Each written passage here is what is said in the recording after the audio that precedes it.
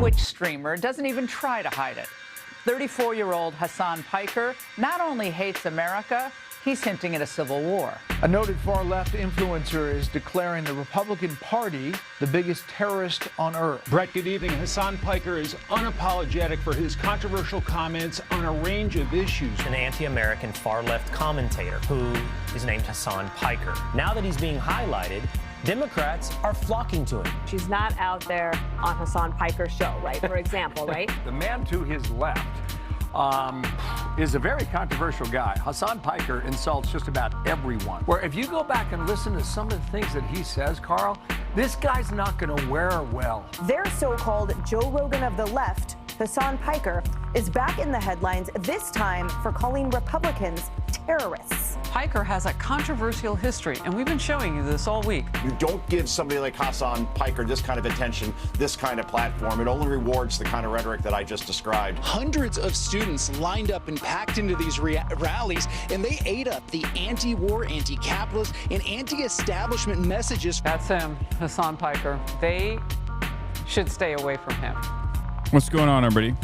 I hope everyone's having a fantastic evening, afternoon, pre-noon, no matter where you are in the world. I'm Hasan Piker, and this is the HasanAbi broadcast coming to you live from sunny California, Los Angeles, folks. We're live and alive, and I hope all the boys, girls, and MBs are having a fantastic one because today's a beautiful day. Today's a wonderful day. Today is Hump Day. That's right. It's Wednesday. It's Hump Day, ladies and gentlemen. It's 11 a.m. on the dot. May 6th, Wednesday, May 6th, 2026. We're live, and I hope everyone's having a fantastic one because today's a beautiful day. Today's a wonderful day. It's another suit day. You already know what's up. It's how it is, baby. Dressed up like he's at the Met Gala. Dude, this is who I am. I'm a suit guy.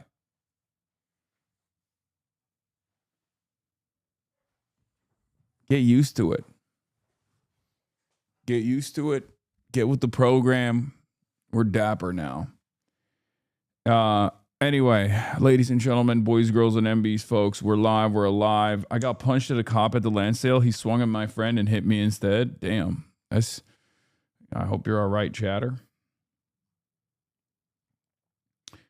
But you look like a Persian used car salesman. Great.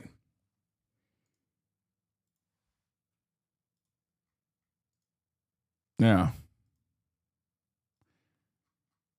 The dapper yapper. Yeah. We support your suit hyperfixation. Thank you.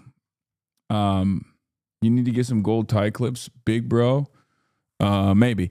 All right. So I got the blast off memes, Druku. Thank you. But we're live. We're alive. This is part of the broadcast. Coming to you live from sunny California, Los Angeles, 67 degrees and sunny here in Los Angeles, California, stolen Tongva land.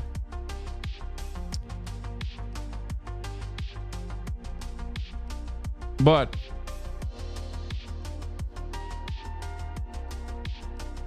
that's where we're at. My 86-year-old grandmother found her talk with Zach Godlansky interesting and said she was glad there are people trying to sort things out. That's such a funny grandparent thing to say. Anyway.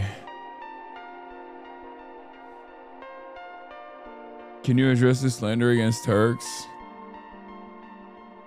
Wow. Wow. They don't want to see a Turk shine, bro. That's what it is.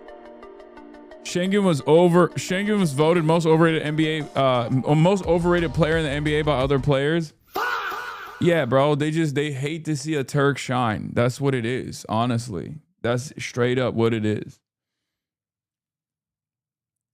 That's what it is. Can you please watch this talks about the correlation between autism and leftist politics? No, I will not be watching that. Sorry. In any case, folks, this is part of the broadcast where I tell you about my personal news about what's going on in the world of HasanAbi Piker in between the time period where I press the stop streaming button and press the start streaming button. So help me God, that's what I'm going to do. Guy has only one hook shot from the right hand, nothing else. Shh. No slander for the Turkish goat. But yeah, In any case, folks. We're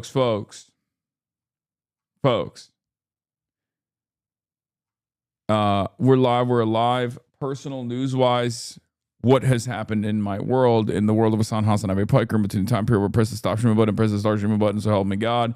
I watched a bunch of Invincible. That's what I did. What is this? BD, they really want you back? What the heliante?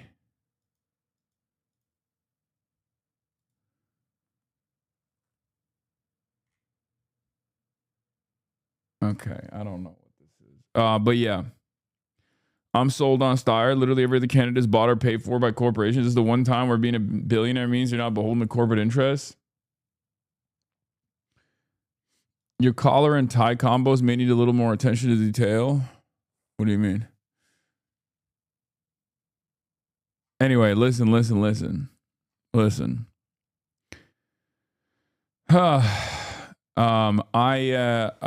watched Invincible last night.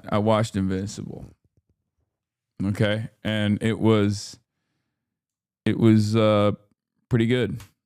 It was very good. I don't know why I stopped. I think I stopped season 2 because like it started off in that alternate universe.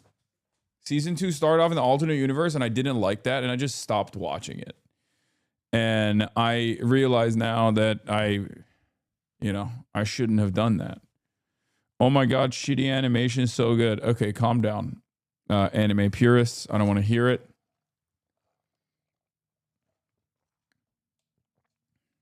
I don't want to hear it from you. But yeah, Invincible season 3 was better. Okay, well, I'm on season 2 right now, and I'm halfway through, and I kind of like it. So,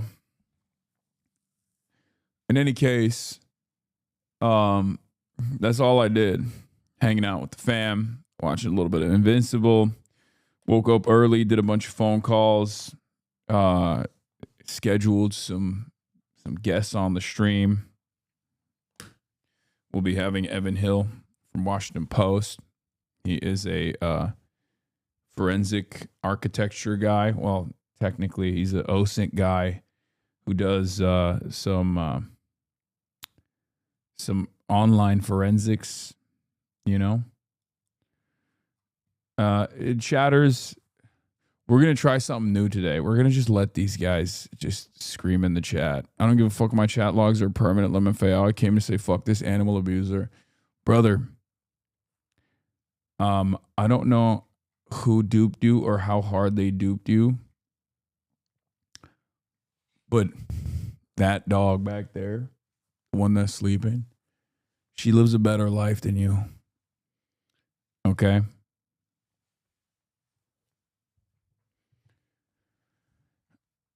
I don't know if it's because you're like, oh, you're an ideological opponent of mine, and it's a much easier way to fucking say, to falsely claim that you're a dog abuser, or if you genuinely think that I am a dog abuser. I don't know, but let me tell you something, okay?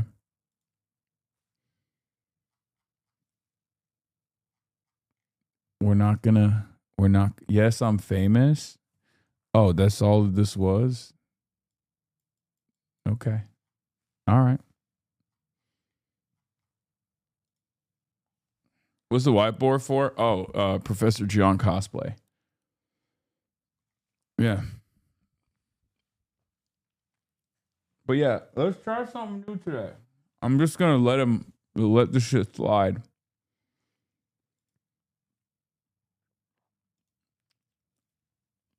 A left-wing streamer on some Democrats' bad side is turning his attention to California.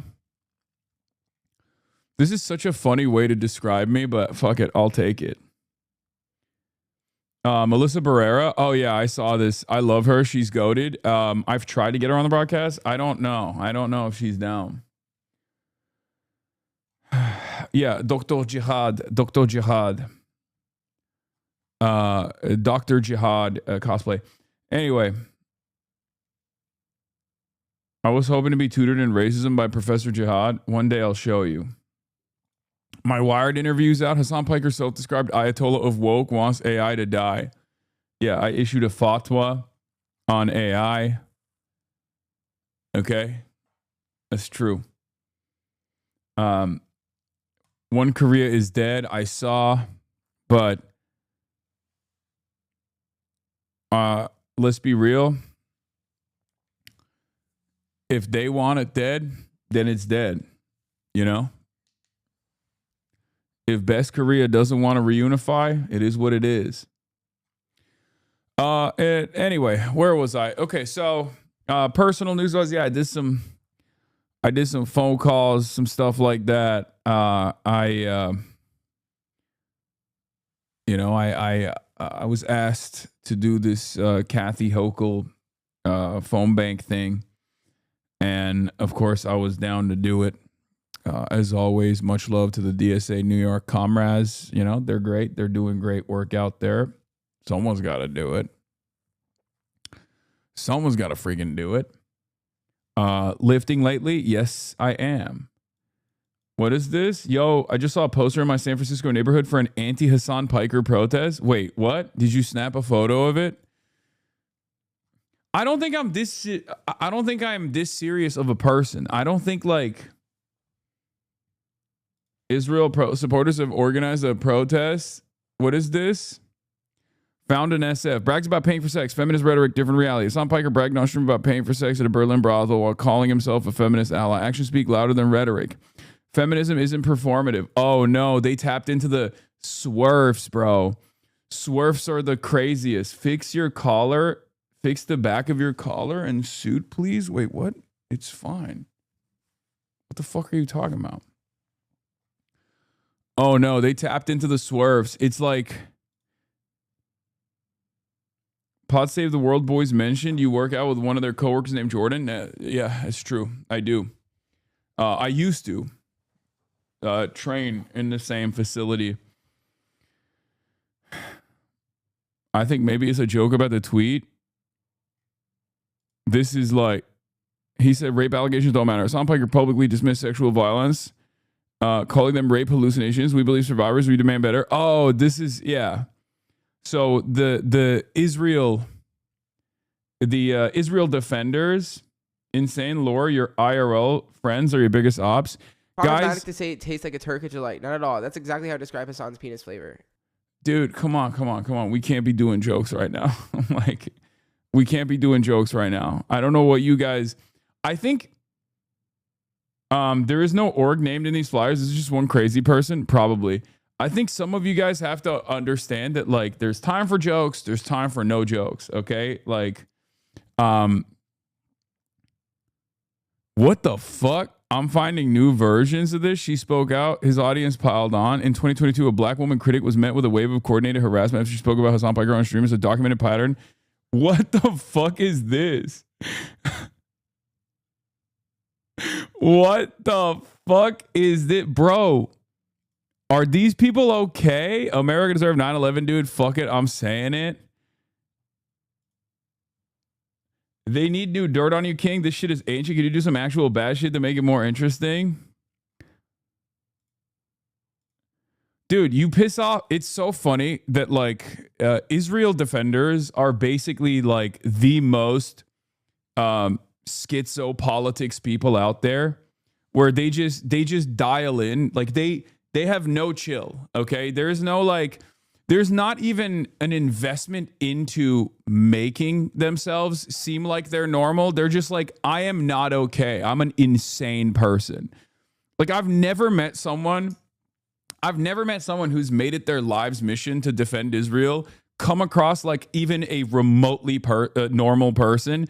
They have no investment in this whatsoever, where they're just like, I am the most insane person you have ever fucking encountered in your life. I'm going to make it literally everybody else's problem.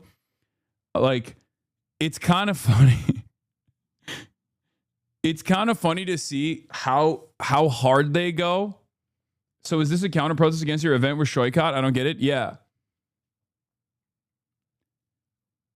I'm an SF. I'll rip those signs off for you. Fuck those haters. I mean, watch your fingers. Sometimes these people, the real freaks will put, they'll put, what is it called? Like razor blades underneath the posters. Yeah. So if you're gonna do something like that, make sure that's an old Nazi tactic. Okay. So yeah, be careful. I'm not saying these guys will go that far, but you also have to be careful. Anyway,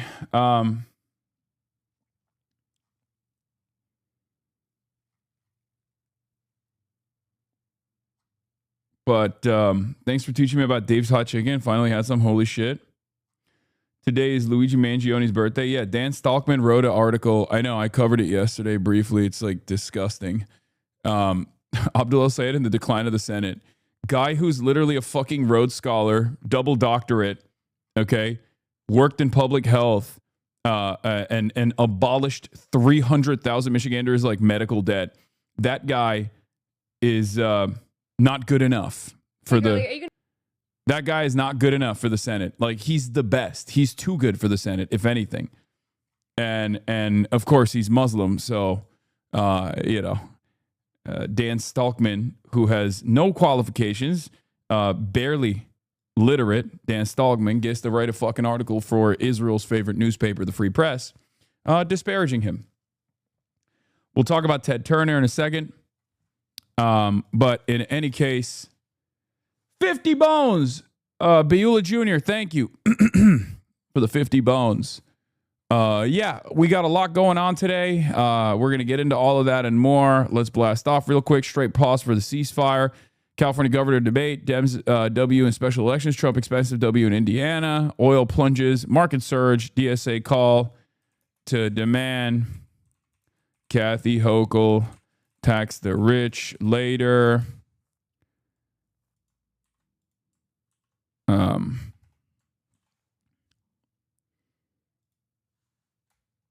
Talking to Evan Hill of WAPO on extensive U.S. base damage in Gulf.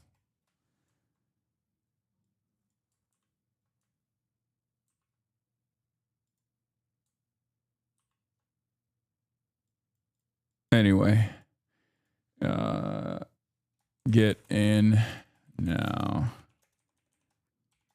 Ted Turner, a.k.a. Jane Fonda Fumbler. I didn't know that. He's lived a storied life. I will say, in some ways,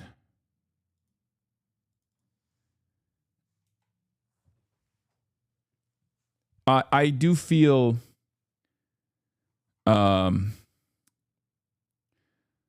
do I say this? I feel a little bit simpatico to someone like Ted Turner. I feel like maybe I'm silly, but they don't make him like that anymore. You know, there is no like current modern day media equivalent of a guy like Ted Turner, which is kind of lame when you think about it. Like, I know you are silly, lol. No. It's just like, I know he's not like the best.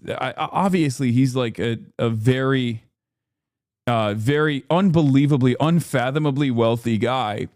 But he also was like, you know, he was straight up a fucking like media demon who had unique interests, eclectic interests, who actually pursued said eclectic interests.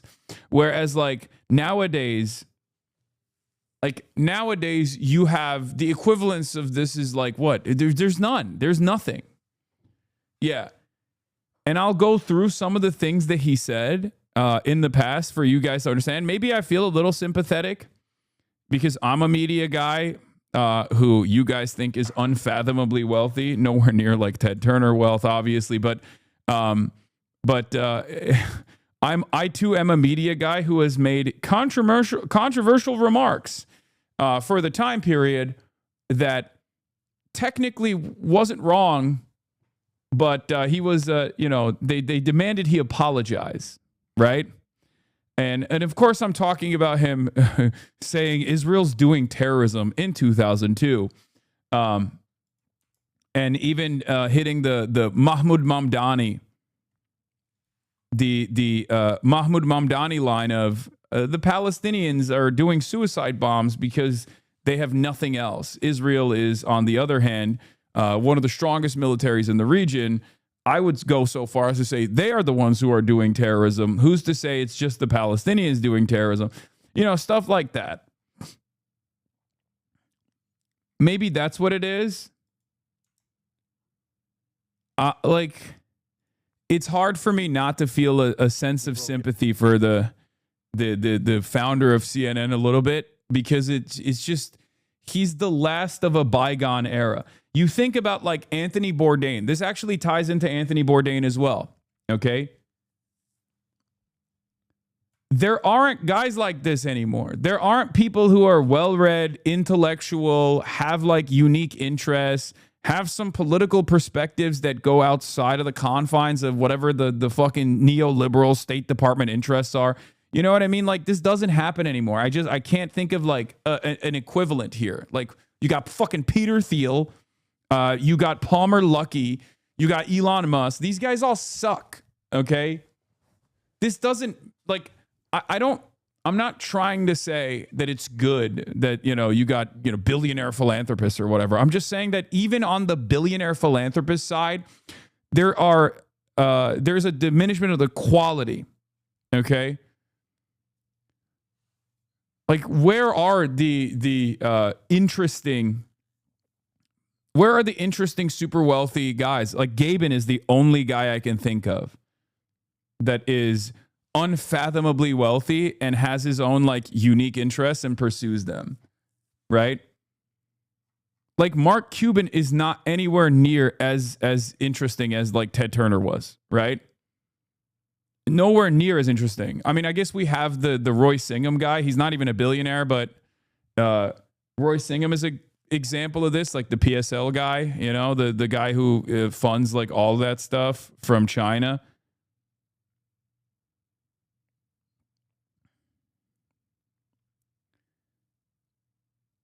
You know? Yeah, Valve Gabin. Gabin is an interesting, eclectic billionaire kind of guy. I mean, he is. I don't know. Anyway, let's continue. He changed the world. Known as the Mouth of the South and Captain Outrageous, Ted Turner built a media empire that changed cable news forever. I didn't have any upper limits to how far we could go. Champion, philanthropist, environmentalist. I don't know how to quit. It's not in my genes. But growing up wasn't easy for Ted. Born in Cincinnati, Ohio in 1938, his parents sent him to boarding school when he was just 4 years old. I didn't like boarding school. I wanted to be home. Ted's so sad. little sister, whom he adored, died of lupus at 17. About 2 years later, Ted dropped out of Brown University. He'd been studying classics until his father cut off the money. He thought I was wasting my time. So he went to work for his dad's billboard company. But tragedy struck again when Nothing boomers do impress me because they were basically living on easy mode. Chatter, this is not a regular boomer. He was also unbelievably wealthy. Like, he comes from a wealthy family. It's not like, you know, it's not like he came from like a broken home, you know, and he was like very broke growing up or anything. He just, you know, he comes from a very wealthy background on top of everything else. It's just like, it's just, look, do you want to know why I like Ted Turner? I'll tell you why. One, obviously Jane Fonda, kind of cool. Okay. If you're at that level and you're like, you know, and you go after a babe like Jane Fonda, I'm going to give you a little bit of respect. Okay. That's number one. Number two, let's read some of his controversial comments. Turner once called observers of Ash Wednesday Jesus freaks, though he apologized and dubbed opponents of abortion bozos. In 1999, Turner made a joke about Polish mine detectors. Ted Turner himself is Polish, by the way. When asked about Pope John Paul II, after a harsh response from the Polish Deputy Foreign Minister, Radek Sikorski, Turner apologized. That story is actually very funny. they were like, what would you say to the Pope if you met him? And he said, I would point to my foot and go, have you ever seen a Polish mine detector? And I would just point down to my foot. That's the joke he made.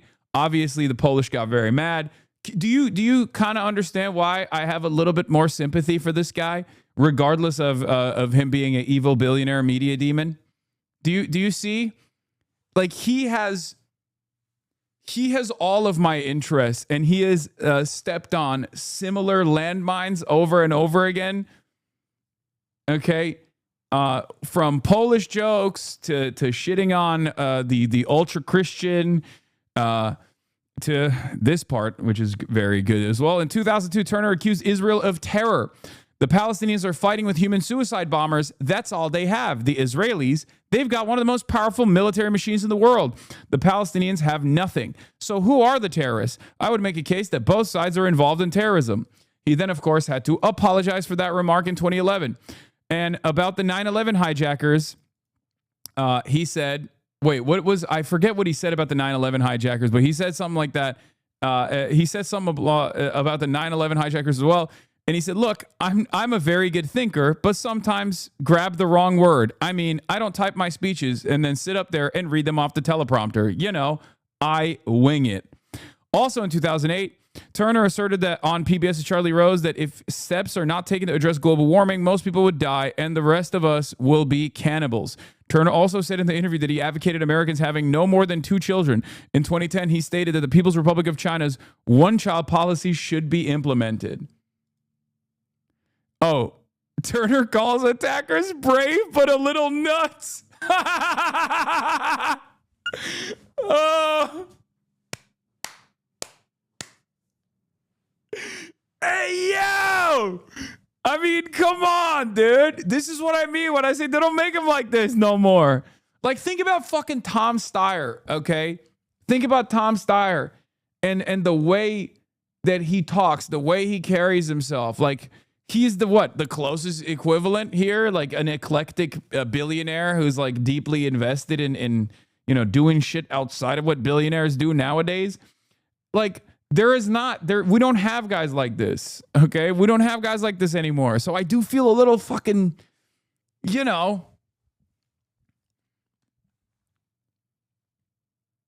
Yeah, he also mentioned Bush and praised Fidel Castro. Of course, terrorists are brave, Ted. What are heroes? Ted Turner has crammed his foot into his mouth once again, this time calling the Twin Tower terrorists brave, comparing President Bush to Roman dictator Julius Caesar. Stunning an audience of students at Brown University Monday night, the man known as the Mouth from the South and Captain Outrageous also commended Cuban dictator Fidel Castro.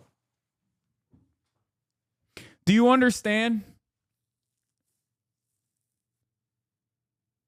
Do you fucking understand what I mean when I say he's just... I wish we had more guys like this. Ted Turner's not Polish? I thought he was. Am I wrong? Was he a WASP through and through? I thought, where did I get that idea? I might be wrong.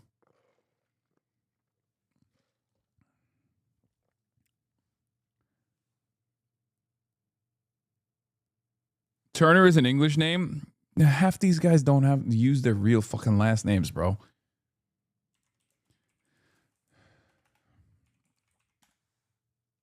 He was Turkish.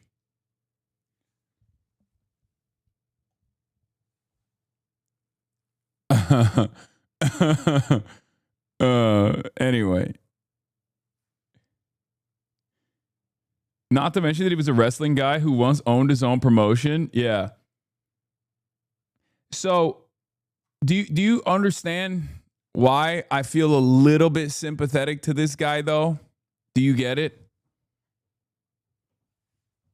His name is Robert Edward Turner III. I think he was as waspy as they come. I don't know where I got he was a Polish idea from. Are you debating Van Jones? Great question. I'm supposed to, but he stopped responding to me in the DMs. So I don't know. I want to, but fire writing, Chatter, this is not this is a classic.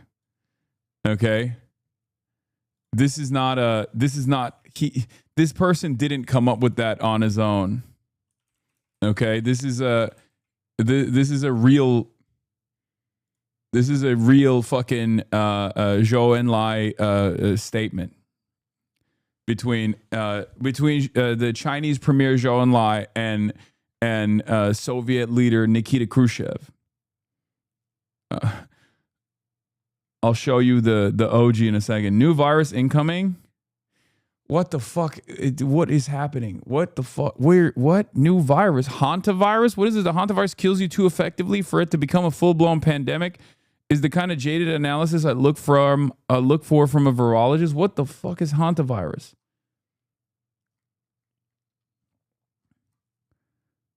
Anyway, this was the this is from the California debate last night. No, I have said that billionaires like me should pay more taxes and the big corporations should pay more taxes. Excuse me, and you that's literally why, said... if this proposition is on the ballot in November, I'll vote for it. But going forward, we do need to go further. This is a one-time tax, and it also doesn't spread the money across the government the way everything else does. And specifically, it doesn't go to education and teachers and students, which is a critical need in the state of California. The tax I'm proposing to close a corporate real estate tax loophole is more money, and it's spread throughout the only candidate that's actually balanced two budgets. Congressman. I'm confused. Do you support the billionaire's tax that is going to be on the ballot in November? Yeah. We watched this happen in real time, right? I'm the daughter of farmers, she said. You're a billionaire. We have nothing in common. Perhaps we do, murmured her New Yorker antagonist. What? Blustered Porter. We are, responded Steyer, both traitors to our class. So the original here, the original is a Khrushchev Zhou Enlai conversation. Okay, where that's what Zhou Enlai says to Nikita Khrushchev, right? This is also about how Khrushchev betrayed.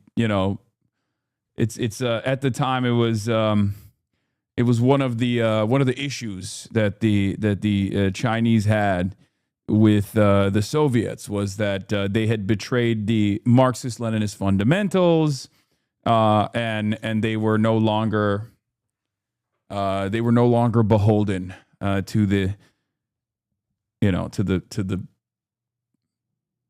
original principles of Lenin. This is like in the de-Stalinization period, if I remember correctly, and China did not like that. However, regardless of my criticism of Khrushchev, I've also I also still maintain the position that he was a fucking lion, as you guys know, for bringing nukes to Cuba and allowing Cuban development to flourish in the aftermath of the Cuban Revolution. And the USSR did do a bunch of unbelievably cool things internationally during the Khrushchev period. So, every leader, everyone makes mistakes, but then they also have their moments, right? You gotta look at the positives, you gotta look at the negatives.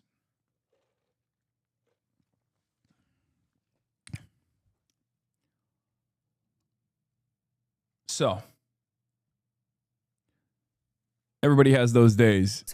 This was, I saw this Van Jones thing. That's why you grade politicians on a curve. How would you grade Tom Steyer?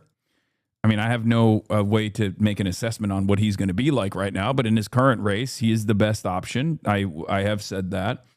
You got to stop settling, my man. We leftists should only accept people who have never made a single mistake. Okay, well, obviously I myself have made many. So, yeah, I don't know how we got here. We were talking about Ted Turner, and I want to get back to that first. But yeah, so Ted Turner glazed a little bit, even though he's fucking billionaire media demon responsible for CNN. He was kind of cool. His father killed himself.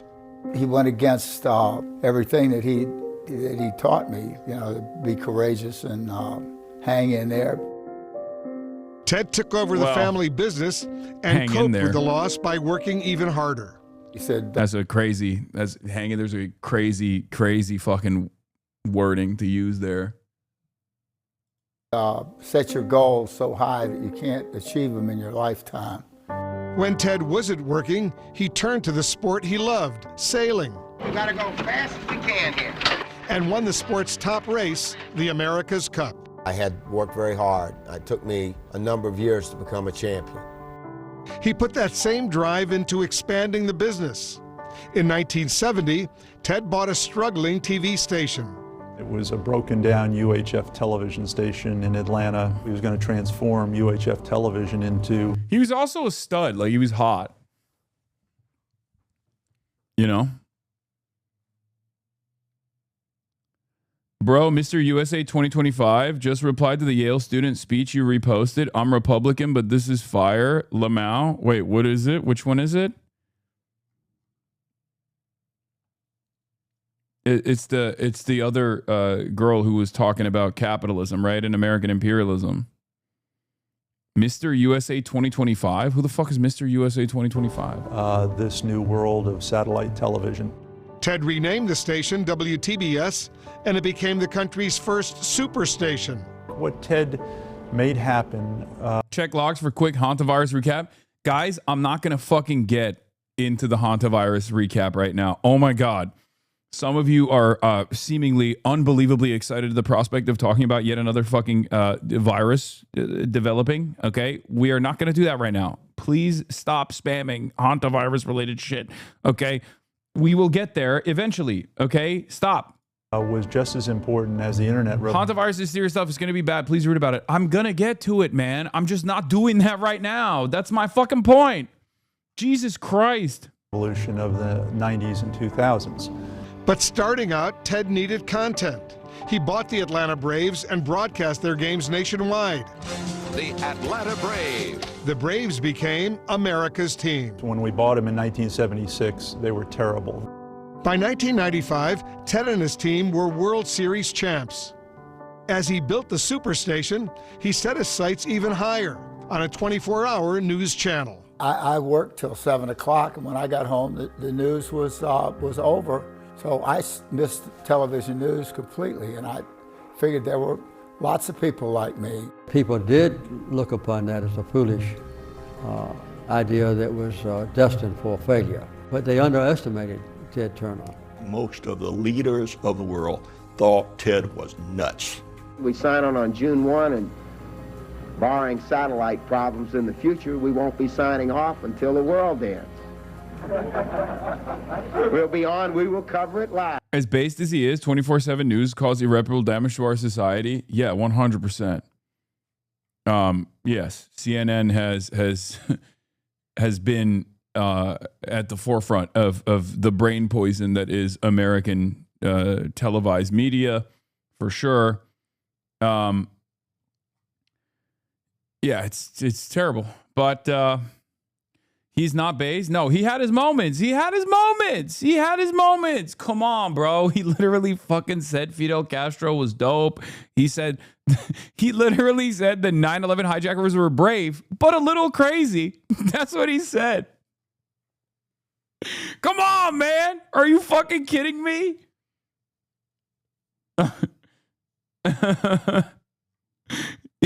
He said, he said they want to hate on a hustler like you. Yeah, he gave us Adult Swim, Toonami, very important for me specifically.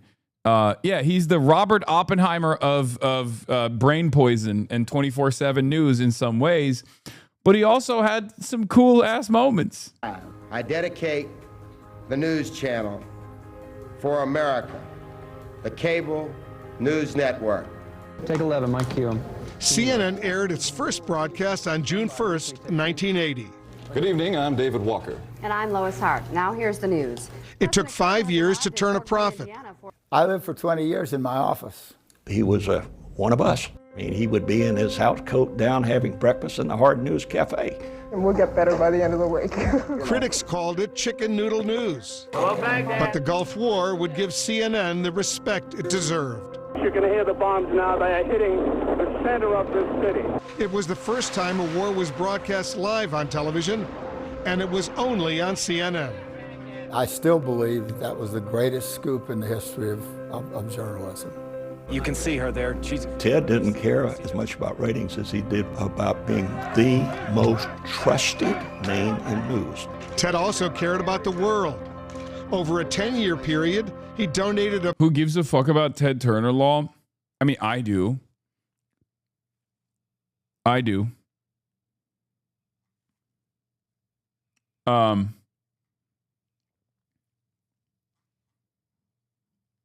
And also, I mean, he's a very impactful guy.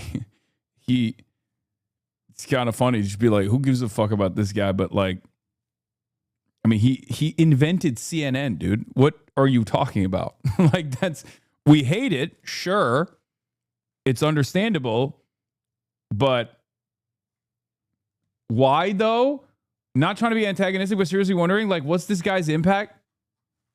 Guys, he is the guy, the inceptor of the modern 24/7 news cycle. Are you guys fucking rage baiting me? What is happening? Read a book. Oh my God. Someone read a book, any book. Pick up any book right now. It might be a dictionary. It doesn't fucking matter. It might be a coloring book. It might be Kash Patel's book about the plot against the king. Just start reading. Oh my God. What the fuck is going on?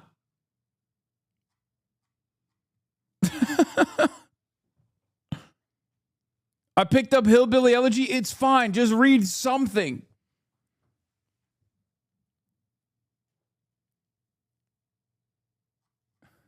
$1 billion to the United Nations. I'm no poorer than I was 9 months ago, and the world is a lot better off. And he expanded his empire, launching networks like TNT and Turner Classic Movies. In his personal life, Ted was married and divorced twice with 5 children before he finally met his match, Jane Fonda. She agreed to have dinner with me. For me, it was love at first sight. I can't ever forget the reasons that made me fall in love with him. I've never met any human being that thinks the way Ted does. Ted was a visionary, a titan, even Time Magazine's Man of the Year. But in 1996, he sold his networks to Time Warner. He got almost $8 billion. I said, Ted, if you sell, you will no longer be captain of your own ship. Ted Turner. Ted. 5 years later, Time Warner merged with AOL, and Ted was out. Ted used the description, I've been fired.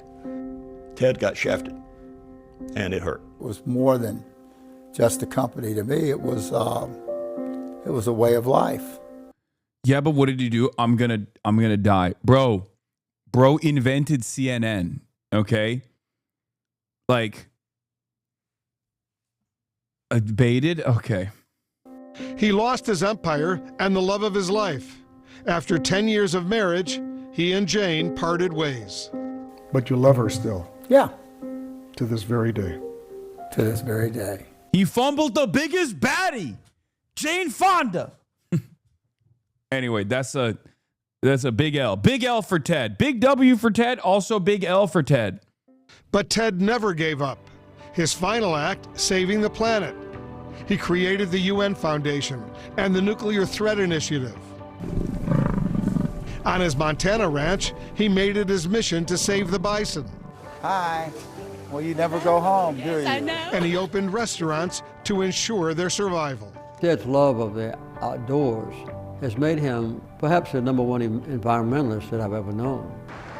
Before his 80th birthday, Ted revealed he had Lewy body dementia, a progressive disease. He spent his final years treasuring private moments, his ranch, and his family. He wants to know that when he goes out, it will be with the love of his children and grandchildren. You can never take away what he created and what he did. We have never seen a man quite like Ted Turner before on this planet. And I don't think we'll ever see another one like him again. There's the amazing American success story, the businessman, the visionary, the revolutionary who created really a media revolution. And you know, every single thing that followed him, anything in the 24/7 genre started with Ted Turner. Everything was a copy, if I dare say so myself, and not the best copies. He was the original, and he made us all proud, and he made us all hope. If you wanna consider it like the inciting incident to the creation of Fox News, you could potentially make that argument. But like, yeah, he's the guy who created the 24/7 news broadcast, right? CNN. And then obviously Rupert Murdoch is, in my opinion, a far worse media demon billionaire who is unfortunately still very much alive. But no, he didn't create Fox News. He created CNN. Okay, he created CNN. He is the guy who created the 24/7 news network. Okay, on cable television, he's the one who created that. Okay, before him, this did not exist. They didn't have like a 24/7 news cycle. Fox copied his model and turned it into opinion editorials rather than the way that CNN was operating, which was supposed to be. The way that CNN was operating at its inception was, unbiased, straight, objective reporting. Obviously, there's no such thing as unbiased reporting. Let's be real. But, they did a good deal of, State Department propaganda, as mainstream media is supposed to do, as mainstream media is tasked with doing. However, the way I thought PBS was unbiased, the Piker Broadcasting Service, the People's Broadcasting Service, is unbiased. It's the most unbiased that you can get. Just kidding. I'm just more open about my biases. So, yeah, CNN was the only one doing 24/7 reporting until the U.S. did the invasion of Iraq. But yeah, in some ways, he is like a Robert Oppenheimer style figure, if you want to look at like the bastardization of media or whatever. But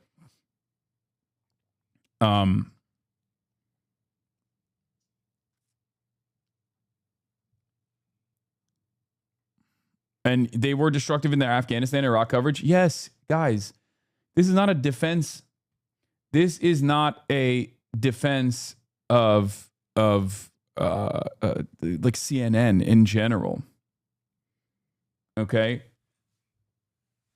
This is not a defense of CNN as an institution. I'm just telling you why he was an impactful person in media history, both in the United States of America and also around the motherfucking globe.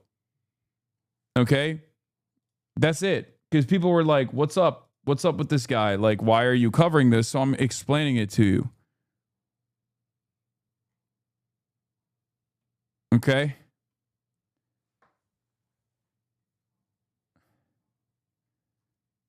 Ted Turner had a dinosaur named after him after he donated the fossils. Ted Turner had a dinosaur named after him, Sierraceratops turneri, after he donated the fossils found on his land to a museum. As far as billionaires go, he was well respected among paleontologists.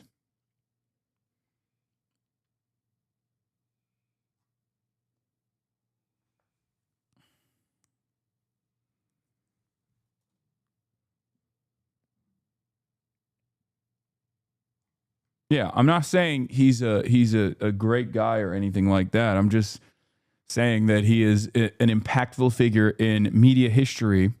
But also, I do feel a little bit sympathetic to who he is, because he also had a lot of classic moments where he put his foot in his mouth, where he would say things that I think were objectively true, and then everyone would yell at him, including things about he's a 9/11 guy himself. He's also called Israel a terrorist state in 2002. That was what I was trying to fucking explain.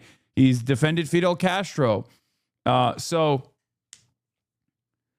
like, what I'm saying is there is an enshittification that has taken place. This is just the reality under capitalism. It's not just the products that you consume and enjoy that are getting worse year over year. It's not the services that you take advantage of that are getting worse year over year. It's the fucking the class of the super wealthy guys who were, you know, eccentric that have also gotten significantly worse. Okay? That was the point that I was trying to make.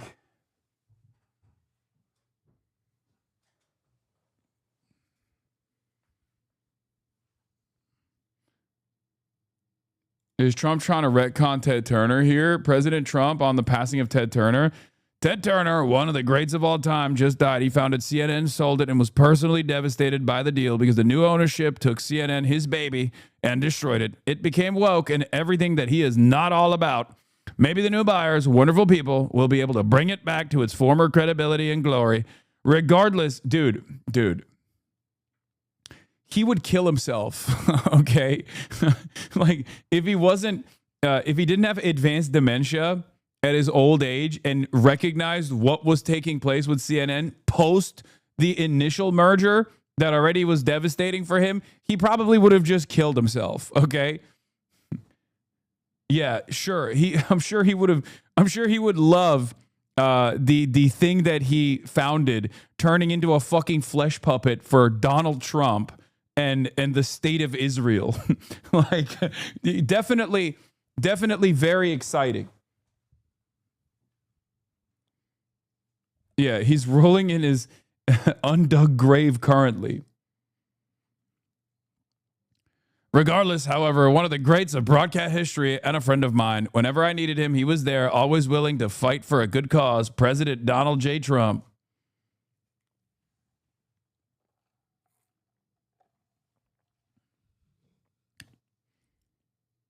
I mean, yeah. Turner calls 9/11 attackers brave, but a little nuts. I mean, that lives in my mind permanently. So, yeah, he was a little crazy. He was definitely a little crazy, a little interesting guy. But yeah, you know, obviously they're not going to fucking mention any of that shit on CNN. All strive for his vision of a better world, whether it was in news or whether it was in the philanthropy. He was the first of the modern day philanthropists after the Carnegies and the Mellons and the Rockefellers of their generation. Wanted to let you know I was watching Mersheimer on the Good Judge Napolitano show yesterday, and as an insult, he called the Trump administration a bunch of pikers. He hit the word hard too. Maybe that's why he's not coming on the show. That's crazy. Papa Mersh heard my name and was like, what am I, a piker? I'm not going on this guy's show. He also loves saying that's the $64,000 question. He's so fucking old. It's so awesome. Like, that is like the $64,000 question, okay, was a game show from 1955, okay? That's why it's hilarious. Every time he goes, and that's the $64,000 question, I'm like, there is not a human being on the planet that knows what you are referencing, okay? They're not alive. They're all dead. You're the last guy. You and Judge Napolitano are the only two fucking people that know what this reference is, okay?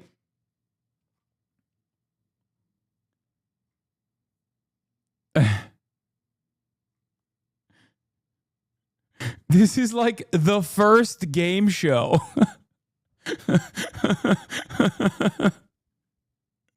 Oh, it's so funny. He's such a boomer. I love the guy. All right, let's continue. As Wolf just pointed out, when he gave $1 billion to the UN Foundation, and then Bill Gates, and then Warren Buffett, and then Michael Bloomberg, and all the others joined in to follow in that incredibly noble pursuit. He was big, huge on climate, and that's a global issue, obviously. He was way ahead of the curve on climate and climate mitigation. And I remember asking him in one of my last interviews with him, what would you say to the young people who look up to you and who want to make their own first $1 billion? How would you suggest they do that now? And he said, climate, green technology, the green economy. Boo. Ugh. He Boo. was so sure, and he was always so absolutely right.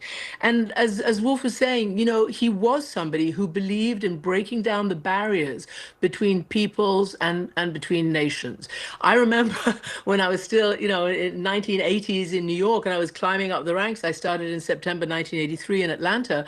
And I remember when he banned the word foreign, and I was absolutely devastated. I wanted to be a foreign correspondent like Edward R. Murrow and all those people. And he brought the word international.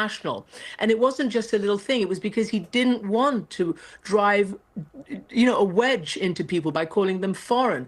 And he didn't want to have separation. Imagine that kind of leader and what we're left with right now, when everything's about, you know, weaponization of identities and beliefs and all the rest of it. He was exactly the opposite. When he took CNN International in 1985, what he did was not just be the first ever global No, I'm saying boo because he's like, oh, you can make money off of, if you want to make $1 billion, it's like, or if you're a billionaire, you can work on the climate agenda. It's just like, I don't want to hear, I don't want to hear that he's a billionaire. I know he is, okay? But it's just, you know, it makes me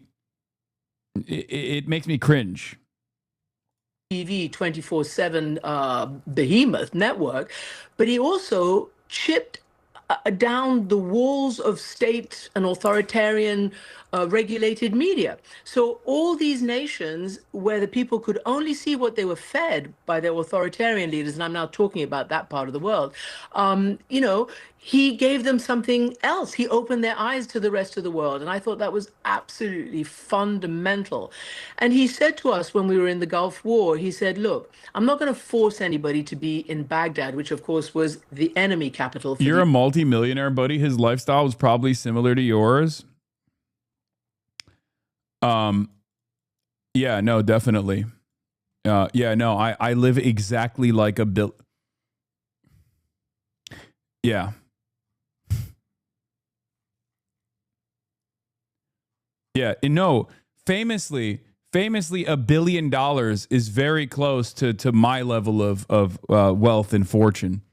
That's not exactly, but compared to a normal person, no, that's, what are you talking? A billionaire is so rich that a multimillionaire is closer to a homeless person than they are to a billionaire. That's not how the math works. You're just wrong. Open the schools. Objectively. What the fuck are you talking about? Crazy how you're acting like $1 billion is 1,000 millions. Yeah. What is $1 billion, dude? Like 1,000 of these millions? Like what? And that's just one of those billions. He had more than one of those billions. He made $8 billion off of just the first initial sale of CNN. 8,000 of them. What are you talking about?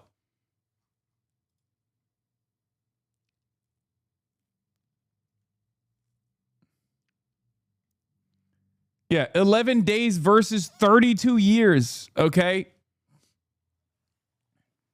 United States. We had been reporting in Saudi Arabia and around, and we also had distinguished ourselves as CNN, the reporters there in Baghdad.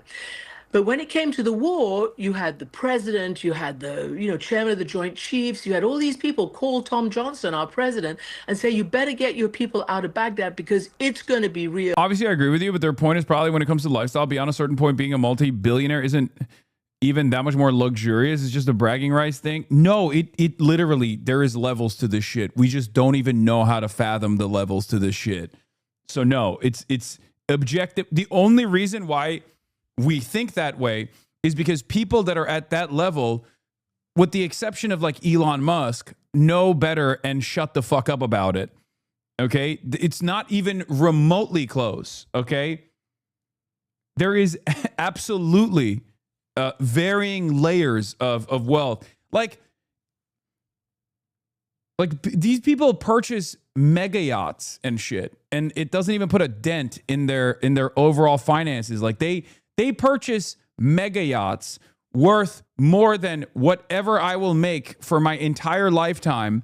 And they don't even think about that purchase. That purchase doesn't even, they purchased that with the, like for them, the amount of wealth they have is so unfathomable that a mega yacht that they purchase is like me purchasing a fucking slice of pizza with my current level of finances. And that mega yacht is worth more than I will ever be worth for the rest of my fucking life.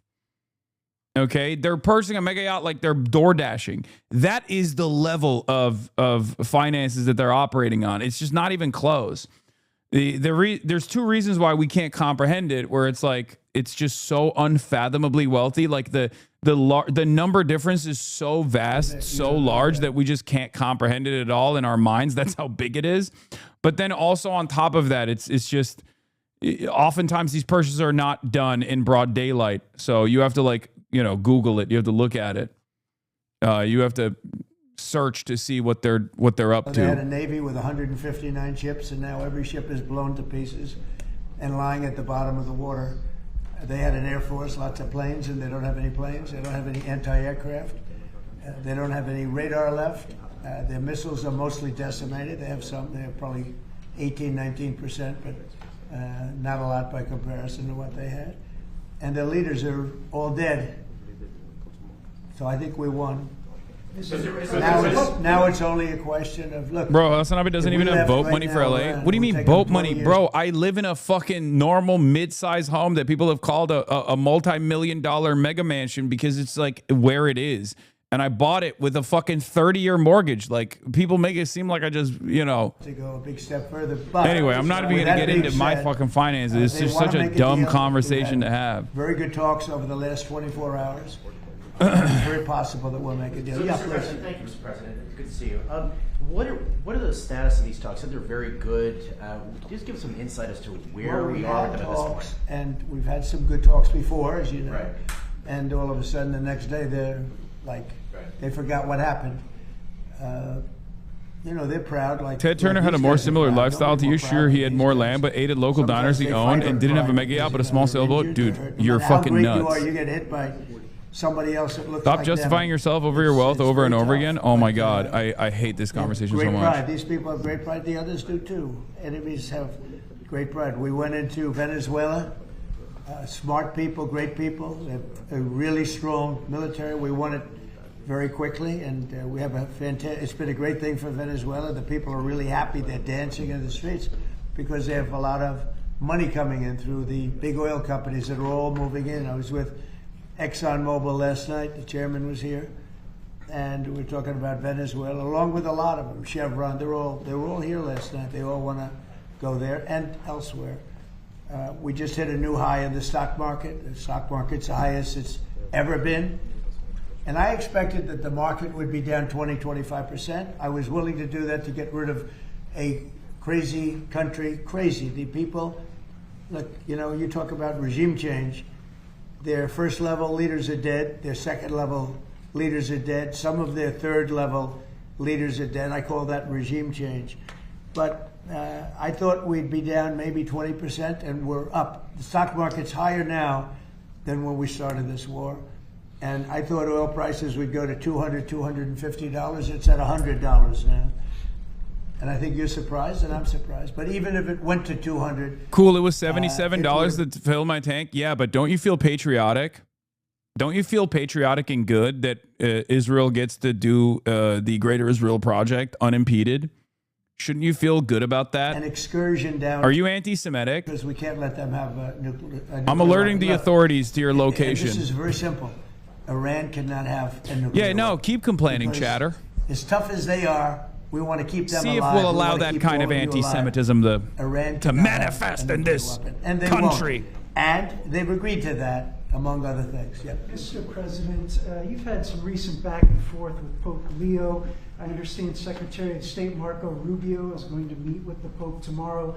What message do you hope he delivers to the Holy Father? Well, I can tell you this, that as far as the Pope is concerned, and it's very simple. Whether I make him happy or I don't make him happy, Iran cannot have a nuclear weapon. And he seemed to be saying that they can. And I say they cannot. Because if that happened, the entire world would be hostage, and we're not going to let that happen. That's my only message. Complaining about gas prices is So they're gonna anti-Semitic, go out and now, and they're gonna have unpatriotic, some great un-American. pictures taken, and we'll see you guys on June 14th. Don't ever do it. Don't ever I know think about it. Don't ever in think your about case, doing we'll it. see a lot more. We'll I see would you never. probably tomorrow. Of all the events on the South Lawn, why this event? I think it's going to be the biggest event we've ever had at the White House. I mean, the White House doesn't really do athletic events for the most part. And these are all the greatest champions in the world. They're the greatest fighters in the world. You can tell by looking at them. These are the greatest fighters in the world. How do you think if you went into heavy training? Do you think you'd be? I think those days are behind me. It'd be a little tough. Right? Have a good time, everybody. Thank you.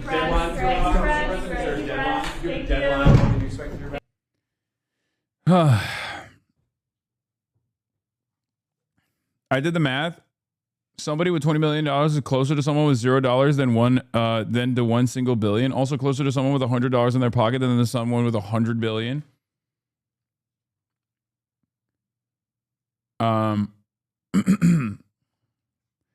I'm totally against paying higher taxes, but higher gas prices are great. Yeah, no, same. I mean, it makes me want to grind harder, so that's good. I think it's good. It's good. It's time. It's time that we pay more. I think that I think the working class in the United States of America has had it too good for too long, okay? Too cheap. Americans need to experience a little taste of Euro-style gas prices in a country with none of the Euro-style amenities, in a country where there is no alternative modes of transport like, they have in Europe. That's what's really cool about the situation. I mean, there is something inherent. There is something ironic about the fact that Trump's biggest supporters are obviously more likely to purchase, Ford F-350 pickup trucks and drive 45 minutes every fucking day both ways to the job site where they never actually touch any of the material because they are usually the managers at the construction site. So those guys are the ones who end up eating the biggest cost increases here. So, that is an interesting irony in this process here. Some of his biggest supporters are the ones who are paying the most money now. But obviously, we'll get into it. We got a lot going on. We got a lot to talk about. We're done with the Ted Turner glaze that everybody was left confused by on the broadcast. They don't make them like this anymore. They don't make them like they used to. I wish that we still had some eclectic, wealthy people that did not shy away from saying things that I may or may not have said as well. So, counterpoint. I know tons of Latinos with big trucks. Okay. So,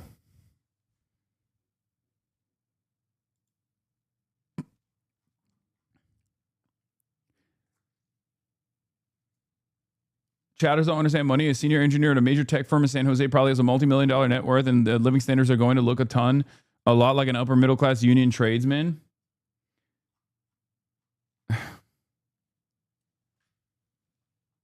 Absolutely everything is degraded, including the quality of our rich and famous. Yeah. Very interesting predicament. Very interesting circumstance, in my opinion. It's just on the tax issue, I argue your option is supported just to get you to pay more money. Yes. Will I be covering the FBI raid in Virginia? Yes. Lawfare, of course. Analyst Steven Zemler, who I really appreciate and retweet from time to time, has calculated the U.S.-Israeli war on Iran has cost $72 billion in just 60 days, 288% more than what the Trump-Vance-Rubio-Hegseth administration claimed it was. Okay? And even that, I predict, is a conservative estimate. Okay? What is this? Franklin, the Nashville suburb, is now in the same district as rural Lake County, 200 miles away, and downtown Memphis, just as the founders intended. Here's the proposed map for the Tennessee redistricting as just sent out from the Republican Senate press office. Hashtag Tennessee LEG. Are you complaining about how much does it cost? That's anti-Semitic. Sorry. I meant this is good. It should be more expensive. I think. I feel a sense of duty, a sense of responsibility, a sense of great honor. I close my eyes and think about how cool it is that we're finally punishing the only country, the only sovereign country in the region that has created some standard of defense against the greater Israeli project. I don't want anyone to misunderstand me. I think we should give trillions to Israel, okay? We should give Israel more money, okay? We should give Israel more money. Em Israel Chai. I love Israel. I think it deserves more money. And I would never, ever in a million years come across as so anti-Semitic as to say maybe we shouldn't have wasted $72 billion on this bullshit rather than chart a path of diplomacy and peace with this sovereign country, the country of Iran, and then maybe use the $72 billion on American citizens that are suffering right now, build rural hospitals, fund the education initiatives in the country. I would never say such an anti-Semitic thing. I would never, ever in a million years say something like that.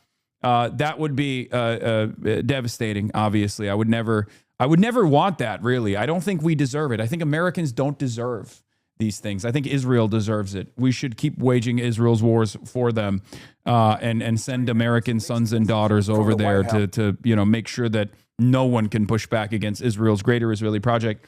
So, yeah. I'm glad that we got that out of the way. Let's go. White House gives mixed messages on Iran war as Trump says... Trump says Strait of Hormuz operation is paused. On the war with Iran, President Trump has paused a U.S. operation in the Strait of Hormuz just 2 days after it began, despite claims it was working. He says it is to let, quote, peace process play out. Gas in Tel Aviv is cheaper than in America. Israel has free healthcare and education. Yes, they deserve it. You don't. Hello? Yes. They also don't have any issues with abortion rights either. They deserve it all. You don't. Understand your position. Okay? Israel deserves free healthcare. Israel deserves free college. You don't. That's it. That's what at least I've gathered from my fucking politicians who keep talking about it like that. So I don't know. I don't know what else to say about it. Otherwise, you'll get a million hit pieces written about how fucking anti-Semitic you are. Okay? Congress has decided for us. Israel gets to have all of its defensive and offensive initiatives covered by the American taxpayer footing the fucking bill. You don't get to have healthcare, though. Okay? You don't get to have healthcare. They do. Anyway. Meantime, Secretary of State Marco Rubio says the war is already over. Holly Williams is following all of this from Tel Aviv. Holly, good morning. Good morning, Nate. If you are confused by what the U.S. is doing here in the Middle East, well, then so sometimes are we. Yesterday, the Secretary of Defense celebrated the success of Project Freedom, with a total of 2 American-flagged commercial vessels passing safely through the Strait of Hormuz, protected by the U.S. military. But then just hours later, the president said the operation was paused to try to reach a complete and final agreement with Iran. Meanwhile, more than 1,500 ships remain stranded by a waterway that used to carry around 20% of the world's oil, and Iran insists that it is still in control of the strait. The U.S. says the Iranian military tried to disrupt Project Freedom, including with cruise missiles, but the president and other officials maintained yesterday that the ceasefire with Iran was still in place. And to add to the mixed messages, while President Trump has said that fighting with Iran could resume, yesterday the Secretary of State seemed to contradict him, saying that Operation Epic Fury, the offensive stage of the war, is now over. Nate. Holly Williams in Israel, thank you.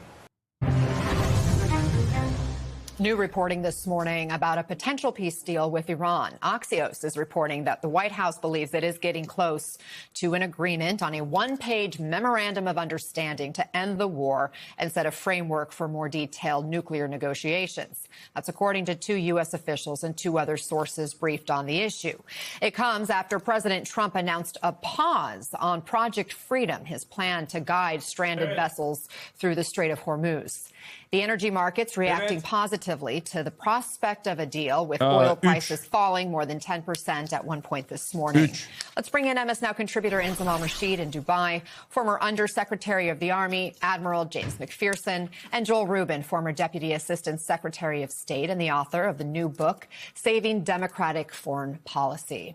Inzam, do you think we would have at least more accessible or affordable healthcare if we didn't fund Israel's? I mean, we're not directly funding Israel's healthcare. We're just funding Israel's defense and Israel's offense, and therefore they have a lot more room to spend money on their own healthcare. That's number one. Number two, if we didn't actually spend it, if we didn't actually spend this money on Israel, right, we would spend it elsewhere. We'd spend it on some other defense initiative. It's capitalism. The reason why you don't have healthcare is not because the money is going to Israel. I'm just using that to expand on the contradictions. I'm using that as an example, right? It's not directly your healthcare funds that are being used on Israel, okay? The point is, we're subsidizing the Israeli defense, subsidizing the Israeli offense, and then on top of that, we're using our military like a mercenary force at Israel's behest. However, if it wasn't for Israel, it'd be another reason for the American military-industrial complex. The point is, Israel is not the only country that gets the benefit from this. The point is that we have this perverse interest in funding initiatives that keep funneling resources, our productive output, back to the super wealthy capital owning class in this country. Okay? We put profits over the interests of people in this country. That's it. That's the reason why you can't have socialized medicine. Because there's a guy out there, a faceless, lifeless, parasitic force known as a capital owner who is making money off of paywalling your healthcare, okay? And this is tremendously beneficial to the GDP, so it's not going to change anytime soon. break down what we know about this reported memo.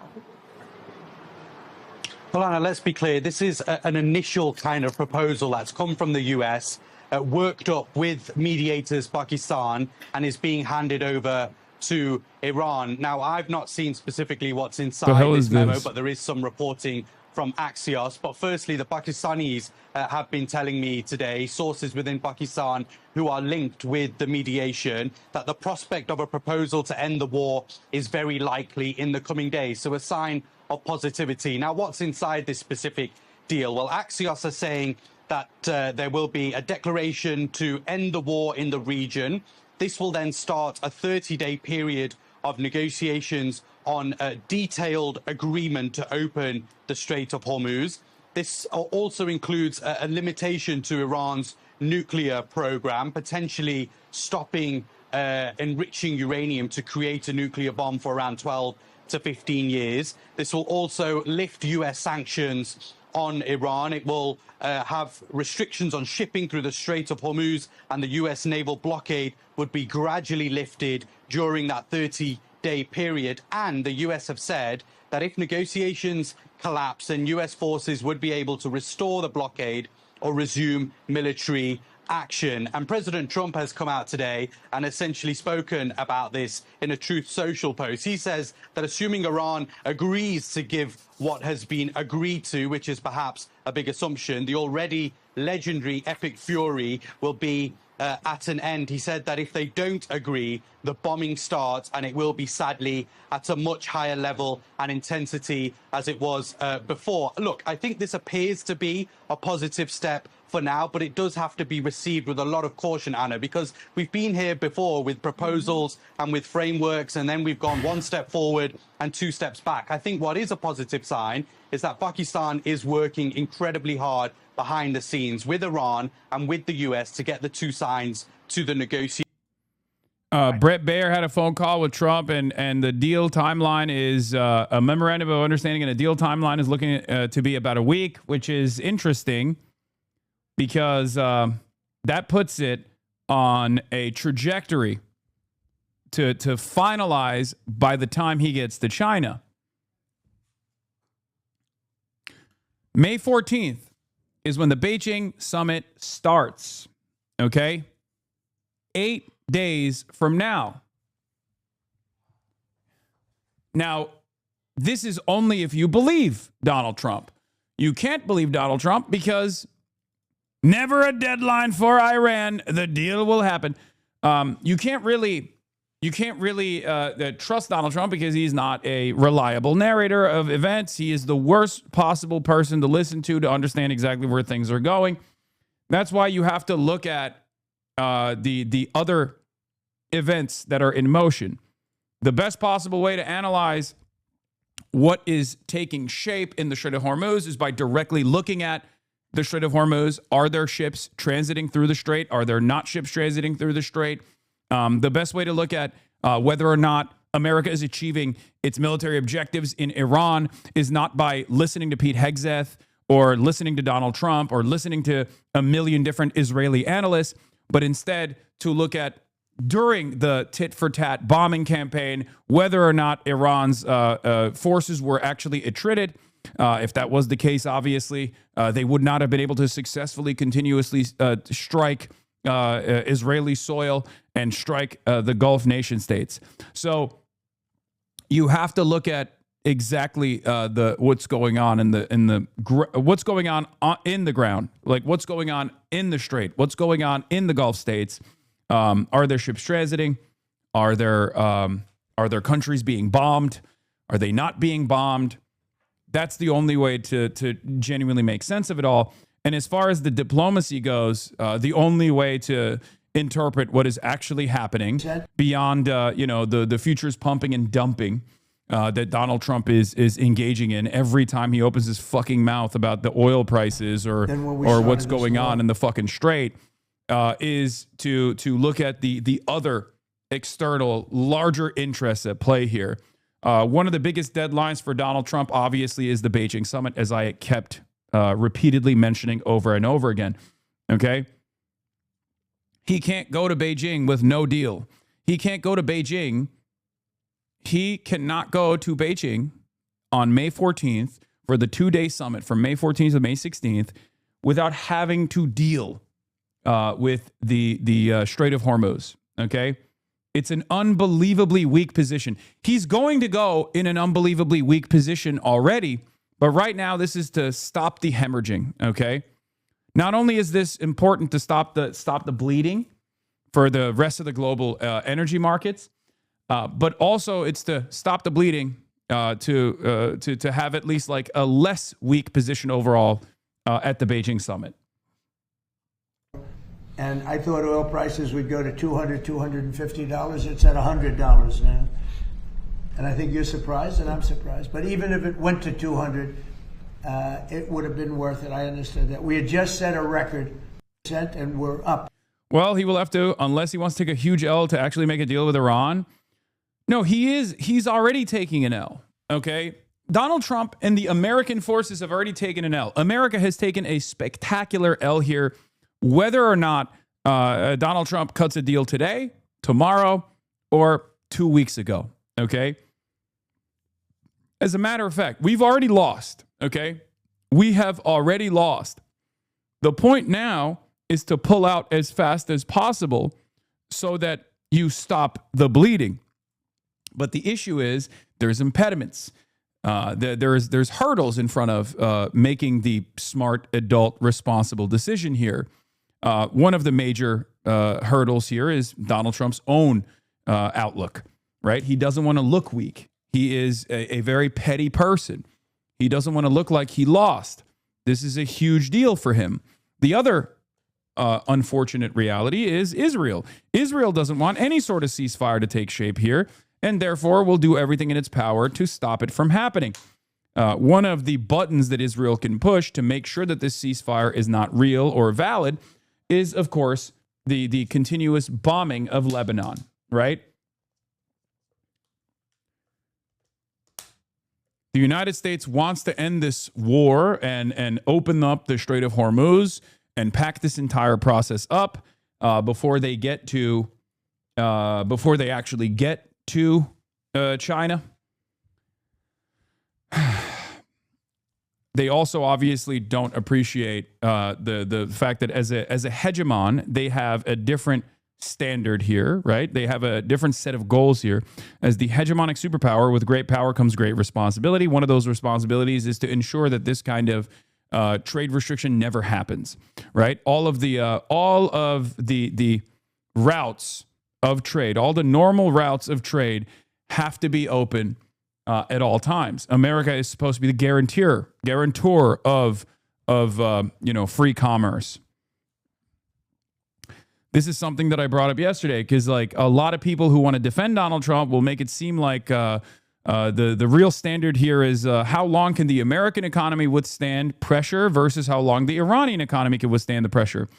That's not the real dynamic here at play, okay? Not at all.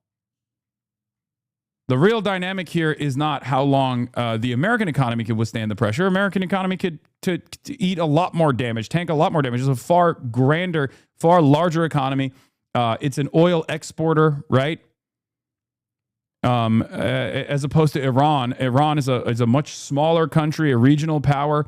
I said this yesterday. I said the battle of attrition is not between the U.S. economy and the Iranian economy. The U.S. as the hegemon has a different obligation to fix the energy markets, especially after their initial Amer-Israeli bombing campaign caused the blockade.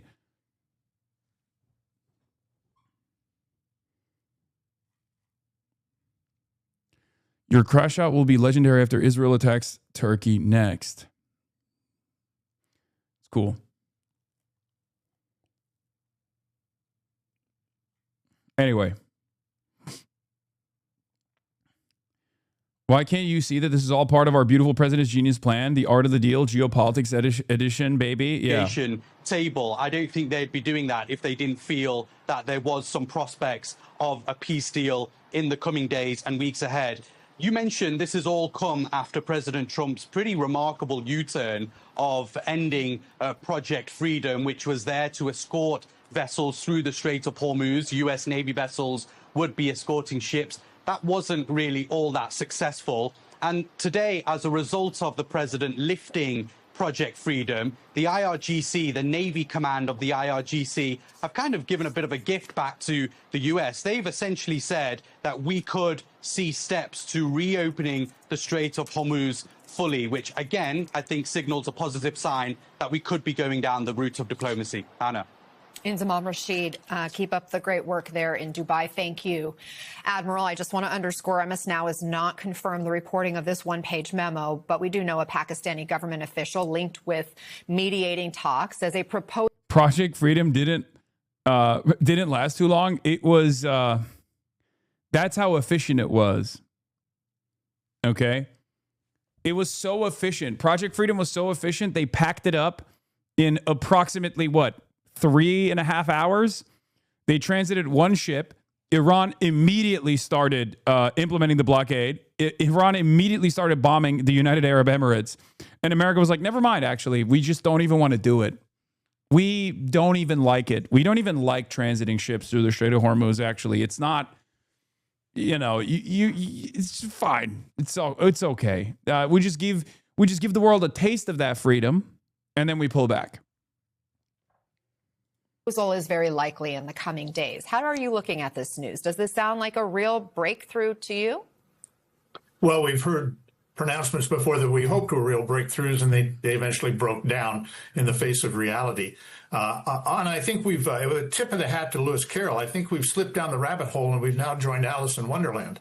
2 days ago, the Secretary of State announced that Operation Epic Fury was concluded. It's over, therefore taking the War Powers Act off the table. And new poll, most Republicans think Trump could beat them up. What? What is going... Dude, stop!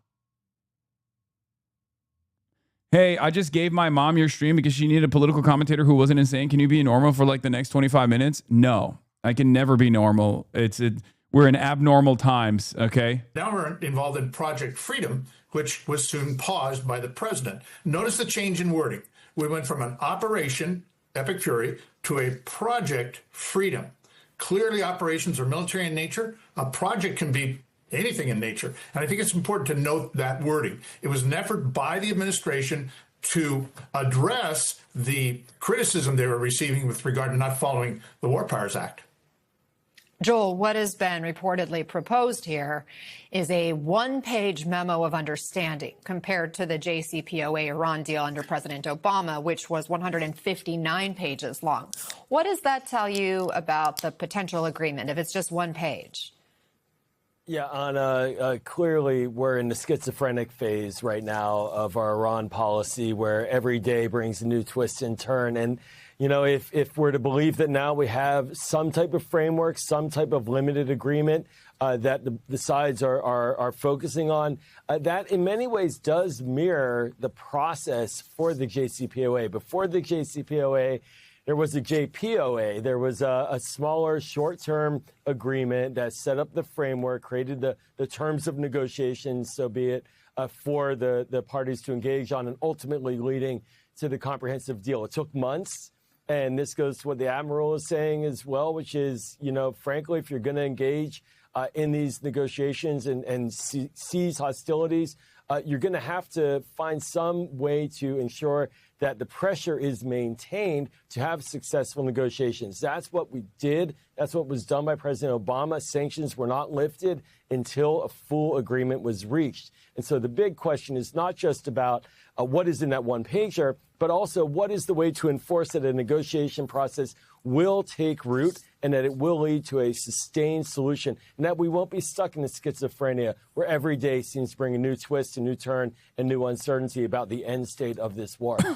I want to play what Secretary of State Marco Rubio said yesterday about the U.S. goal.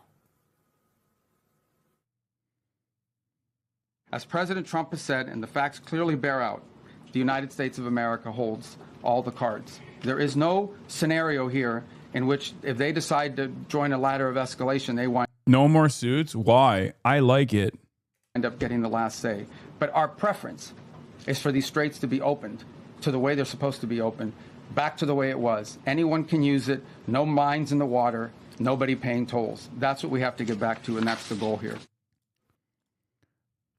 Well, Trump was asked a question about Iran refusing to submit. Let's see what he had to say. Wait, this will work. You're facing an opponent right now in Iran that has refused to submit. You seem optimistic now that you may be closer to a deal. What's different about this moment now than in other moments where a deal has seemed close? Well, why do you say they refused to submit? You don't know that. You don't know what's going on. You don't know that. They're submitting super hard. You don't know that.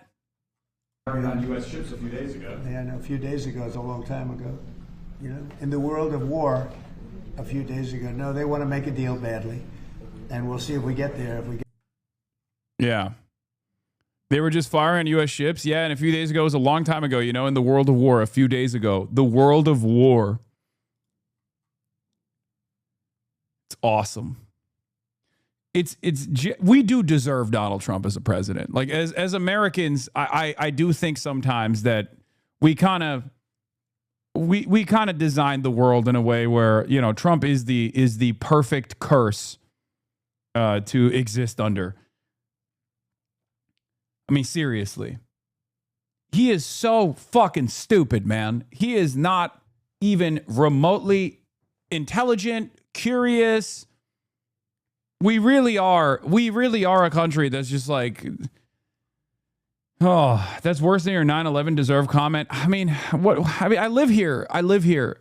Okay. I fight back against this every day, but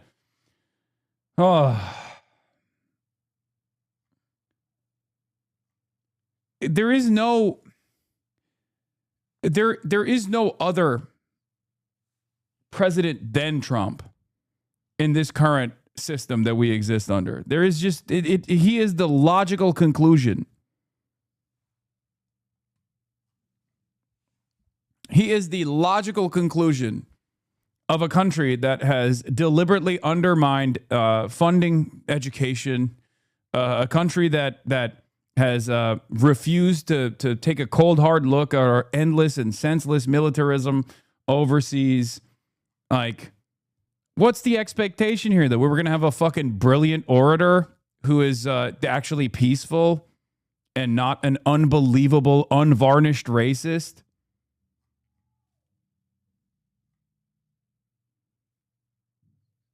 Not going to happen. Admiral, what do you make of Rubio saying the goal now is getting the Strait back to the way it was? Back to the way it was before we engaged in these hostilities through Operation Epic Fury. I wish I could be more optimistic, but I'm skeptical. And the reason is we've always heard the term the fog of war. Well, the fog of war is no more dense than that in the Persian Gulf. We've learned that over 40 years of naval engagement in the Persian Gulf. Things happen. And as every sailor knows, that happens quite quickly in naval warfare. So again, I'd like to be optimistic. I'm a little bit skeptical, particularly the first one, end of war in the region. What does Israel have to say about that?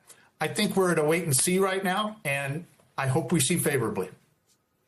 Joel, the U.S. blockade, as far as we know, continues. But even with the implementation of Project Freedom, Iran had still managed to keep most ships from transiting.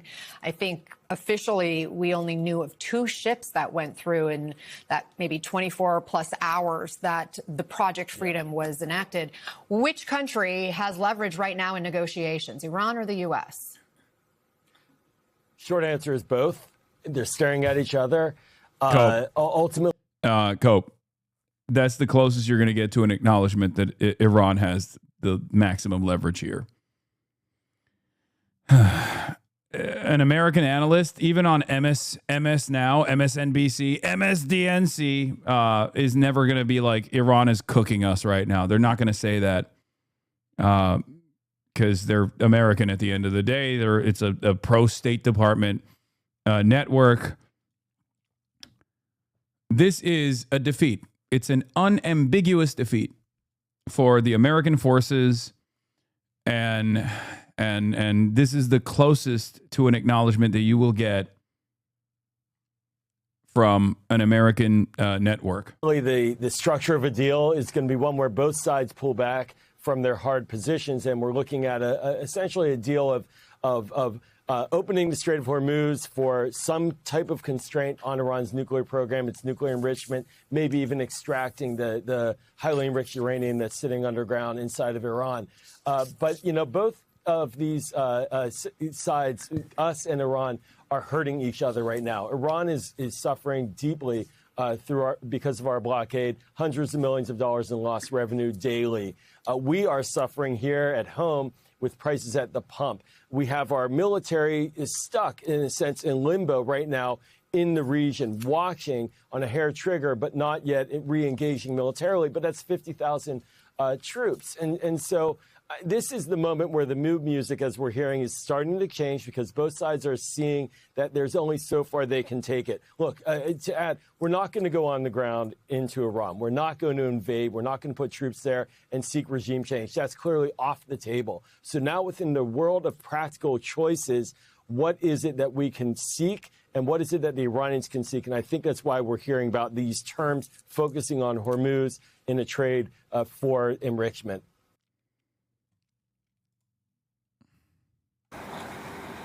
Around 2,000 vessels, 23,000 civilians stranded in the Gulf since February. Unwitting hostages caught in the crosshairs of America's war with Iran. They're sitting ducks. They're isolated. They're starving. They're vulnerable.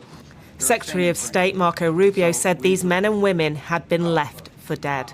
And so President Trump, as he always does, stepped up and answered the calls for their help. They told us that answer was Project Freedom. As a direct gift from the United States to the world, we have established a powerful red, white, and blue dome over the strait. A dome that had come down by the end of the same day.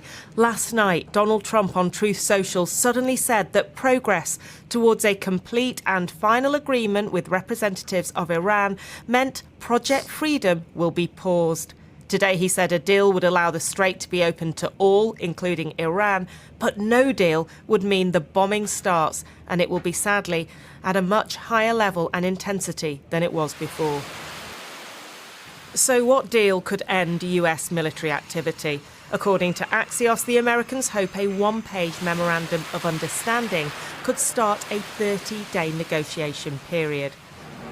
14 points are said to include a moratorium on nuclear enrichment, the release of billions in frozen Iranian funds, and the gradual reopening of the Strait of Hormuz. But Iran said it had yet to respond. The flurry of activity comes ahead of Trump's visit to China next week with the Iranian foreign minister. I don't understand. Why does the world not call out the lies of the Trump administration and go all in with China? Everyone is terrified of China. They consider they consider a world governed by China as the major superpower to be a scary, uncertain, uncharted territory. They don't know what it looks like.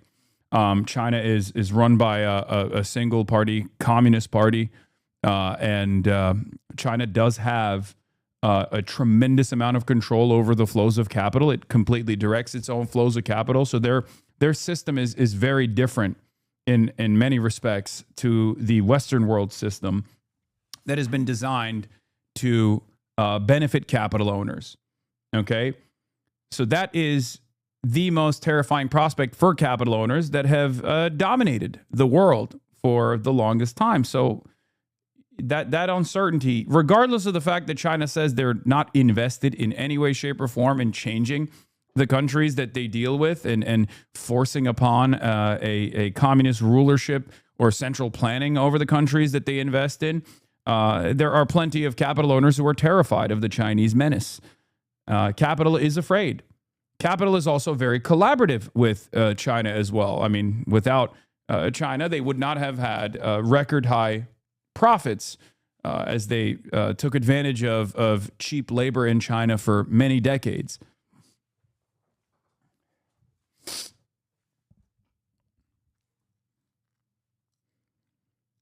But at the end of the day, the very same forces of capital that dominate the United States of America absolutely dominate our European allies as well in the exact same very meaningful ways. And therefore, from their perspective, it's good if you just use the Chinese labor force for cheap or even now precise manufacturing needs. However,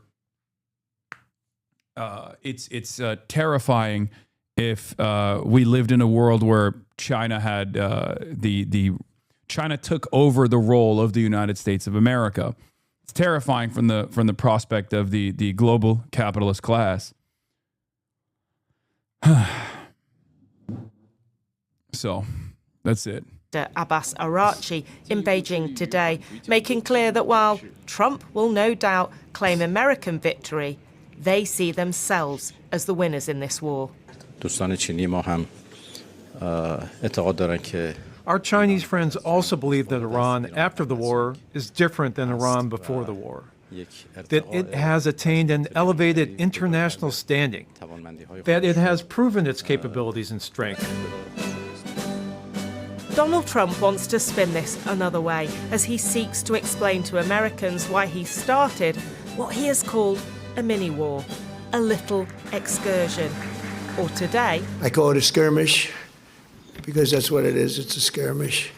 Addressing military mums in the White House, the president sounded hopeful about a breakthrough with Iran. It's going very smoothly, and we'll see what happens. They want to make a deal. They want to negotiate. But he laced the words with a threat. We'll see whether or not they are agreeing. And if they don't agree, they'll end up agreeing shortly thereafter. So that's the way it is. The toing and froing is nerve-wracking for those stranded in the Gulf, like this sea captain who described watching missiles passing overhead. Then after exactly 2 to 2.5 minutes later, we could hear the explosion. We could see the light. Must have been terrifying. It was terrifying, yes. Donald Trump is saying if this agreement isn't made, that the bombing will start and it'll be worse than before. How does that make you feel? Yeah, it is very disappointing to know this, but let's see what happens. He keeps saying so many things, but doesn't happen every time. We are helpless here. We can't do much, and we just try to keep ourselves safe. We seafarers have become the collateral victims here. Whether it is a mini war, a little excursion, or a skirmish, the impact of this military conflict has been huge on the lives of those living and stranded in the Middle East, but also on the world economy as Iran discovered the power that can be extorted from this international waterway. Well, oil markets reacted with a burst of enthusiasm to news of a possible peace deal, but that petered out as investors became less certain about whether it will work. Our economics reporter, Neil MacDonald, is here. So how are the markets reading this? Well, as you're saying, I mean, this produced a dramatic reaction on the markets, but pretty quickly, for example, one London fund manager was describing this as a false dawn. I think energy markets assume that President Trump is looking for a way to get out of the war, and they're obviously going to jump on any sign that that is happening, and this is producing huge volatility, which is sometimes very hard to read.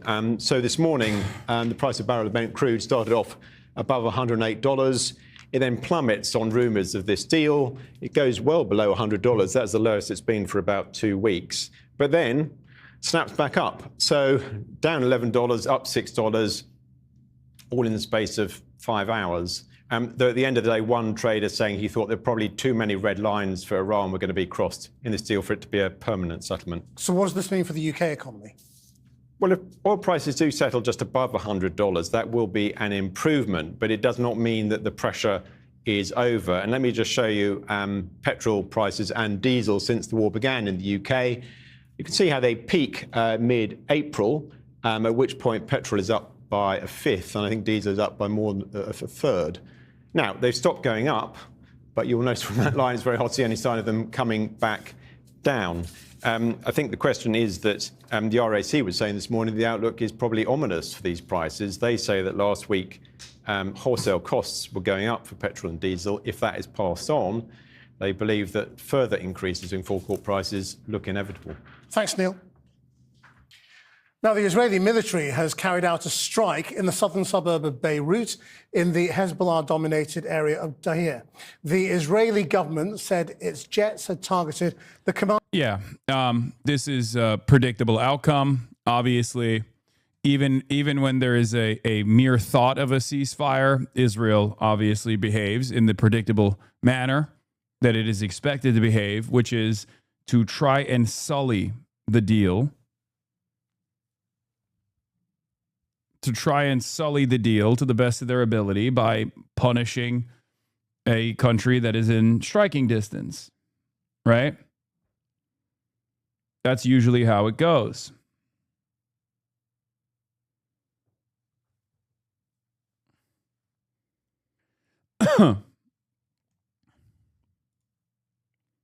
So it's day 68 of the Iran war. Jesus Christ, it's been 68 days. Oh my God. Oh my God, victory after victory after victory, man. Fantastic. Ceasefire seems to be holding between America and Iran, but nothing could be further from the truth in southern Lebanon. The IDF have released another series of 12 towns and settlements that they've demanded to be cleared. What is interesting when you see where they are on the map is the original buffer zone here to try and protect northern Israel, but actually only 3 of the proposed targets are south of the Litani River, where we thought the buffer zone might be extending to. Most of them are well north, so it does expose the fact that Israel may well have greater ambitions deeper into southern Lebanon than we had thought. Meanwhile, President Trump at the start of this ceasefire imposed it on Israel. Feels more like President Trump is tolerating Israel's attacks at the moment, because the more pressure on Hezbollah, the more pressure on Iran to come to some sort of deal. So turning to the straight... That's bullshit. That's insane. No, Israel is aligned, is a belligerent in this conflict, aligned with the United States of America, and is using this not as a mechanism to apply pressure to Iran. Israel is using this because Iran set the standard that, of course, Lebanon is supposed to be a part of this deal. The entire axis of resistance is supposed to be a part of this deal. Because otherwise, as Trita Parsi has explained over and over again, what takes place is America and Iran stop fighting one another, but Israel keeps hitting Iran's allies. but Iran can't hit America's allies? I mean, it doesn't make any sense. Okay? So, of course, from the Iranian perspective, it makes total sense for the full-blown ceasefire to take shape with Israel also a party, because Israel's a party to this conflict. Israel knows that, and that is precisely the reason why they're hitting Lebanon over and over again in an effort to sully this deal, this ceasefire. That's exactly what's going on. The idea that like Israel is trying to apply pressure to Iran to come to the table is bullshit. It's the exact opposite. Right on schedule with reported U.S.-Iran talks, Israel initiates bombing of Beirut to sabotage any possible end to the war. That's exactly what this is. Okay? It is pure sabotage. Strait of Hormuz. Project Freedom was originally designed as a humanitarian effort to ease the burden of those 20,000 seafarers that have been stranded in the Persian Gulf. But it very quickly became apparent that the actual objective was America to challenge Iran's control of the Strait of Hormuz. In fact, Central Command were very clear that there were fresh assets available for this, including 15,000 soldiers, over 100 fighter aircraft, destroyers and aircraft carriers. Indeed, Pete Hegseth even said there will be a red, white and blue dome over the Strait of Hormuz 24/7, providing that security. But the reality on the ground was that Iran fairly immediately actually struck 2 merchant vessels, one of which ended up with some casualties and some damage to the ship itself. Almost immediately, President Trump put a pause on that operation, but he also claimed that he paused it because of the progress of talks. The challenge with that claim, of course, is that dozens of times President Trump has claimed that talks are progressing, when actually it feels like that's more to placate the markets than reflecting how the talks are actually going. So where are we with these talks? What is clear is that America and Iran are not talking directly to each other, but Pakistan is acting as a great intermediary. We understand that Iran has put a proposal to America. America's considered it and handed its counter proposal back to Iran, but we're not sure where we are yet. What is clear at the moment is that their nuclear situation will be at the front and center of any negotiation. President Trump has been very clear that Iran cannot be allowed to have a nuclear weapon. We understand the clause that's in the current round of negotiation is about a moratorium on uranium enrichment by the Iranians. The word moratorium sounds grand, but it actually means a delay or pause, a temporary, and therefore it's actually kicking the can down the road. We also understand that a sweetener for Iran agreeing to this term will be a lifting of sanctions and potentially also an unfreezing of up to $100 billion worth of assets. But I think the real challenge here is that we understand it's simply a one-pager document. The last time these negotiations happened, it took 20 months, big teams of people, lots of detail. So one pager will not cover that at all. It almost certainly will be a memorandum of understanding, some sort of framework for talks, which will not have any detail in it. It will allow both sides to declare victory. $100 billion to go back to status quo? No, it's worse than that. Okay? It's worse than that. $100 billion lit on fire to go back to a worse deal from the American perspective than the JCPOA, a worse deal than from the Israeli perspective than the JCPOA, a deal that is infinitely more beneficial to Iran, which, once again, I don't even have an issue with that.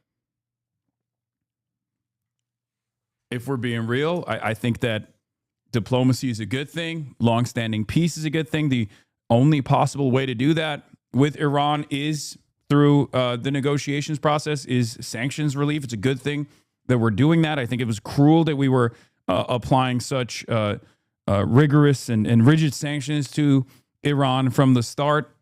I mean, this was very clearly designed in a way to starve the Iranian population. It's not a secret. American leaders have openly admitted as such. So from my perspective, it's good. It's good that there's an ease in sanctions potentially down the line here. So, you know, they fought for it and they suffered a lot in the process. They lost a lot of lives in the process, but it's totally appropriate to do this. But my argument always is shouldn't we have arrived at this conclusion without killing 160 plus, little girls at school? Without allowing Israel to pummel Lebanon? Shouldn't we have done that from the start? If all wars end with treaties at the end of the day, if the only way to achieve long-standing peace is by way of negotiations, by way of diplomacy, then why don't we just do that first? That's always my argument. That was my argument in Ukraine as well. And that has certainly been my argument with Israel and Gaza. Okay? And that is apparently Ted Turner's argument as well. Ted Turner, RIP on the Iranian nuclear program from 2006. Often contrarian, Turner called it a joke that Bush demanded that Iran abandon any ambitions for nuclear weapons while at the same time hoping to ban all such bombs. They're a sovereign state, Turner said of Iran. We have 28,000. Why can't they have 10? We don't say anything about Israel. They've got 100 of them approximately, or India, or Pakistan, or Russia. And really, nobody should have them. Do you guys understand a little bit more as to why I'm sympathetic to Ted Turner?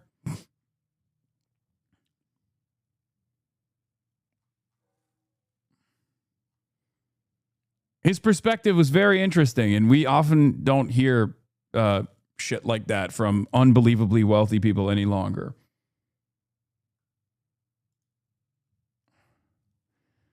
What is this? Gentleman and scholar Sebastian Gorka was asked today if Trump's war in Iran might create new terror threats. Dr. Gorka responded, "You are testicularly challenged. If you don't support this war, that's a low-T approach." The point of using force is to take something you wouldn't have gotten through negotiation, though, isn't it? Yes.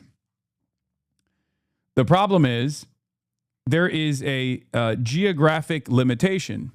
There's both the fact that Iran has been, for thousands of years, a fucking mountainous fortress that has not changed, right?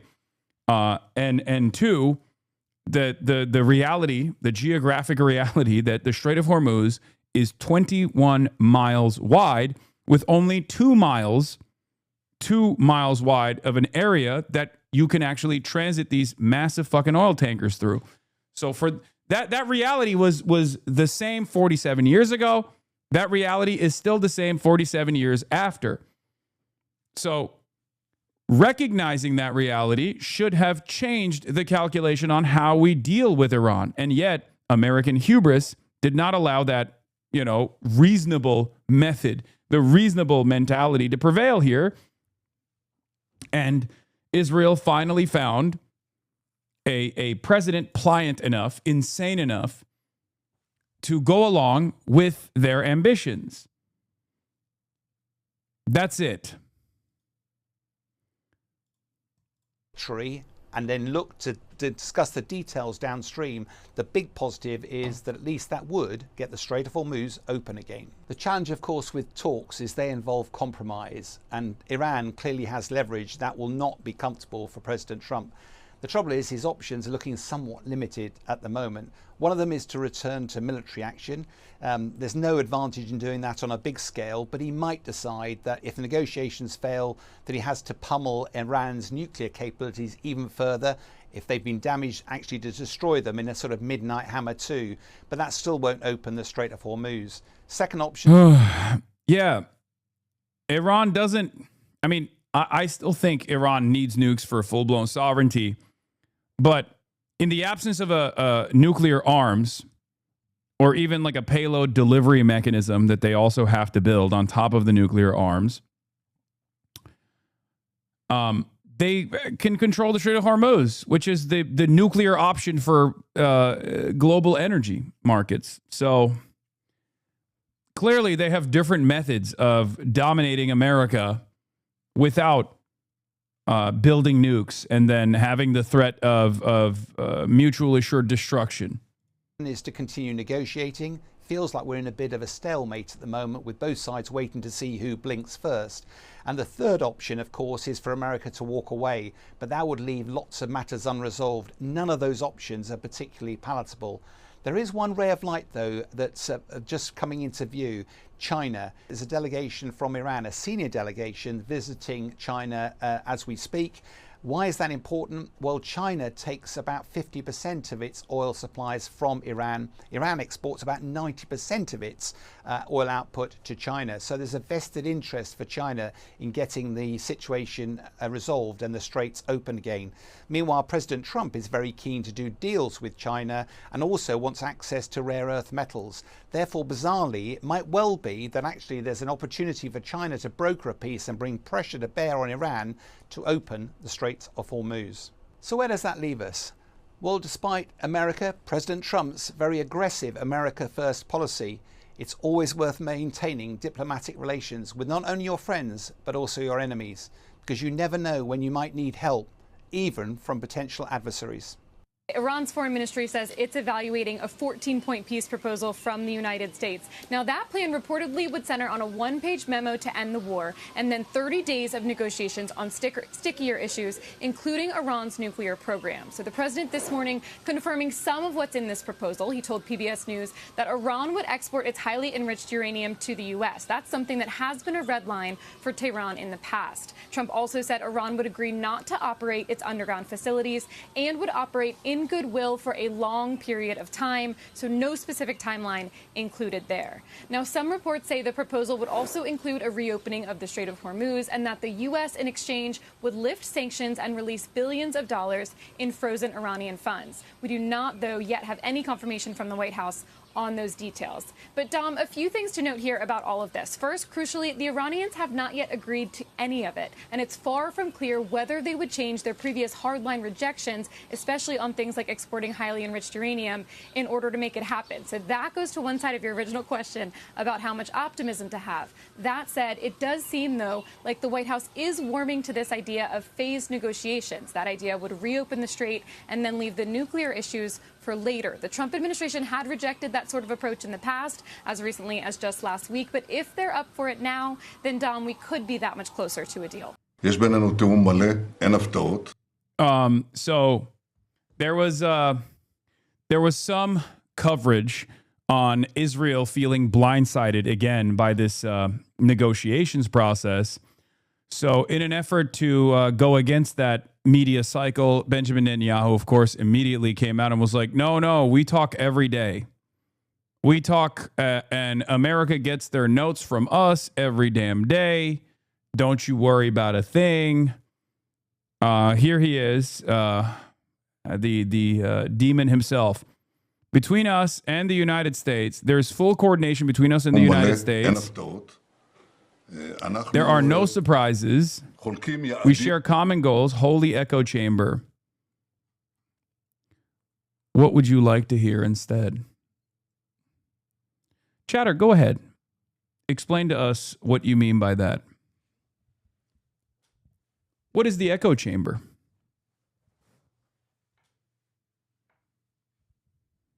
Would you like me to say that America is doing unbelievably well? Because when people come in here and say holy echo chamber, it kind of feels like what you are looking for is to hear the exact same thing that the president is saying currently. You are the one who's demanding an echo chamber. Chad is the echo chamber. No one here has an original thought. Yes, you're a real free thinker. Go ahead, give us some of your free thinking thoughts. Let's hear it. Would love to hear from this free thinker for once. Okay. Real original thoughts, please. Go ahead. One of the most unoriginal things that you could possibly do is come into the chat and not even address the political discourse that's taking place and instead immediately go, oh, this chat is a real echo chamber. Perhaps it's because you have no free will and no free thoughts of your own that you immediately choose to go, pah, I'm above this. Go ahead. Elaborate. Give us something, anything about what your opinions are about the events that are unfolding in the Strait of Hormuz. I would love to hear from you, and I'm sure that you could cut through the noise and maybe even convince a lot of these chatters, save them even. Believe in yourself. I believe in you. Give me something. והיעד החשוב ביותר הוא הצעת החומר המועשר מאיראן, כל החומר המועשר, ופירוק יכולות העשרה באיראן. הנשיא טראמפ מאמין שהוא יכול להשיג את זה בדרך זו או בדרך אחרת. אנחנו אבל ערוכים לכל תרחיש. Yeah, they also say that they're prepared for all scenarios because there was some reporting that claimed that Israel thought that the war efforts were going to escalate and the military campaign was going to restart, and that they were frustrated that it didn't. He left, fake demon. It's always so funny when guys like this come in here and act as though they have some kind of independent thinking capabilities. And as soon as I put like the spotlight on them, they just scatter like a bunch of fucking scared cockroaches. Anyway, I've given to the Army and our security services. We're ready for any and all options. That's what they are. That's what they're claiming. All right, so that's what we got for the time being as far as the situation monitor. We'll be monitoring the situation once more with Evan Hill in a little bit, in an hour, where I will be talking to Evan Hill of Washington Post. He's the professional situation monitor. They just came out with their very comprehensive report on the extensive damage that the Iranian military has delivered to American assets in the region.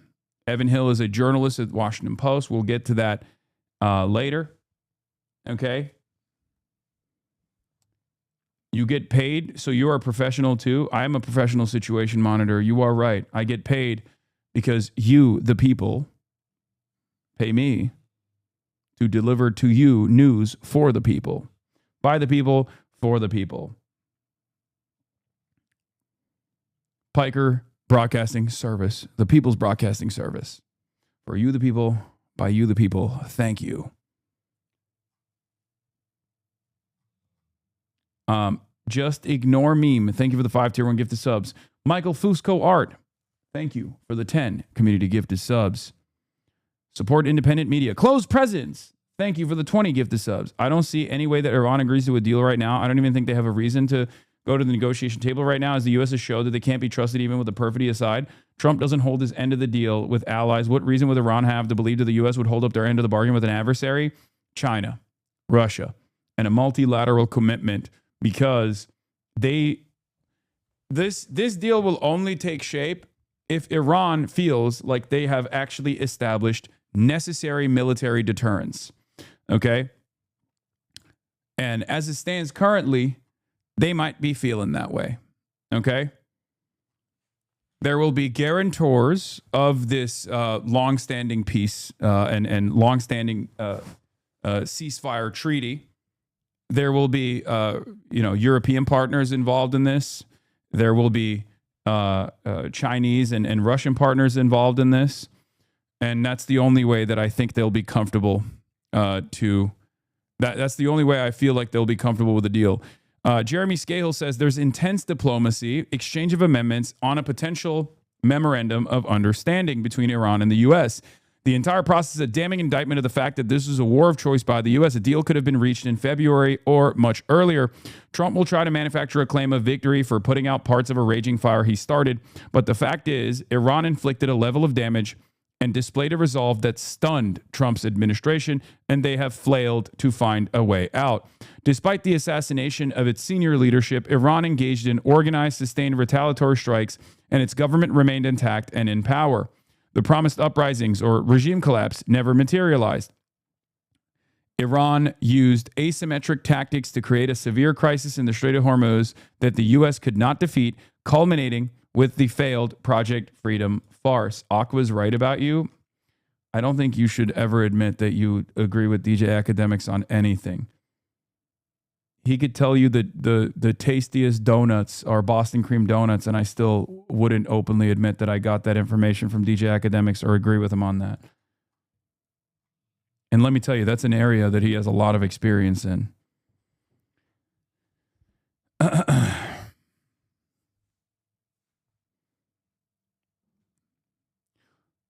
If you had the capacity to feel shame, you would recognize that many of my naysayers are not exactly people that you should be openly writing for.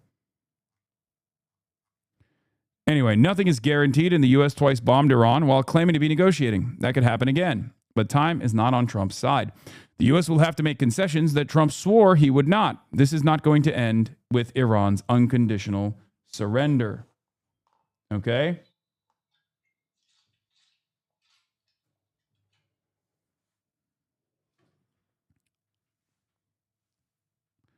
Iran has kept its condition that any ceasefire or non-aggression agreement must apply to Lebanon and other regional allies. But we do not have any formal sense of the position of the U.S. has laid out in the back and forth. Also, not clear if Israel would be party to this agreement.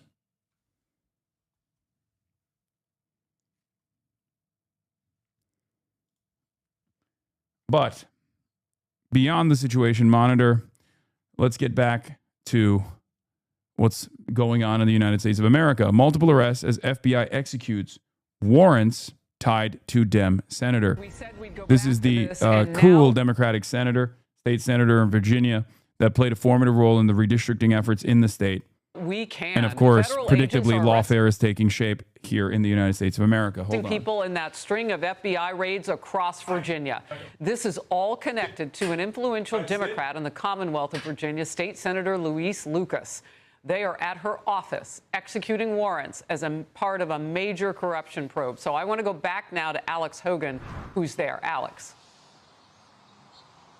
Hi, Harris. So you can still see that the FBI are behind me. We've been seeing them throughout the morning, bringing boxes in and out. They also told staff members they needed to leave the building. We heard some of those employees coming out saying that they were told they had to leave and they were not allowed back inside. I do want to give you some context of where we are. The FBI not only arriving here at this location, but also at the dispensary, the cannabis dispensary, just across the parking lot. And this is a look at what it looked like earlier today with the FBI agents arriving, SWAT teams getting out of their vehicles with weapons, telling people inside that cannabis dispensary to put their hands up and to come outside. At least 3 people were taken into custody. Federal law enforcement say that they're carrying out these court-authorized criminal search warrants at more than 10 locations across the state. Again, this is the State Senator Louise Lucas's office behind me, but we're also learning that she is connected to this dispensary here. Senator Lucas is president pro tem, meaning she's one of the highest and most powerful figures in the entire state legislature. And when she arrived here,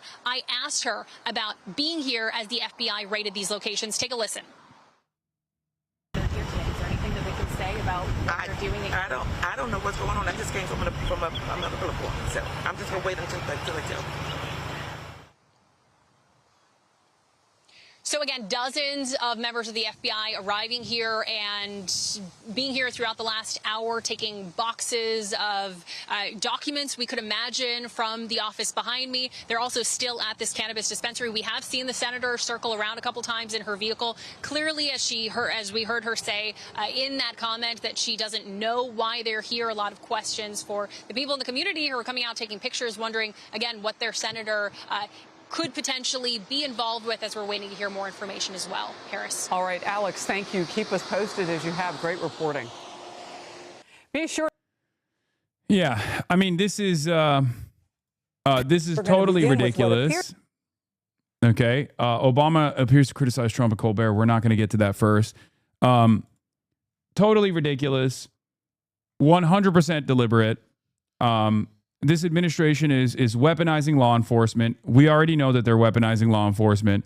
And the reason why they're doing it is because this was a very outspoken advocate for redistricting. And Donald Trump hates, especially black women in general. Donald Trump hates black women, period.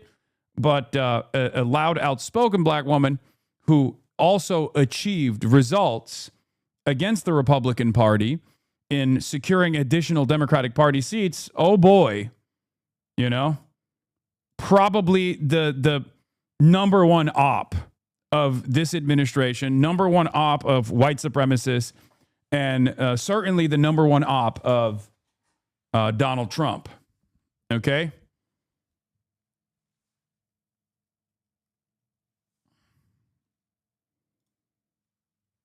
Ken Klippenstein. Ken Klippenstein shared a new 14-page counterterrorism doc. Leftists and radical transgenderists. Yeah, I know. Yeah. This looks like the arrest and eventually execute the opposition shit that they were talking about early on. This feels like why we need to get prepared Second Amendment-wise before it's too late. I mean, you know, do what you will. But yes, as it stands currently, the courts are the last bastion of defense against the complete erosion of liberal democracy in this country. And they have, you know, they've held strong. I will admit, they have held strong. And there is not really much we can do beyond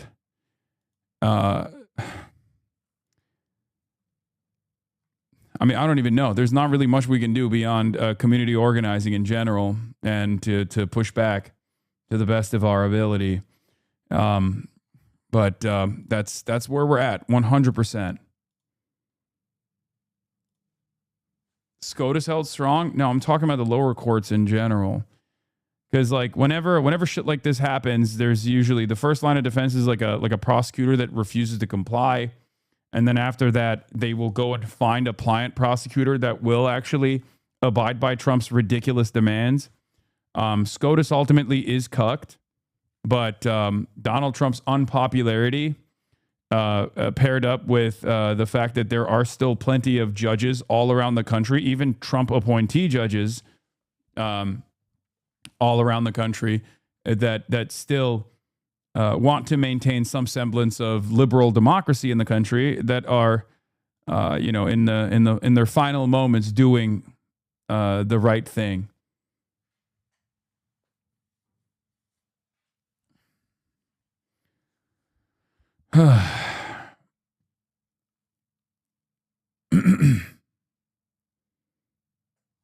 This isn't to say that like I trust the courts, that you know things are looking up or anything like that. I'm just simply stating what has taken place thus far, right?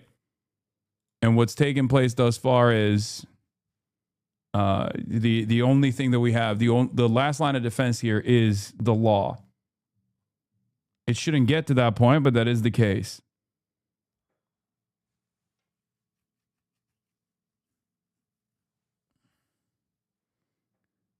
Anyway,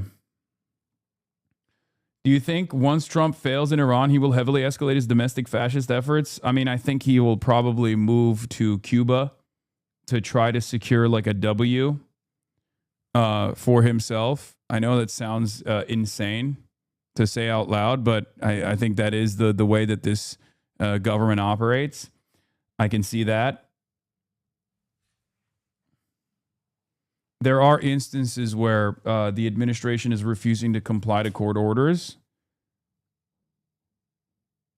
But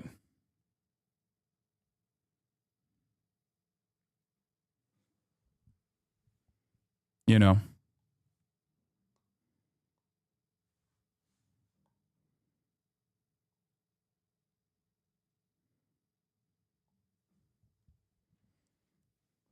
I fuck with the tie. Contrary to what people have been saying, I'm glad you're leaning into your old age and wearing more suits. Thank you.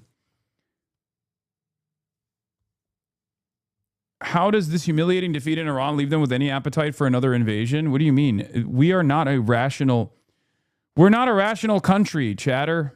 We're not a rational country at all. We're not behaving in a rational way. We're just looking for like smaller and smaller W's. I would go so far as to say that like Iran is on the pathway to a much larger conflict against China. And the problem, of course, is that America's capabilities have diminished. Or rather, its opposition's capabilities have increased, especially because they can wage asymmetric warfare.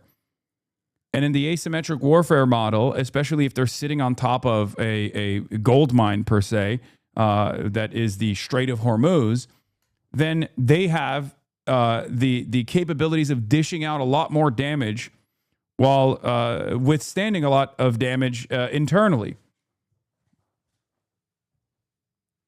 Being called unk by a 28-year-old law, I mean, I'll take it, whatever, who cares?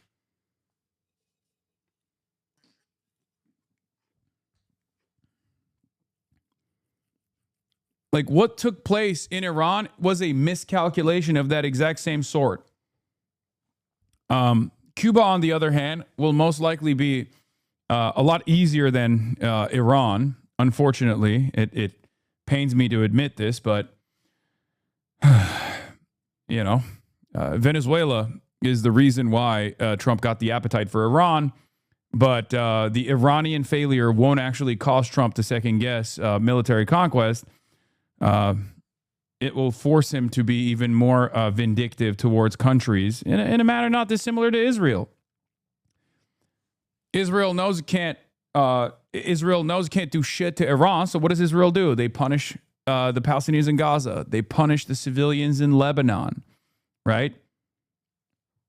They bomb civilian populations in countries that don't have the same capabilities of self-defense. That's just how it is. What would be the global response to blowing up Cuba? Nothing. Nothing at all. What do you mean? What was the global response to Venezuela? It was nothing.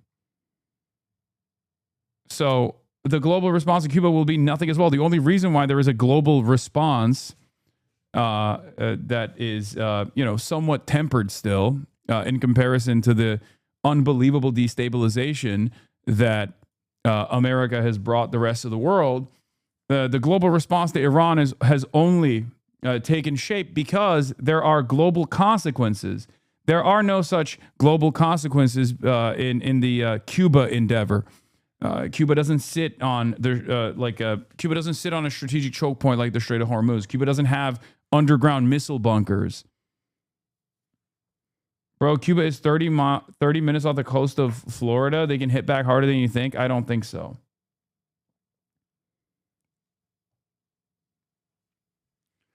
My mom saw one of your 2020 takes and flipped out, so I sent her your stream, and she just texted me, "You look so nice. Why do you say such critical things?"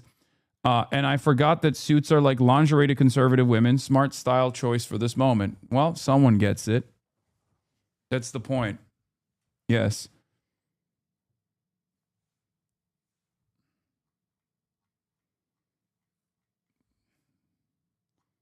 It really is.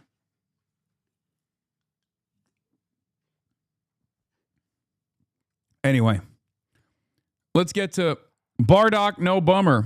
Barack Obama appears to criticize Trump in an interview with Stephen Colbert. Some very pointed comments for President Trump from former President Barack Obama in an interview with Stephen Colbert.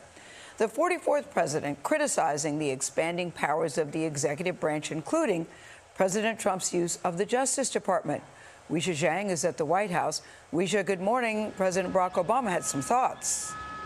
Good morning, Gail. Good morning to everybody. The former president actually went on The Late Show ahead of the opening for the Obama Presidential Center in Chicago, slated for next month. But yes, he had plenty to say about the presidency and how the Oval Office has changed since he was in charge. It's this struggle. Shouldn't China threaten the U.S. if they touch Cuba? They would never in a million years. I'm sorry, chatters. China does not give a fuck about any other country but China. They will never. The only reason why they're even remotely invested in what's going on in the Strait of Hormuz is because it's a strategic choke point that they get their energy from as well. They want to stabilize the Gulf so they can get back to trade maxing. They care about stability above all else. They care about Chinese interests above all else. They have no investment whatsoever. They are unbelievably resistant to any kind of disruption against the United States of America. They will never do that. I think part of it is because they've seen and perhaps attribute a lot of the USSR's failures to its internationalist perspective, to its international solidarity against like growing socialist anti-colonial movements. China is non-interventionist through and fucking through. That's it. The idea that we, the people, includes everybody. During a taped interview on The Late Show with Stephen Colbert, Colbert asked former President Barack Obama about the expanding powers of the executive branch and what powers he believes whoever is the president should not have. The White House shouldn't be able to direct the Attorney General to go around prosecuting whoever the president wants to prosecute. Will socialists and communists do ICANN, CPUSA getting riled up if USA is invaded? Will socialists and communists in the U.S. do anything if Cuba's invaded? I don't mean hippie parade protests either. Are you a federal agent? Are you tuning in from Langley? What are you saying in my chat right now? Take a fucking day off, dude. Will there be some direct action? Hopefully with some Tenorite? Here, I'll give you guys the coordinates right now, comrade. Shut the fuck up. Because technically it's under the executive branch. Technically, the norm is that it's independent. The idea is that the Attorney General is the people's lawyer. It's not the president's consigliere. You can't have a situation in which whoever's in charge of the government starts using that to go after their political enemies or reward their friends. Obama did not mention President Trump by name, but he nodded to critics who say Trump has leaned on the role of Attorney General and the Justice Department to pursue investigations into his political adversaries, including former FBI Director James Comey and New York Attorney General Letitia James.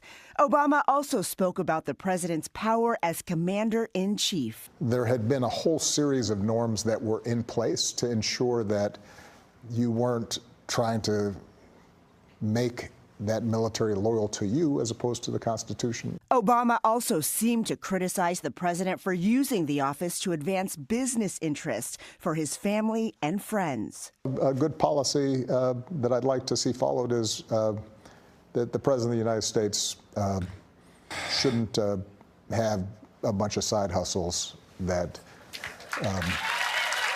those companies. Oh my God. He's just saying the most like basic shit. And they're getting thunderous applause. He's saying the most basic stuff and getting thunderous applause. It's just like, yeah, no shit, man. I mean, he's right. Yeah, he's right. I don't know. I expect a little bit more motion from perhaps one of the most popular figures in the Democratic Party as it stands currently. You know, just a little bit more. The only one saying basic shit publicly, no, there's definitely more need than just this.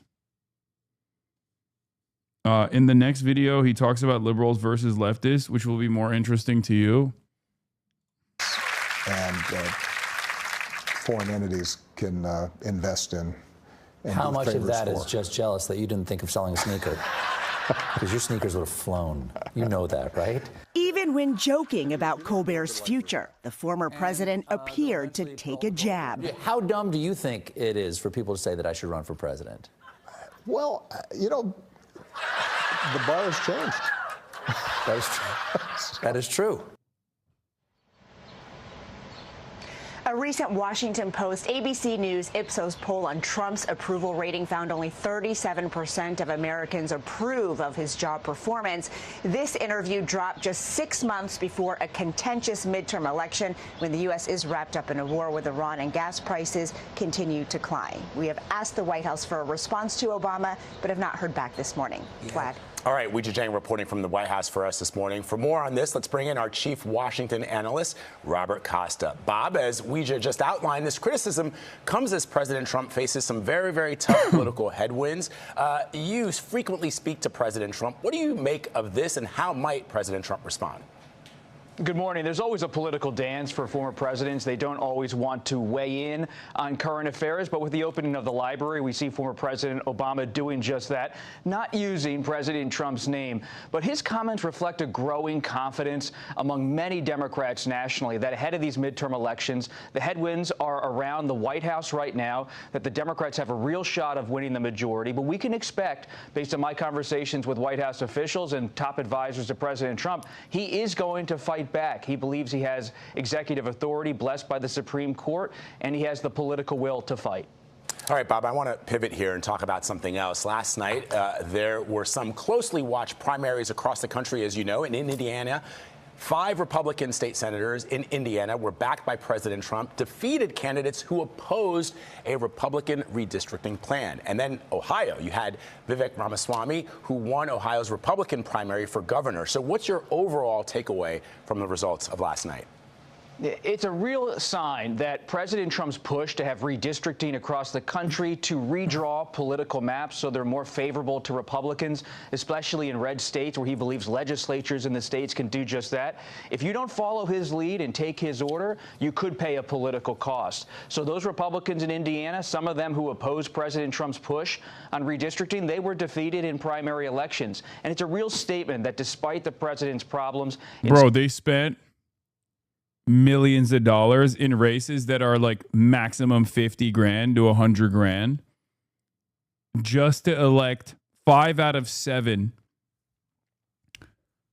new seats because Donald Trump's feelings were hurt that the incumbents in the state legislature in Indiana refused to do redistricting because they were like, our constituents don't want this. Well, it turns out their constituents actually want one thing and one thing only, and that is having sex with Donald Trump. Okay? If you're shocked by that Indiana outcome, you've never been there. No, I'm not. I'm not shocked by the Indiana outcome at all. Okay? There were 7 priority seats that Donald Trump wanted to unseat. They literally found whoever they could, people that didn't even have any investment in running for these local district seats at all. They spent millions of dollars and they got 5 out of 7. They only won due to low turnout. I mean, it doesn't matter. It doesn't matter. I'm just trying to explain to you that, like, 2 things that I'm trying to explain to you right now is, one, the Republicans in Indiana are just fucking purebred hogs, okay, through and fucking through. That's number one. It's just a lesson for the rest of the country. No matter how small a seat might be, if you oppose Donald Trump, you're going to get elected out of office. Okay? That's number one. Number 2, people might literally say, no, I want my representatives. I want my representatives to represent my interests. I don't give a shit about, like, redistricting. As a matter of fact, I only care about the cost of living. They should work on that. Okay? It turns out that's not the case.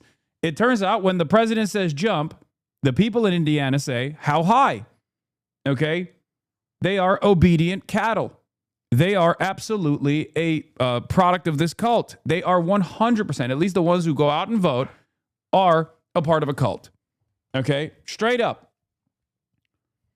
So even when you have Republican elected representatives in the state legislature that are like, we are going to abide by the better wishes of our constituents. We're going to listen to our constituents. They say they don't give a shit about this redistricting. As a matter of fact, they're against the redistricting process.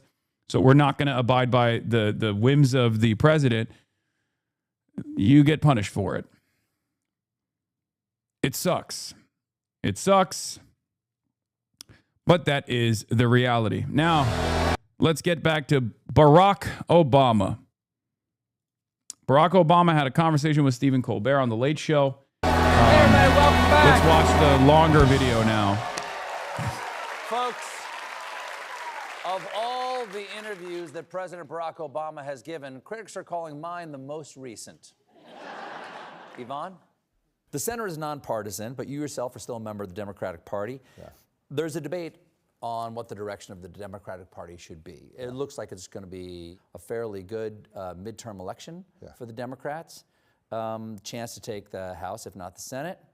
But there's a big debate on what the leadership would be like going forward. Mm-hmm. Basically, it's liberals versus the left, to be very reductive about it. As my children say to me, Dad, you're a liberal. We're leftists. Because they're like, liberals are people. Stephen Colbert's son might be a HasanAbi head, it seems. Okay. Interesting. Didn't know that.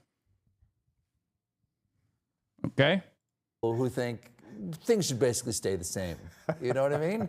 And the next generation really wants things. I'm going to be honest with you. I know Obama, for a fact, hates this line of questioning because he considers this to be disparaging of his career, disparaging of his legacy. So to change. So you have I wonder how he'll leaders. respond. You have people like Abigail Spanberger and Mikey Sherrill, very centrist. But then you have further left, like AOC or Zohran Mamdani. What direction do you think would be best for this party to actually achieve change? Well, two things I want to say. First, you're right. The Presidential Center is nonpartisan. And the reason I want to mention that is because I'm worried about the Republican Party, not just the Democratic Party. When I was president, people would ask me, well, what change would you like to see in Washington? I'd say, I'd love a loyal opposition. I'd love a Republican. Oh, God. Okay, Nancy. Okay, Nancy Pelosi. Oh, I want a strong Republican Party. No, I want no Republican Party. Okay? I'm going to be very honest with you.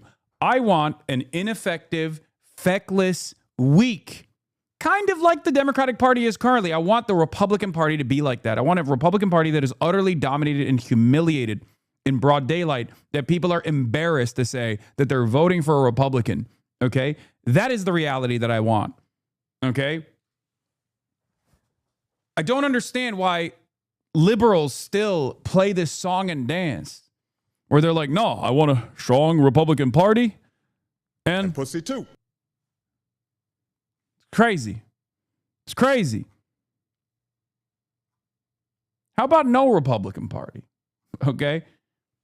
I want such a strong party platform for whatever the left flank party is. Doesn't have to be the Democratic Party. It could be whatever you want to call it. Okay. I don't care about, like, I have no party loyalty in general. I just care about policies. I care about advancing the interests of the working class. Okay.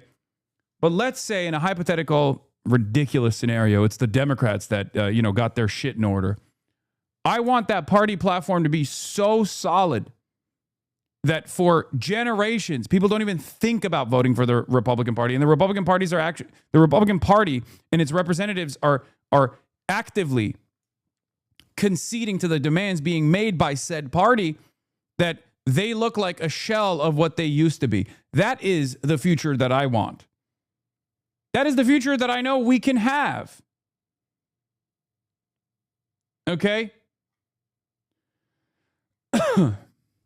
Party that was conservative in some ways, that didn't agree with me on a whole bunch of stuff, but believed in rule of law and judicial independence and empirical evidence and science, and wasn't constantly tapping into our worst impulses. And there has been a Republican Party like that in the past, and I want to see that returned because I think you have to have two healthy parties. Now, no, wrong. I think this is a very clear, different school of thought. Okay? If I am to take what he is saying at face value, wrong again, Bob, 100% wrong. Okay? Absolutely not. The idea that we are going to find this beautiful moderate center when we have two different schools of thought, two different ideologies that are constantly competing with one another as even interlocutors in the marketplace of ideas. And that's exactly the golden mean. Bullshit.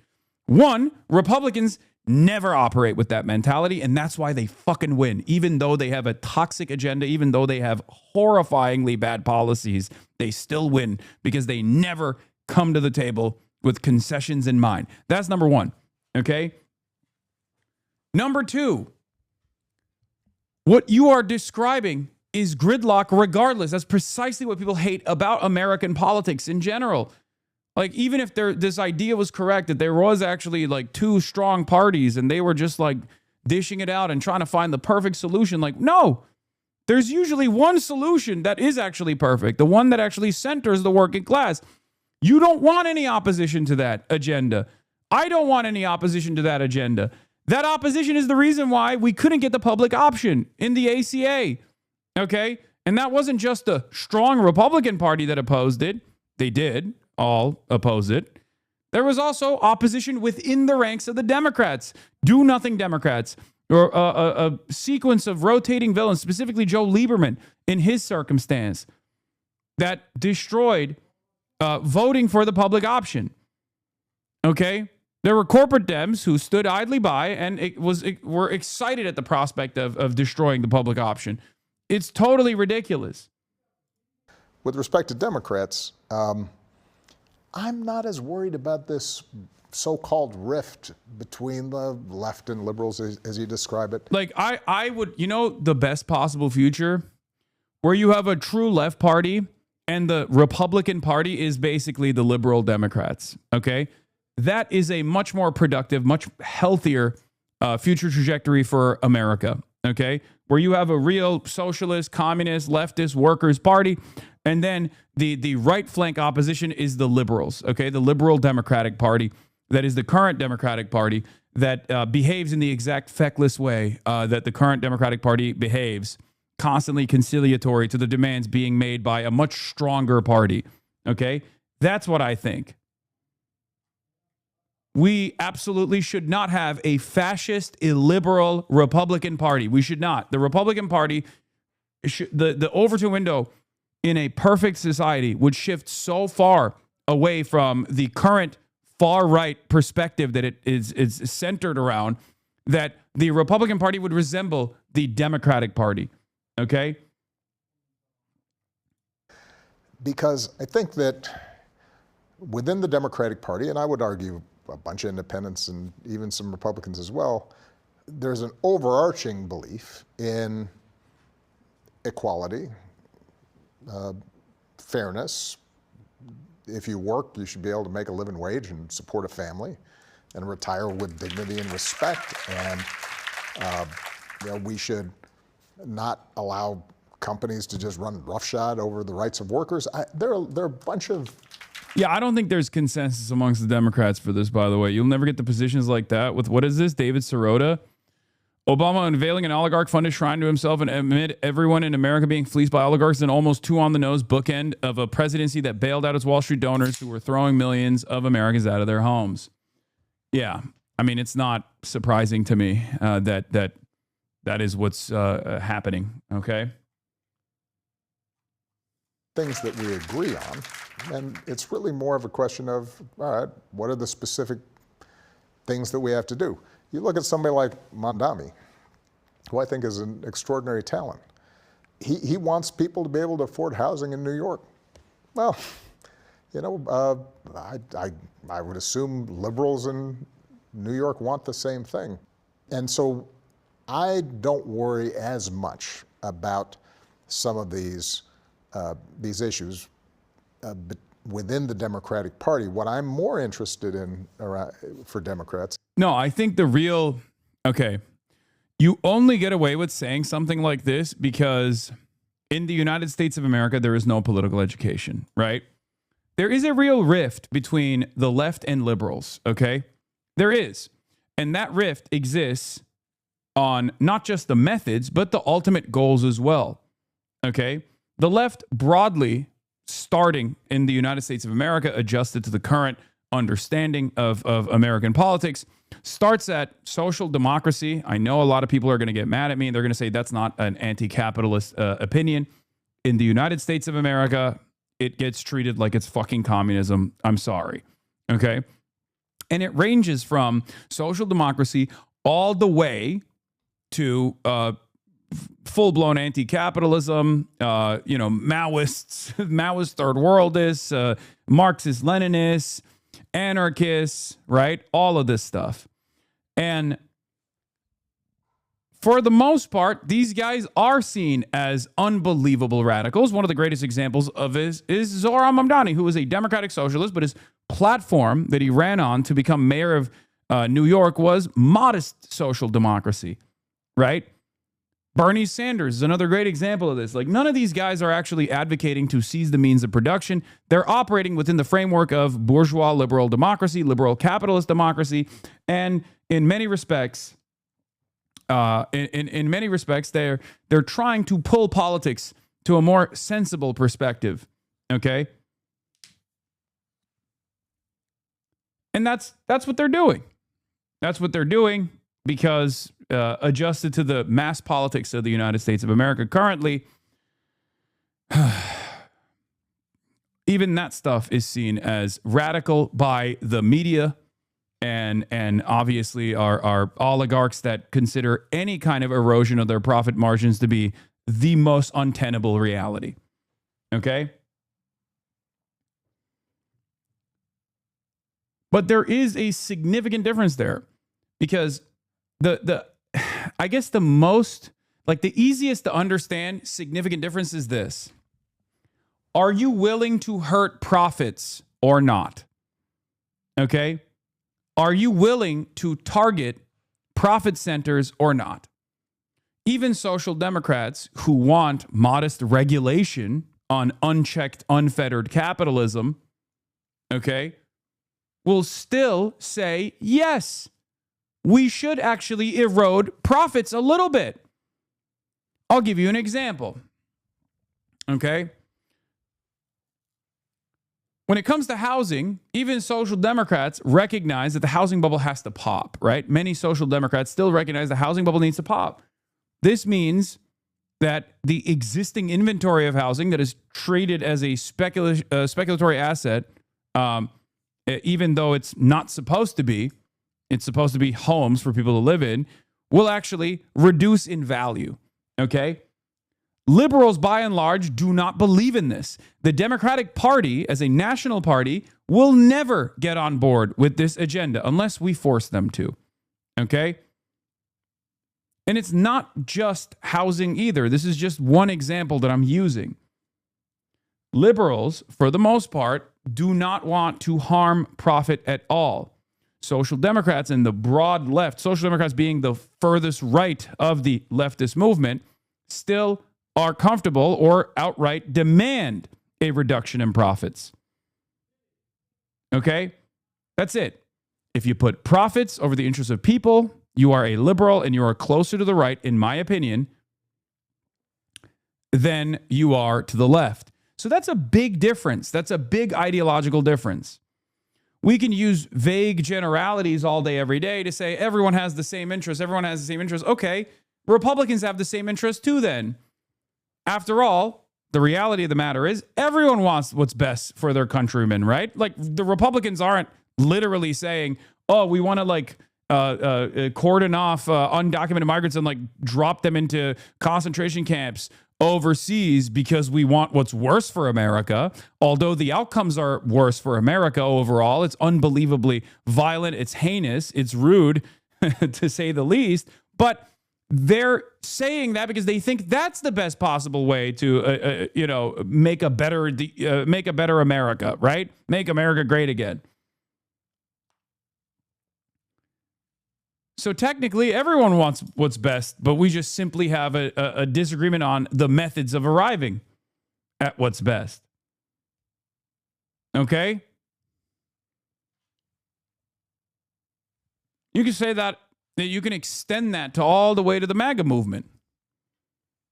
Do you know how to just talk to regular people like we're not in a college seminar, right?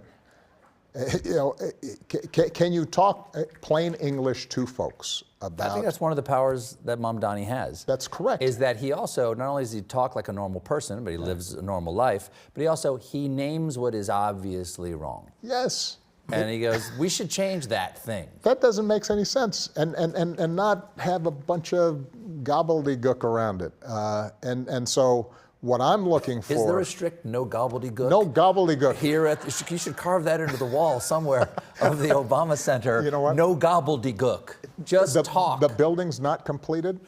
I think I'm going to put that somewhere. I'm going to carve it into... Seafoam cloud, that doesn't make any sense. I mean, it does. It does. Like using technical language or academic rhetoric is poison for a mass politics, any kind of mass politics. So there is truth in that. Except the reason why Barack Obama is saying that is because he's just, trying to imply that we got to cut it out with the woke shit or whatever, right? Whatever he believes. He is defending his own version, his own ideology, which is, neoliberalism. That's his agenda. That was his agenda of governance. That's what he did when he was the president. So it's not, I don't disagree that jargon does play a big role in this, right? I try to the best of my ability to make sure that it's as easily understandable as possible, my message, right? When I talk, when I communicate, a lot of people unironically will look to that and say, I'm fucking stupid, or I'm a revisionist, or I don't know, I don't understand the dense Marxist literature because of the way that I communicate about these issues. I try to bake that worldview into normal, polite conversation. It's really fucking annoying that I get to hear this all the time. It's one of the funniest things I hear from the true vanguard of the communist revolution in this country, which is hammer and sickle accounts on Twitter who don't do anything but just fucking chirp online all the time, is the idea that I am a fake radical that utilizes the popularity of Lenin. To me, that's the funniest fucking thing you could possibly say, because the average American either doesn't know who the fuck Lenin is, or assumes he is a terrorist, or possibly like Adolf Hitler, but socialist. Okay? The average American doesn't think Lenin is a popular guy. I mean, it's hubris, it's ridiculous, it shows how sheltered and how uneducated Americans are. Okay? But it is very funny that people think that in the United States of America in 2026, that Lenin is like an objectively popular figure that I'm actually stealing the shine from. Okay?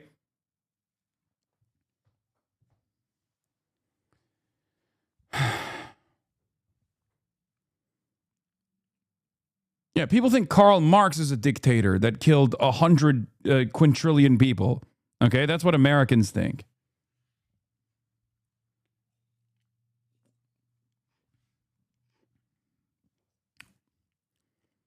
So if your mentality is so clouded that you think that the average American actually has a positive association with Vladimir Ilyich Ulyanov, the dragon that is Lenin, okay, the revolutionary, then you're lost in the fucking sauce. Go talk to some real people, please.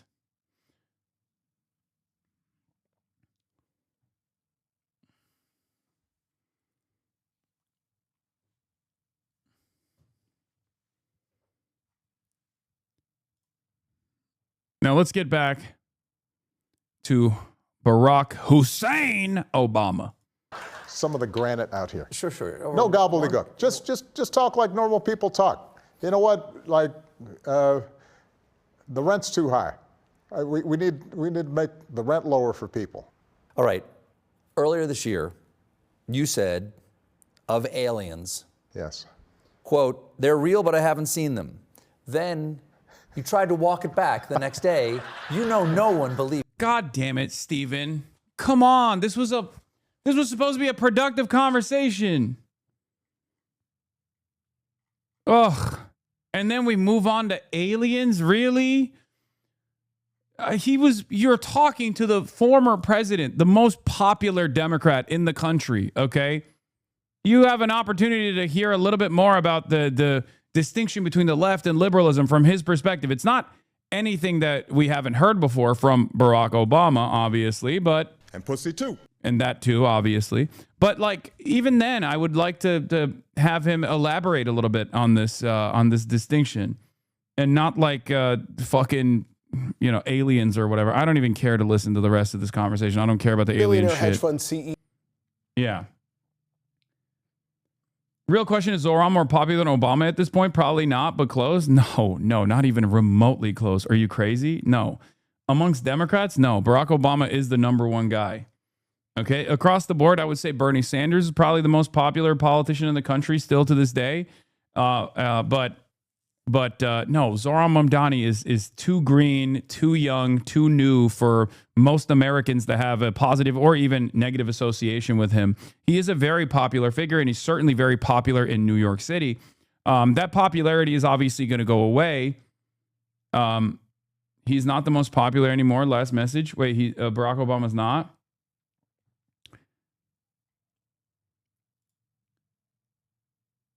He is the most popular Democrat, I would say. Barack Obama is the most popular Democrat, unless something has changed. I'm pretty sure he is. Bernie, even after his pro-Israel, anti-gun control bullshit, first of all, to the average American's perspective, Bernie Sanders is not pro-Israel, even if he technically is. Again, what do I always say? You have to understand what the average person thinks. If you were to tell the average person that Bernie Sanders is pro-Israel, he's a liberal Zionist, they'd be like, what is that even? What are you talking about? Okay. And secondly, his anti-gun control attitude is the reason why he's much more popular across the board. YouGov has Obama, the Arnold, and then Bernie. That makes sense.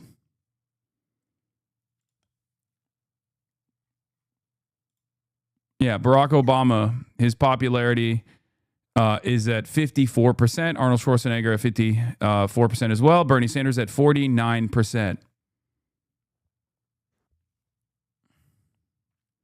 Oh my God, Kamala Harris at 45%. That's insane. Joe Biden, 45. Elizabeth Warren, 41. Alexandria Ocasio-Cortez, 41. Zohran Mamdani, 40%.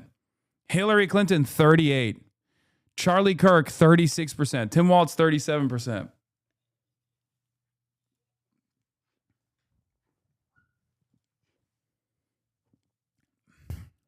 This is from The New Yorker. Barack Obama's popularity is immense. A Gallup survey last year found that he was seen favorably by 96% of Democrats, leaving some to wonder why he isn't doing more to counter Trump's assault on democracy. Yeah, some is me. I'm the guy. I'm some of the people. Now, I'm not totally wondering why. I have my opinions on it. I won't elaborate. But more people should be asking that question of Barack Obama. Why aren't you doing something? Anything, please. Anyway, it's ridiculous. In a perfect world, Barack Obama would literally lean into the left populist movement and do everything in his power to prop up people like Zohran Mamdani. He'd be going to Philadelphia and hanging out with Chris Rabb, and promoting him in this, plus 43, the bluest district in the country. He would be leaning heavily into the insurgent campaigns that are taking shape all around the country. And he would be associating himself with this growing movement. Obviously, it's not going to happen, but that's what would happen in a perfect world, right? I do not want Obama anywhere near DSA members. Thank you very much. Brother, buddy. The goal of the DSA is to not only win power, but also to boost membership so that we can instill class consciousness among Americans and also engage them with political education. Buddy, Barack Obama is the most popular Democrat in the country. That's why I didn't have any criticisms for Zohran Mamdani aligning with Barack Obama. Okay? That's why I said it was a good thing.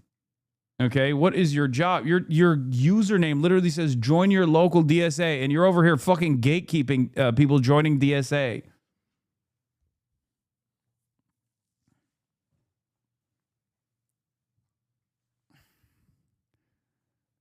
I know people will say, Hasan, here you go again. You are pro-American empire. No, I'm just a realistic person who understands how the average American's viewpoint is on these sorts of issues, okay? Obviously, it's never going to happen regardless, so you guys don't have to worry about it, okay? You don't have to worry about it. And I know there have been there's been so much discourse, so much back and forth on this. Like, if your goal is to win national politics today when we have developed no real power and can only work with liberals, then this argument makes sense. I shouldn't have to explain how ridiculous thinking from that framework is. I'm prepared for a 20-year struggle, legal and illegal, electoral and not electoral. Okay. Until a third party isn't an idea, but the material reality we have created with our own hands. People unwilling to engage in such a project shouldn't be considered a part of the communist movement, and we should ignore their thoughts on what we should be doing. Great. I think people should ignore my thoughts. If you're building a third party movement, great, fantastic. Okay. When you build it, I will be there. Okay. A lot of people yell at me and say, Hasan, you're not building the third party movement. You should be the one building the third party movement. And to them, I say, we have different methods. because we have a very different assessment. We have a very different assessment on what the current realities look like for mass politics in this country. Okay? I've seen the average American. I've heard the average American's perspective on communism, on socialism, on Marxism, on Marxist-Leninism, okay? And the only reason why that perspective has changed dramatically since, prior to 2015, prior to 2016, is because Bernie Sanders said he was a socialist and ran for president, and ran against a corrupt elite establishment figure like Hillary Rodham Clinton. Because if Bernie Sanders was running against Barack Obama, he would not have achieved the same level of success that he did. Let's be real, because Barack Obama was charismatic. He was also seen as an insurgent figure as well when he ran against Hillary Rodham Clinton as well. Okay? The chatter's trying to jump to 0.5 in the plane, and the country hasn't even gotten the country hasn't even gotten off the ground. Yes.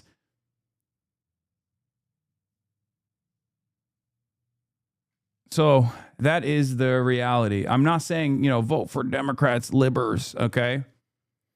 Do what you want. But right now, I see the biggest hurdle against building a working class movement or a working class party, the lack of class consciousness in this country as a direct byproduct of hundreds of years of Red Scare propaganda. If you know anything about me, you know that I am not shy about being called a communist, okay? I don't care. Yeah, sure, whatever. Who cares? Right? I'm not like one of these, anti-communist Euro-socialists. I'm not one of those people at all.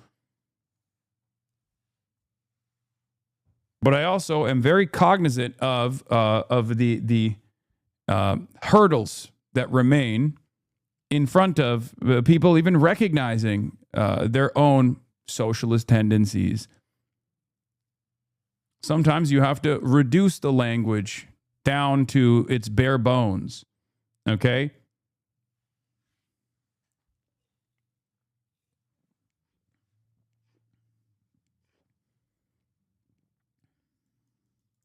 Waning normies away from libs is your method. Curious, not judging. I just think it's enough with the meta commentary. I mean, it's a good time to have this conversation. Okay? I think we are not retreating. We're openly socialist. This is an important component of winning socialism. Am I not an open socialist? I am.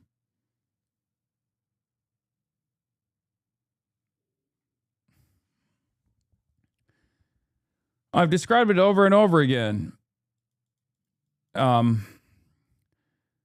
There's a reason here. Here's the thing, okay? Class contradictions heightening is an important factor. It's not just coming from politicians, yes, but if there's no organizational capacity, it doesn't matter if class contradictions worsen, because you can't take advantage of the revolutionary potential of the masses if there is just class consciousness. Or without class consciousness, just class contradictions in and of itself will not magically cause people to start recognizing their class position. It actually leads to a tremendous amount of lumpenproles, as a matter of fact, as we've seen over and over again. The average guy living in a fucking trailer park should be a self-described communist if that was the case. Why is that not the case currently? Think about that. Why is it that there are so many people living in the United States of America, barely making ends meet, very frustrated the way things go, and yet they turn around and they vote for reactionary politicians. They vote for fascism in this country, even if that fascist politician will end up killing those people in the end of the day. At the end of the day, why do they do that? Because they don't have class consciousness. Because there is no real organization that they can see themselves as a part of.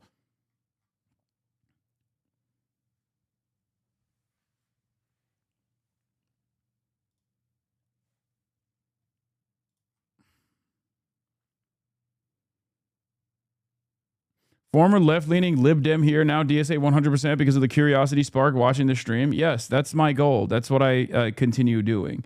Talk about Memphis or I riot. They're taking our vote away. Okay, man. Please don't riot. Okay, talk about Memphis, you nut.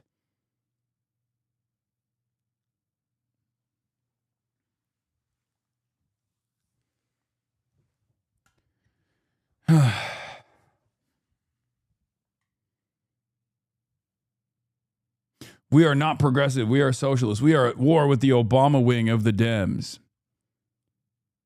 Yeah, I don't think you understand what I was saying. Okay? I do not think you comprehend what I'm saying at all. Okay? We are at war with the Obama wing of the Democrats. Yes, what Obama currently represents is the centrist wing of the Democratic Party, the corporate wing of the Democratic Party. But what Obama represents to the average Democrat is the last time where they felt any fucking hope with a competent leader in charge. Okay? Anyway, one day I'll hit the communism button, the international communist button. I just have it at my desk, but I keep accidentally hitting the place button instead. You know, where I just shock Kaya. All right. American Jewish Committee also apparently had some choice words to say. Last point I was going to make by not just like the American Jewish Committee, but also Democrats, unlike hammer and sickle emoji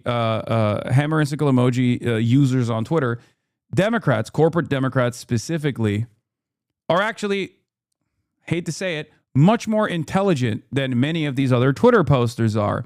They understand that the party is currently weak. They understand what I'm doing better than the communists on Twitter do.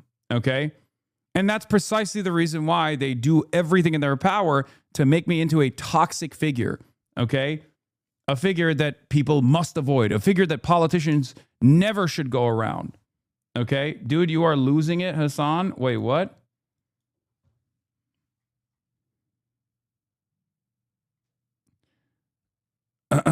If Obama supported ICE instead of the military, you guys would see he's a fascist, but the children killed aren't Americans, so he's left. Lamau.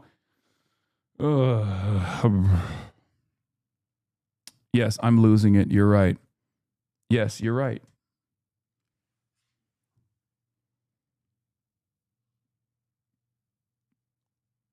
How dare you accuse Twitter leftists of not thinking strategically and just tweeting whatever comes in their head? Yes.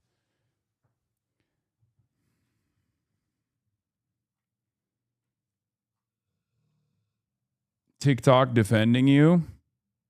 As a wise man once said, Hasan Piker could be in the back smoking crack, and I would take 1,000 of him over Liz Cheney, 1,000 of him over John Fetterman, 1,000 of him over every single never Trump Republican that joins the party and then doesn't change how they view political, economic, or social issues, but only just disagrees with Trump, and that is the only thing that gets them into the tent. I'm tired of it, y'all. I'm tired of it because a lot of y'all don't fundamentally disagree with him. You just don't like the way he presents himself. You don't like that he's vulgar. You don't like that he's like reminds you of a dude in college you didn't like. And I can't argue against that because a lot of y'all fundamentally agree with the points he makes. You also believe what is happening in Gaza is a genocide. You also want to see the end of ICE. You also want free health care and a better working system for the American people. You just don't like how he looks, and I can't argue against that. But can we be serious? White supremacists are being invited to the White House by the president.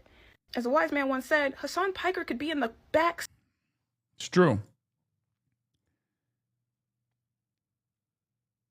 Twitter posts are irrelevant. This combo always goes nowhere. Venting session is true. That's also true. Crack smoking stream when? Soon.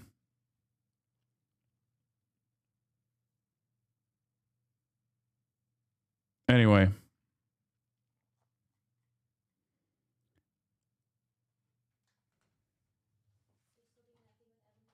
No.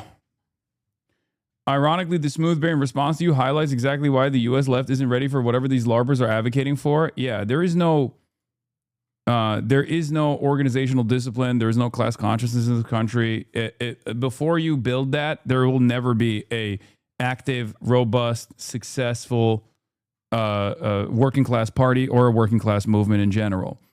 Even our union density is dog shit, and the unions that exist are corporate unions. Some of them are pig unions. Like, it's just not like we don't even have a functioning trade unionist movement in this country, and motherfuckers are talking about building communism now. I'm not defeatist about the way things are. Even if I describe to you exactly how devastated, how attrited successfully the working class movement is.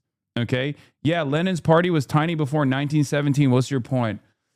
Oh my God.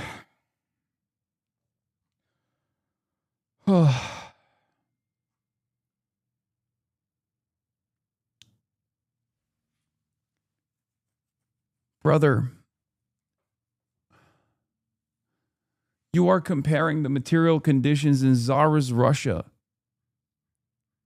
to industrialized America, the imperial core. Okay? This is ridiculous. We are living in 2026, man. It's important to understand the successes and the failures and not repeat the failures, but build on the successes.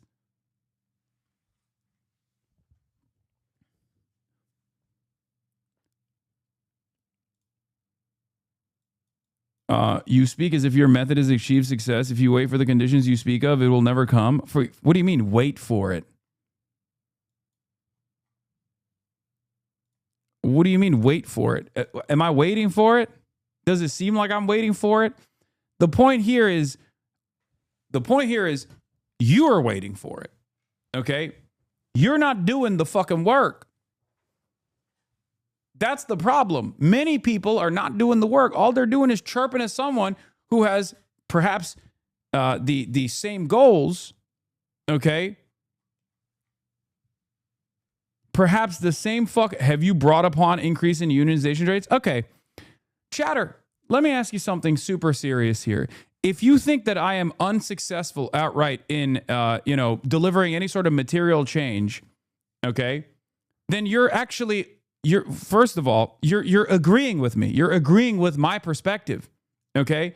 As a singular force in American politics, if I have not been able to dramatically increase unionization rates, for example, even though there are plenty of people who have unionized their workplaces because they became HasanAbi heads, but that's besides the point. Let's say that's a blip, right? Which it is. Then how the fuck do you think I have the capacity to build a Marxist-Leninist party in this country? You fucking idiot. That's my fucking point. That's my point.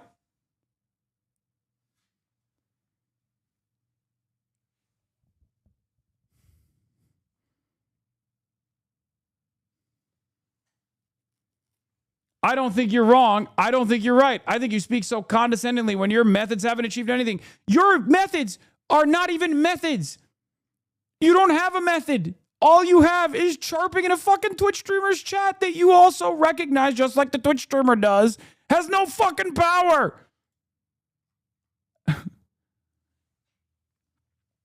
Whatever modest gains I've been able to achieve here and there is still endlessly larger than whatever the fuck you've done. That's my point. We are strong, united.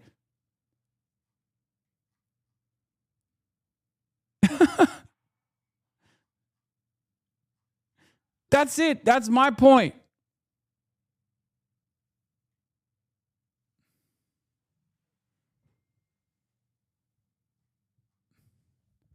I'm not simply waiting for a spontaneous revolution to happen.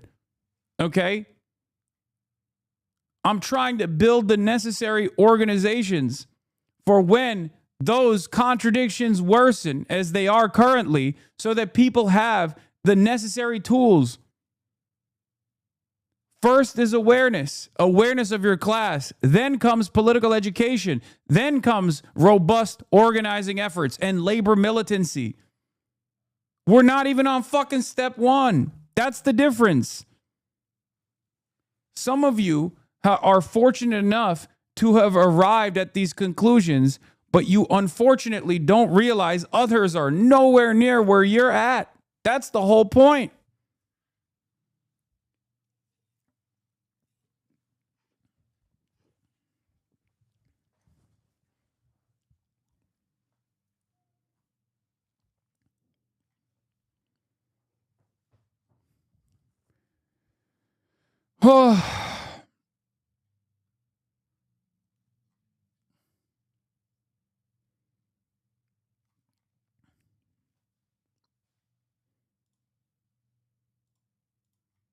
Anyway, someone like Hasan Piker, Nick Fuentes, and their ilk should not be welcome anywhere. When you say America deserved 9/11, when you say the Holocaust didn't happen, you are not welcome.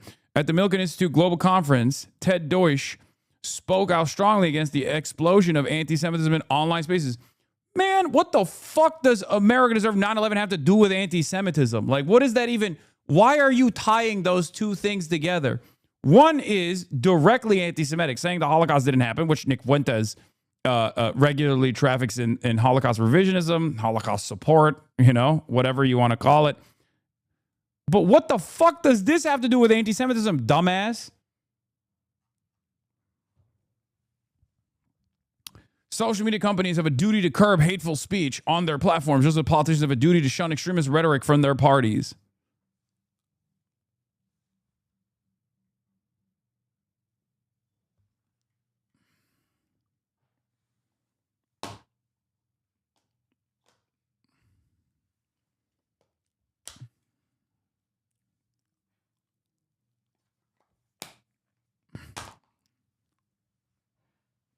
Anyway.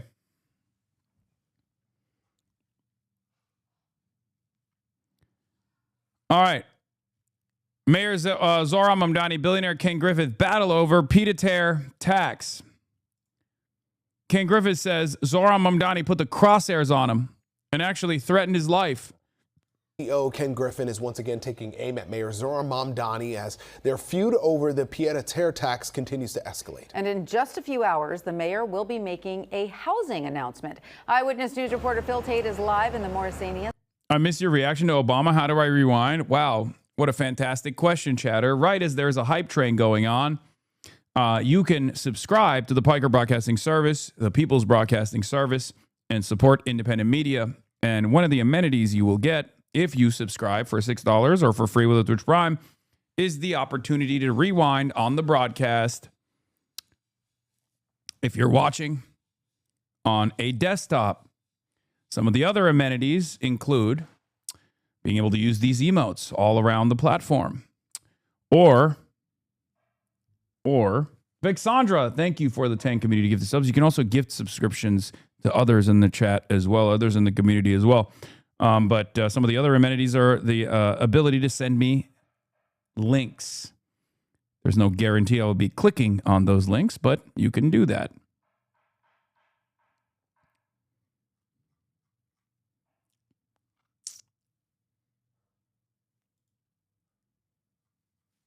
Okay.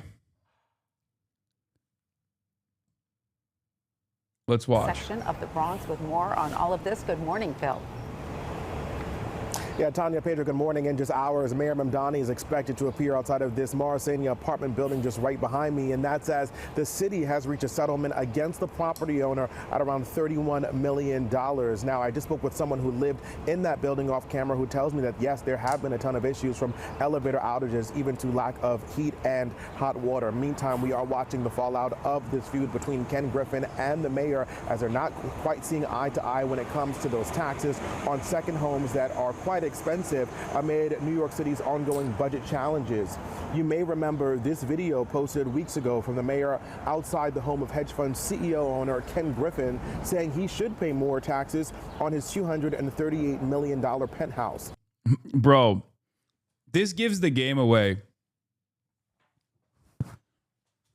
For an unbelievably wealthy person like Ken Griffin, like the demand that they pay a little bit more in taxes on their, 11th fucking property is akin to a death sentence. Like, he literally is just like, what?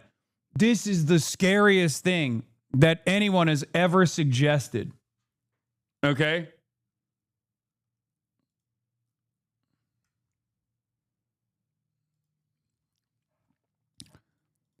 For the bosses, a fate worse than death is the fate that many of you experience on a daily basis. It is to be reduced to a worker. Okay? That's what it is. They treat it like you're getting thrown in fucking prison. Like they put the handcuffs on you. Like you're going to the gallows or something. Oh my God. You are going to tax my 11th fucking property? My penthouse is $238 million? That's basically like demanding the gallows.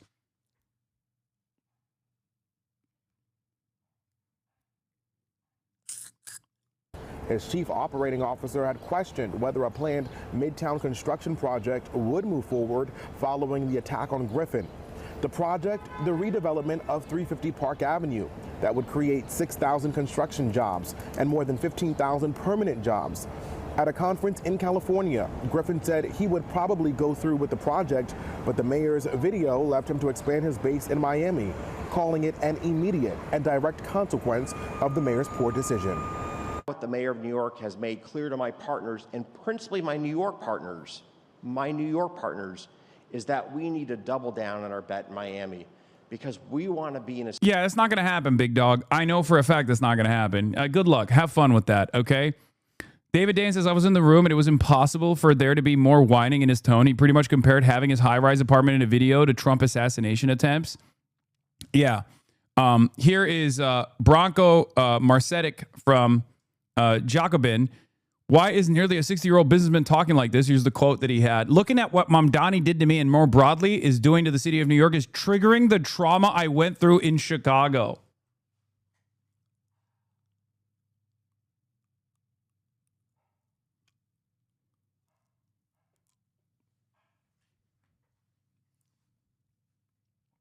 Triggering the trauma? What are you talking about? It's not even so right, though. This is real. Okay? This is sincere. It's hysterical, but it's sincere. Okay? For a multi-billionaire, the demand that they pay even a crumb in return in exchange for being able to live and have properties in one of the coolest, nicest cities in the entire fucking planet, New York City, is basically like a death sentence. How dare you? State that embraces business, that embraces education, that embraces personal freedom and liberty, and that embraces people having an opportunity to live the American dream. And the mayor's office responding to those comments, saying in part, quote, Mayor Mamdani wants all New Yorkers to succeed.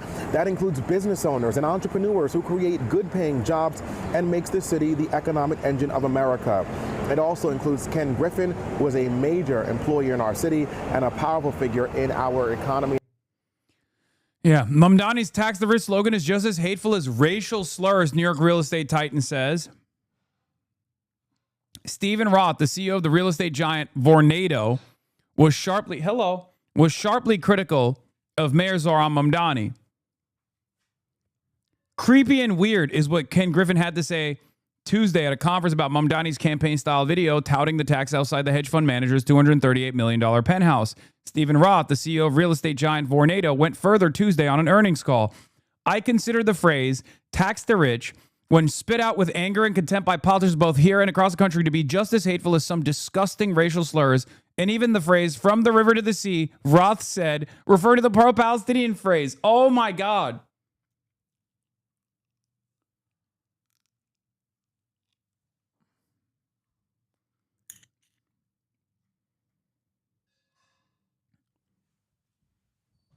They're adopting the Israeli Stratford class is perfect. That's exactly what it is. I consider the phrase tax the rich, quote, tax the rich, but spit out with anger and contempt by politicians both here and across the country to be just as hateful as some disgusting racial slurs and even the phrase from the river to the sea. What these polls seem to be saying is that the rich are evil, or the enemy, or the targets, or maybe even just suckers. But the rich whom the politicians are targeting, started with nothing, are the epitome of the American dream. They are our largest employers and largest philanthropists. And it is the 1% that pay 50% of New York's income taxes. They are at the top of the great American economic pyramid for a reason. They should be praised and thanked. I must say that I can... Yeah. Guy who's definitely not out of touch is like, hey, you know what billionaires are like? The beautiful nation state of Israel. Two concepts that are broadly popular in all of the circles that I frequent. Well, I don't understand. Why won't you worship me, a billionaire, like you worship the beautiful nation state of Israel? Two things that are obviously broadly popular. And if it's not, what do you think of her criticism of you? What is this? Has come a long way to make himself palatable to the American public, especially American liberals, by only working with the DNC and DSA and constantly platforming people like Bernie Sanders and AOC on his stream, which is the way that he's been doing content for like a decade now, and I think it may be time to wrap it up. But every time I talk about Hasan Piker, I always get comments from white men. It's only ever white men. Why do you send me this? Guys, come on. She's right. Like, and then all the fucking dudes in the chat are going to go in there and be like, me. It's like, I don't care about any of this, okay? It's great. It's great. It's great. Okay? It's she's right. I'm wrong. Who cares? Okay? God damn it. I should stop clicking on these fucking vent posts. Oh, holy fuck. It doesn't matter. It doesn't matter. It doesn't matter. Okay? Yes, I will wrap it up. I'm done. I'm over. This project is done. It's time for new people to come in. Okay, it's time for new people to come in and build the communist movement that I will be terrified of, because deep down I'm a cynical capitalist. At the end of the day, I'm a sheepdog for the Democratic Party. I'm a liberal Zionist. I'm a pro-empire kind of guy. Okay, I really get my rocks off when children are being slaughtered overseas. You guys got me. I will stand in opposition to that real movement that was going to be built. You are a wrecker. Me? Yes. It's true. It's true. Careful, Fox News might start praising you. Ugh. I don't think these kinds of conversations are productive. I don't want you guys to go over there and fucking attack people that have constructive criticism in general. Okay? You need to stop. You need to stop doing all that. Just anytime you see a take where you're like, oh, man. Anytime you see a take on the internet that pisses you off, you know what you should do? Smile and dial, okay? Go and phone bank for the DSA today, okay? I need 10 phone banks from all of you, okay? Anytime you see shit like that and you get upset or frustrated, you smile and dial, and you call up Kathy Hochul's. Kathy Hochul's office, and you say, "Hey, as a New York resident, I am very frustrated with the fact that you are allowing austerity to take shape in New York, making New York City unaffordable for the working stiff like myself." Okay, you should tax the rich so they pay a fair share back to New York City, so we can fund these programs and make New York City the best city in the country, if not the entire world. Okay? That's what you do. When you get mad about stuff like this, use that anger into more productive routes. Okay?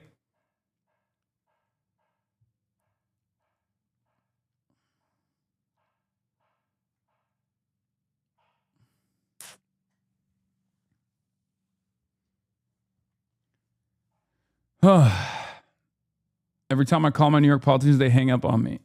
You leave a voicemail.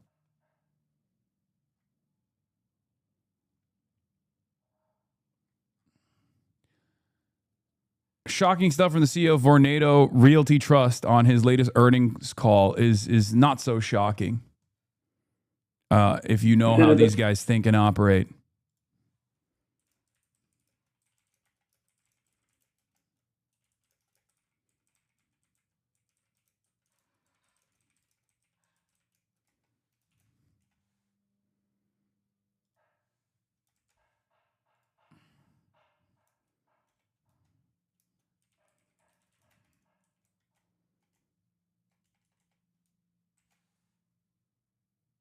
Hold on.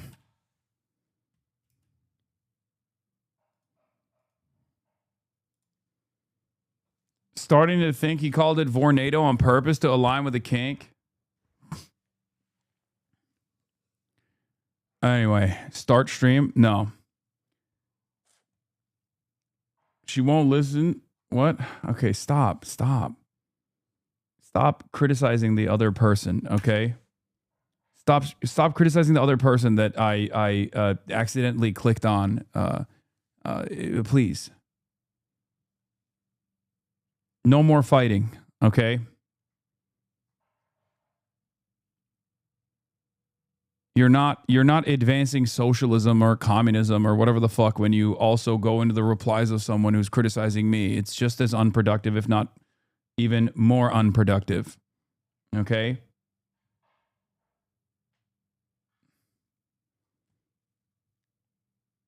It is not lost on me that these fucking whiny billionaires are literally saying you must worship us like you should worship the state of Israel.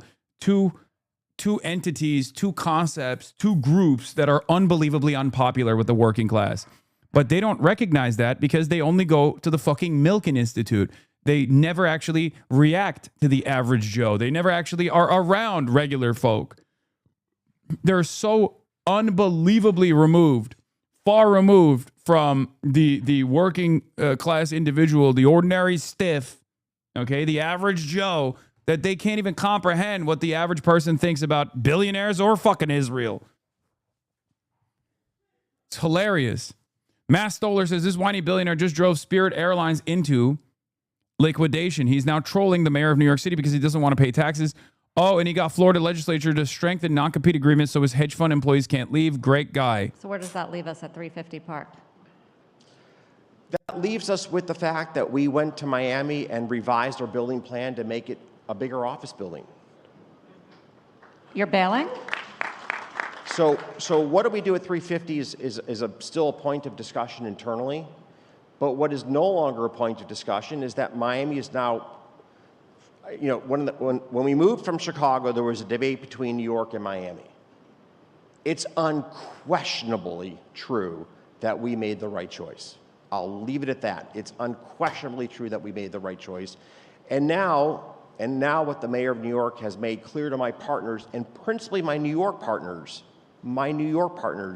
is that we need to double down on our bet in Miami because we want to be in a state that embraces business, that embraces education, that embraces personal freedom and liberty, and that embraces people having an opportunity to live the American dream. And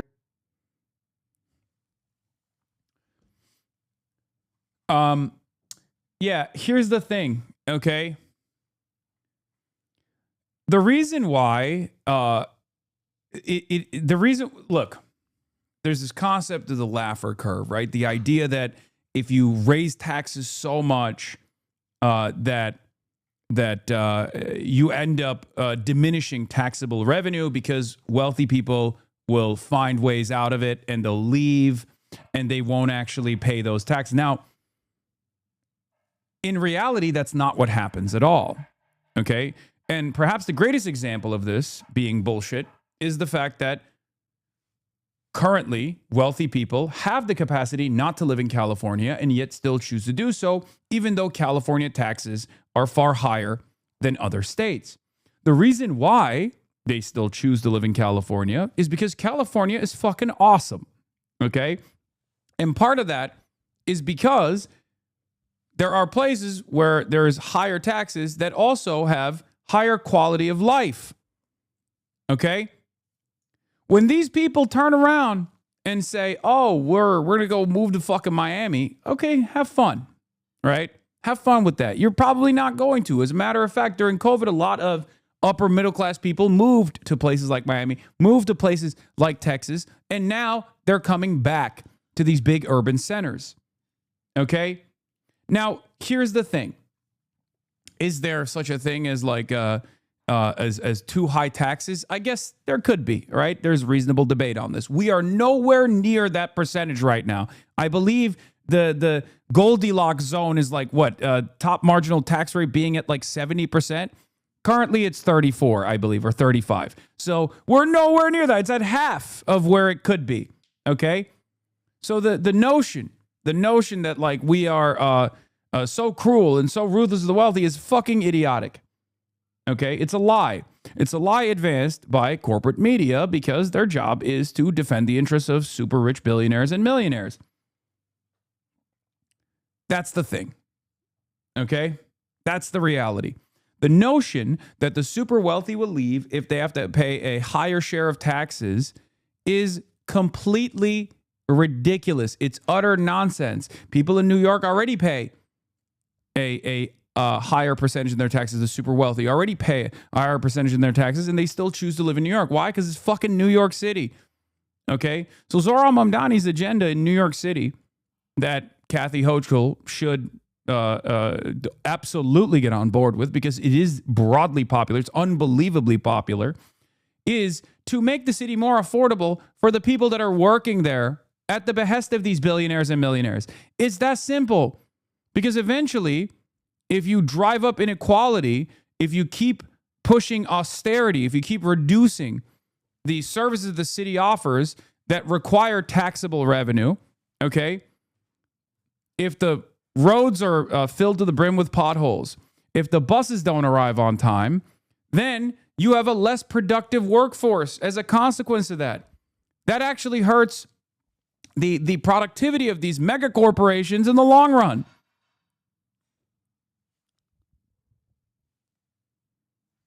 It's ridiculous. I agree with you, but looking at other places, successful wealth tax requires or at least is largely well assisted by an accompanying draconian exit tax is a win-win. Oh, I'm 100% in agreement with that. Yes. But that is the nuclear option. I don't even think it needs to get to that point.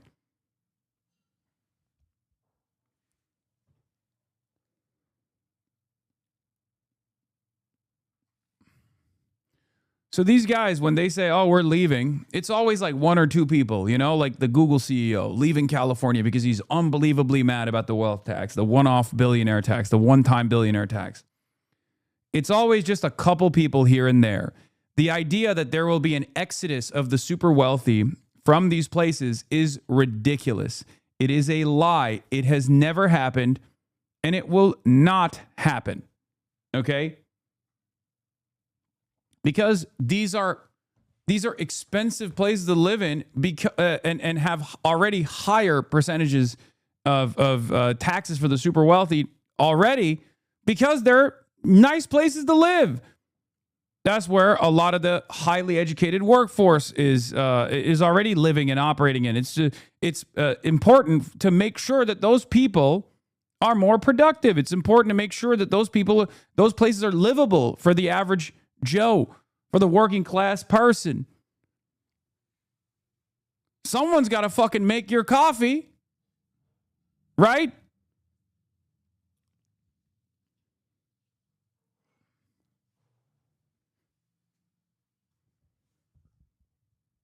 You can't expect that someone to come from 3 hours away.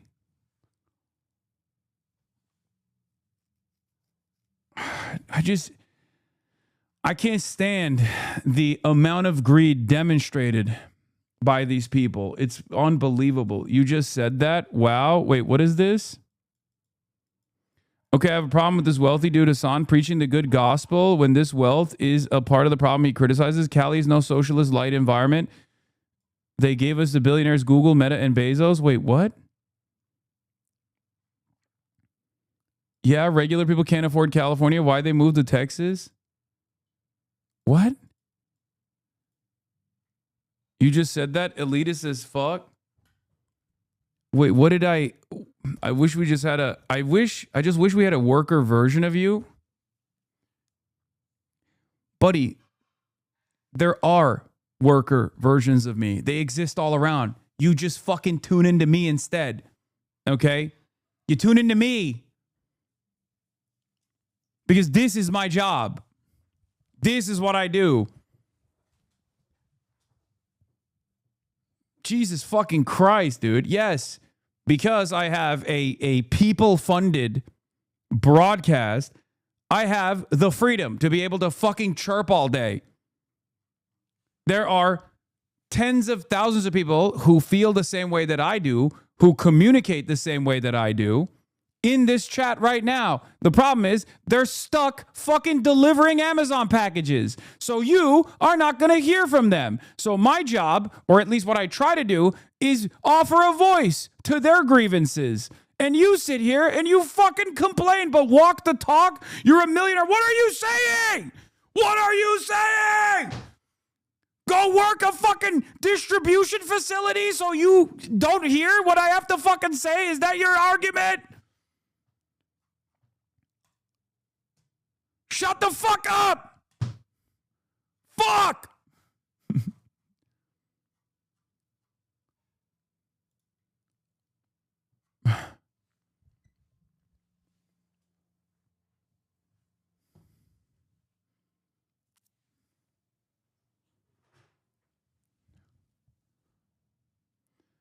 Oh.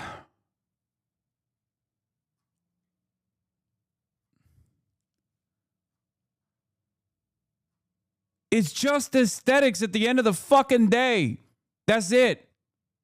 That's literally it. It's aesthetics. This person is just like, I like what you have to say, but I can't get over the aesthetics, okay? I can't get over the aesthetics. In my mind, socialism means everyone has to be fucking poor. That is an unbelievably reactionary perspective, okay? That is a capitalist perspective. That is the perspective of these fucking millionaires and billionaires. Dumbass. Why are you limiting yourself? Jesus Christ. Socialism is a poverty cult. The only way to be a real socialist is if you wear a barrel around your fucking chest. It's so funny to be like, sosları da ve turşuyu da getirir misin?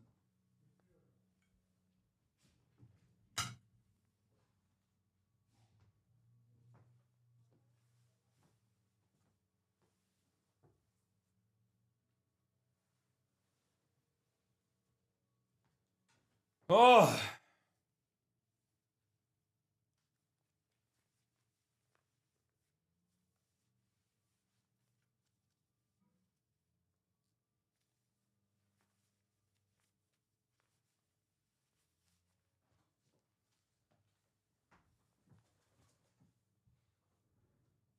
So funny.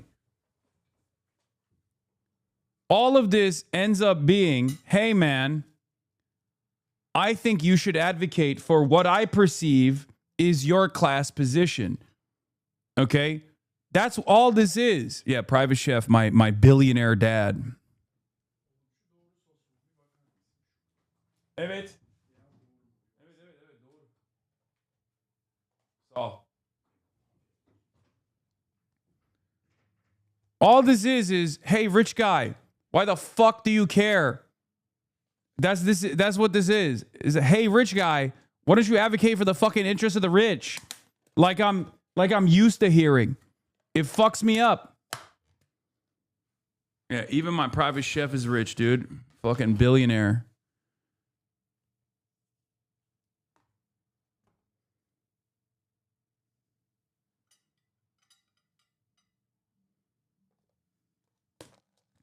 This doesn't make any sense. I'll never understand this. I'll never understand it. It's just something that I cannot comprehend.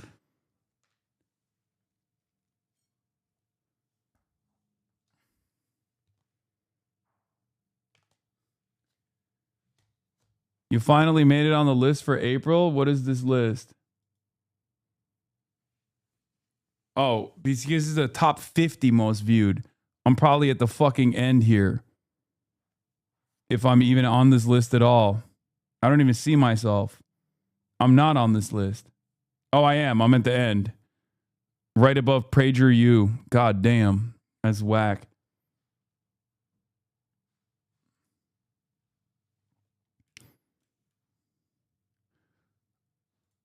We really gotta Now, we also know that Governor Hochul did meet with Griffin and did have quite a talk where she did praise Griffin as he is, again, a big voice here in our city. We will be standing by to hear from Mayor Mamdani this morning at his news conference scheduled for 9 a.m. We are live in the Morrisania section of the Bronx. I'm Phil Tate, Channel 7 Eyewitness News. City Mayor Zohran Mamdani today announcing the largest settlement in city history with what he calls bad landlords in the Bronx. Those landlords will now pay $31 million after the mayor says tenants were forced to live in horrible conditions for years. Eyewitness News reporter Marcus Solis live in the Morrisania section with more on this story. Marcus. Well, Dave, those residents hoping for some long-awaited repairs and improvements that they've been demanding for years. When these buildings were built, Mitchell-Lama housing back in the 60s, they promised luxury living at affordable prices. The buildings have changed ownership several times. The mayor says the conditions have devolved into inhumane conditions. 2 years ago, HPD took the landlords to court, and today the city says they've won big. It's the best news we could have ever hoped for. Cautious optimism after what residents describe as years of horrible living conditions at Robert Fulton Terrace, twin 18-story. Jonathan Greenblatt talking to Jake Tapper about me. Oh, here we go. Time for the daily lashing, dude. Here we fucking go. 1,274 incidents. There are real people at stake. And I think about Sarah Milgram and Yaron Lashinsky shot in the back walking out of a museum in D.C. by a man yelling, "Free, free Palestine."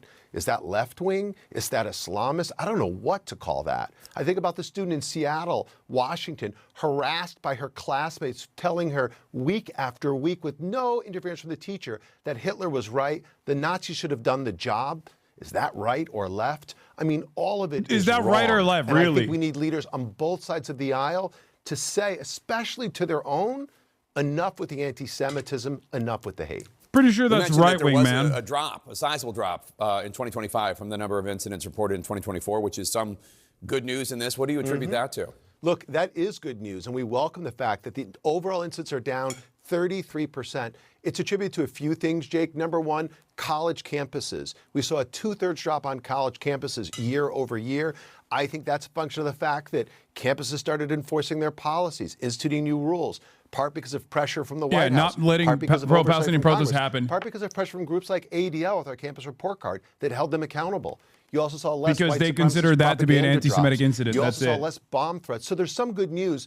But here's the thing, Jake. What I worry about is a new normal. Because that number this year, even though it's better, it's 70% more than what we saw before October the 7th. It's 5 times what it was a decade ago. It's almost like there's a pre-October 7th and post-October 7th, and we've got to get things back to normal. Jonathan Greenblatt with the ADL. Thanks so much for joining us today. We appreciate it. Appreciate you, Jake. Thank you for having me. We missed my mention. High-rises with over 300 units. Today, the city announcing it has secured $31 million in penalties against 2 Bronx landlords, $900,000 of which will go to making immediate repairs. These funds come directly from the landlord's accounts, money that should have otherwise been allocated towards this work long ago. And we will not only make the urgent repairs that are needed today, but also the long-term improvements that tenants deserve. The settlement establishes a chief restructuring officer who will hire a property manager. For years, residents say they've lived with frequent elevator outages, lack of hot water, and general disrepair on balconies and inside apartments that has resulted in rat infestation. I should not be boiling water to bathe. Not in 2026. That is completely unacceptable, right? So I'm hopeful. Well, the settlement also includes the Fordham Tower, which is a sister building to these on 188th Street. The landlords are Karan Singh and Rajmati Prasad. Both are on the public advocate's worst landlords list. We're live in Morrisania. Marcus Solis, Channel 7 Eyewitness News. Marcus, thank you. So to me, this is one of the most egregious votes and acts that the legislature will ever take. They are deliberately slicing up African-American voters in Memphis for their own political gain.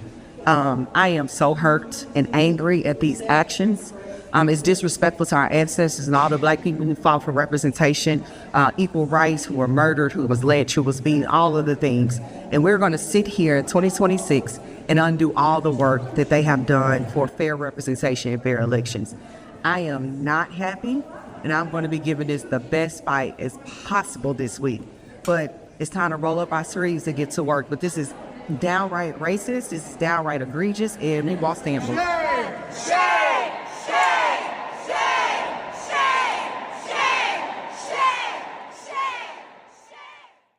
Shame! This week, the governor of Tennessee convened a special session to draw Jim Crow maps.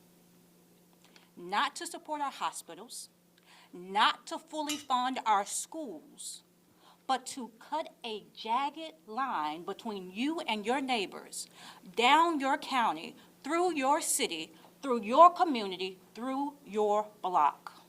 Hands up our vote! Hands up our vote! Look at me! Shame! Shame! Look at me! Shame! Shame! Shame! Shame! Shame! Sit in your chair! Sit in your chair!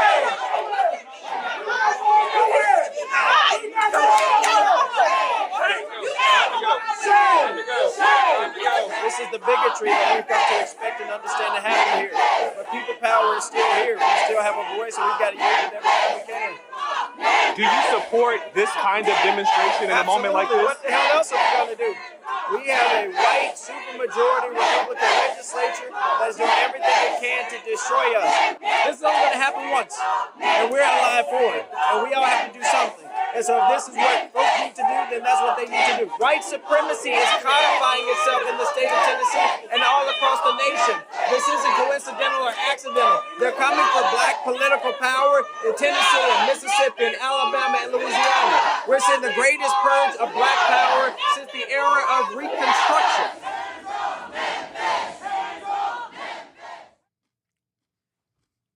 I'm here at the location of our next rally on Thursday, May 7th. Back on CNN. Wait, they're still talking about me on CNN? What the fuck? This is the best cook on any meat that I've had today. You ready to kick some barbecue brawl butt? Season premiere Barbecue Brawl Monday at 9 on Food Network. Yeah, that's tomorrow. Sticking with our national lead, the rise of anti-Semitism across America, Republican He's doing two pieces on me today. Democratic Congressman Josh Gottheimer of New Jersey have introduced a new resolution that condemns the surging distribution of hate-filled anti-Semitic rhetoric and content at the hands of prominent online personalities. Congressman, welcome to the show.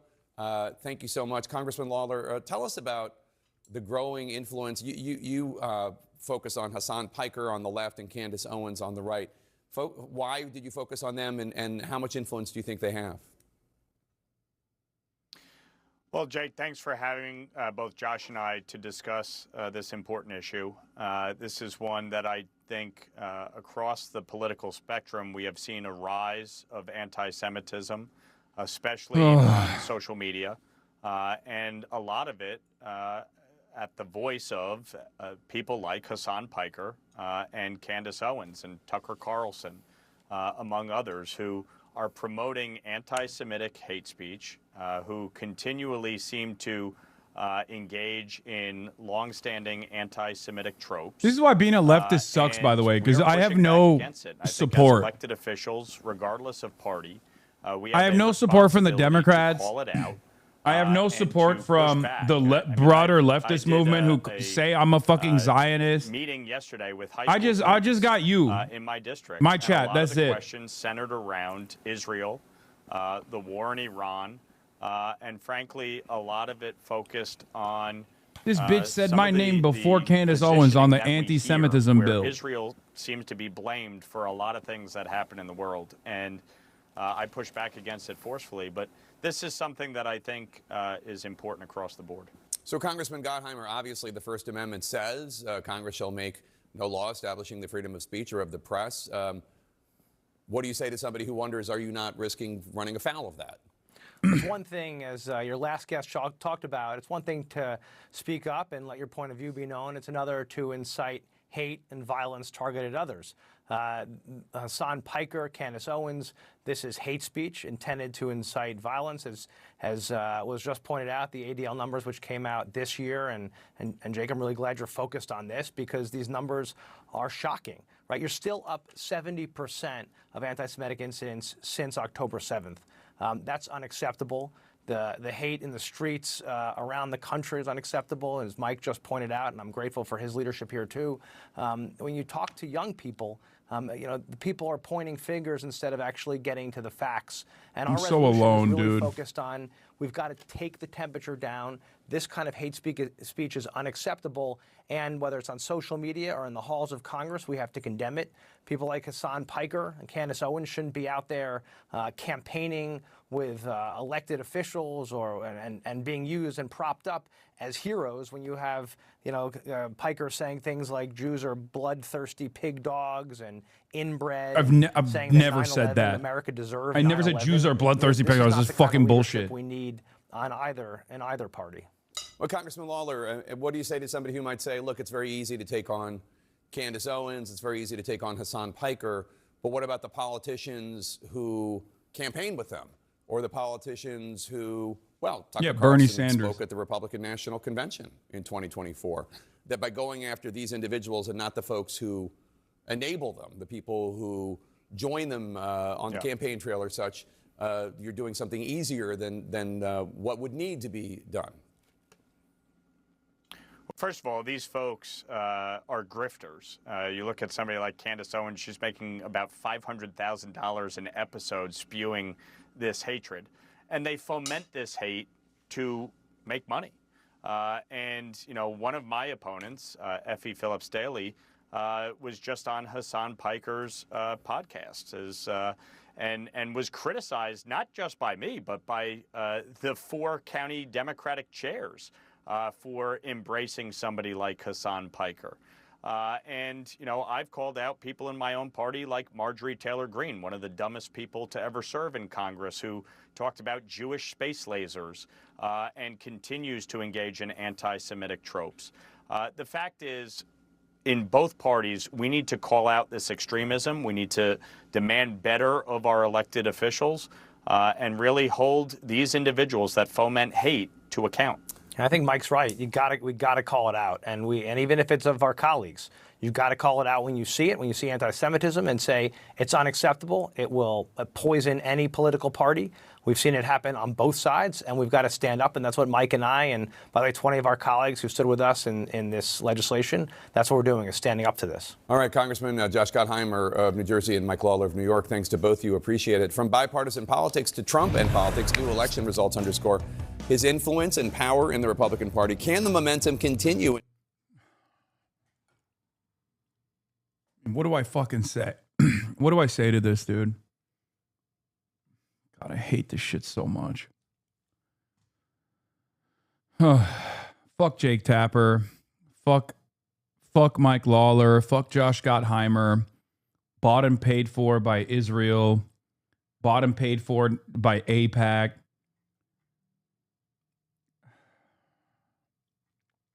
Please sue. I'm going to end the broadcast right now, I think.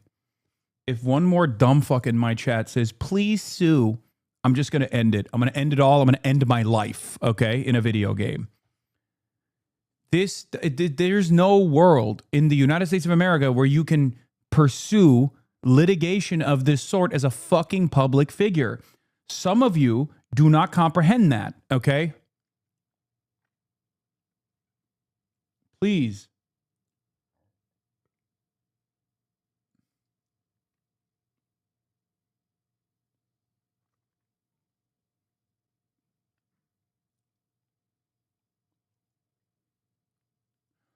I know nobody buys this CNN bullshit. It's still fucking annoying to constantly have to be compared to Candace Owens, dude. It's so frustrating. It's so disgusting. These freaks.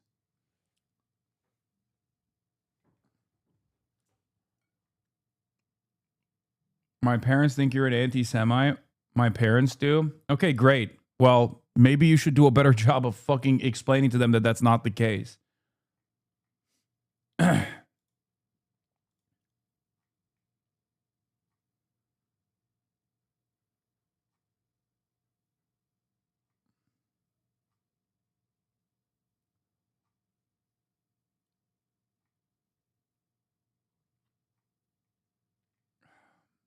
There's been many celebrities and public figures that have won defamation lawsuits. Yes, dude.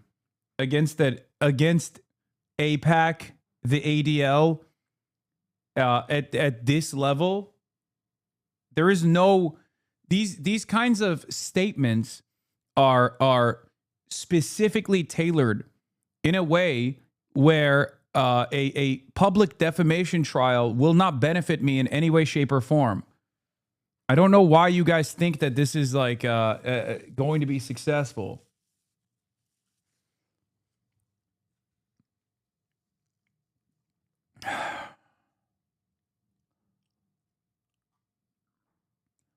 It's also not just because of Israel either. I mean, Israel is the entry point. Israel's the entry point of this conversation, but they are smarter than the fucking hammer and sickle guys on Twitter, okay? They understand the danger of allowing, because their goal ultimately is to sever any kind of sentiment that is anti-capitalist from the ranks of the Democratic Party, any kind of anti-Zionist sentiment from the ranks of the Democratic Party, that they aggressively pursue this outrage campaign, this smear campaign.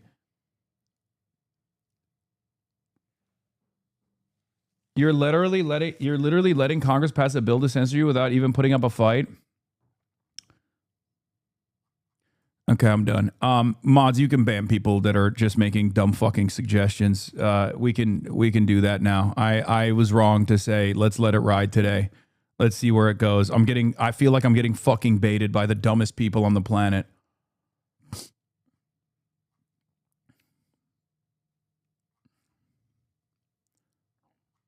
He got triggered. Yes, I did. You got me. You did. Yes, Stalinist purge time.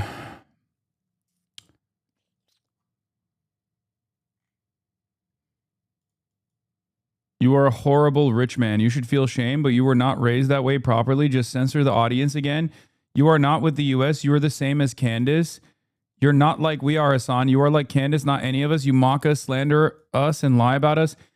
Oh my God. The amount of fucking mental illness manifesting in this chat sometimes is unfucking bearable, dude. What are you saying, dude? What are you fucking saying? Who is us, bitch? What the fuck are you talking about? Who's us? What are you? Who's we? What are you talking about? Oh. You saw Mike Lawler's town hall? I did not. Fuck you! Fuck you! This is what I serve my fucking country for! Freedom of speech, you piece of shit! Feel free to leave. I'm a constituent. It's your question. If you're going to act like that, you've interrupted repeatedly. Hey, we're just going to wait until you're done. Answer the question, Howard.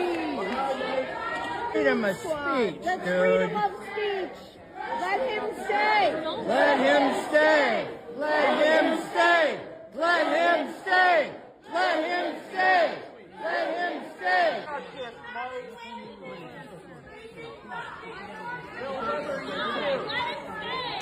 I want you to answer the question. Just like all your constituents here. People in the audience who are not comfortable with being recorded, please refrain from recording. This is not right. Dude, fuck you! This is fucking wrong. I can't believe you guys are participating in this shit. The young man had rights.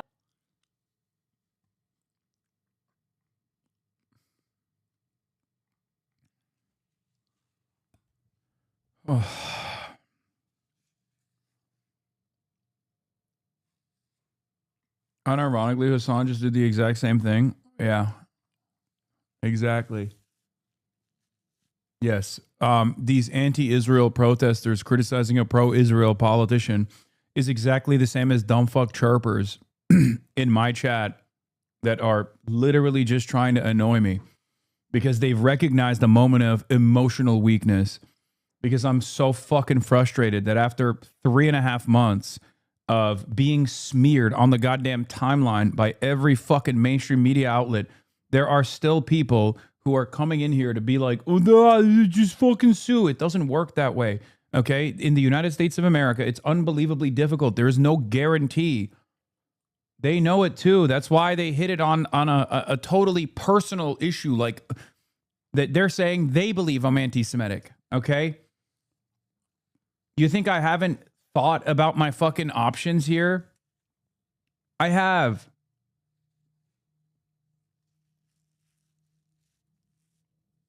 Yeah. And yes, I know there are entire Reddits, Discords, and Twitter communities with nothing but my haters who live to fucking have me read their stupid ass comment and like get mad in the process. I know.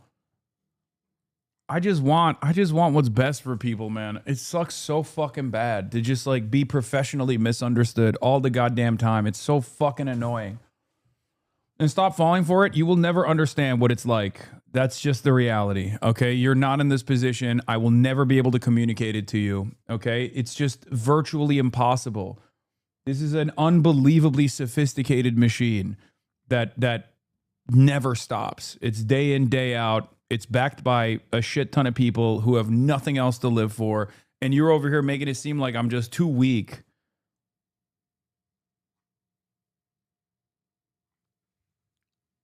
Oh.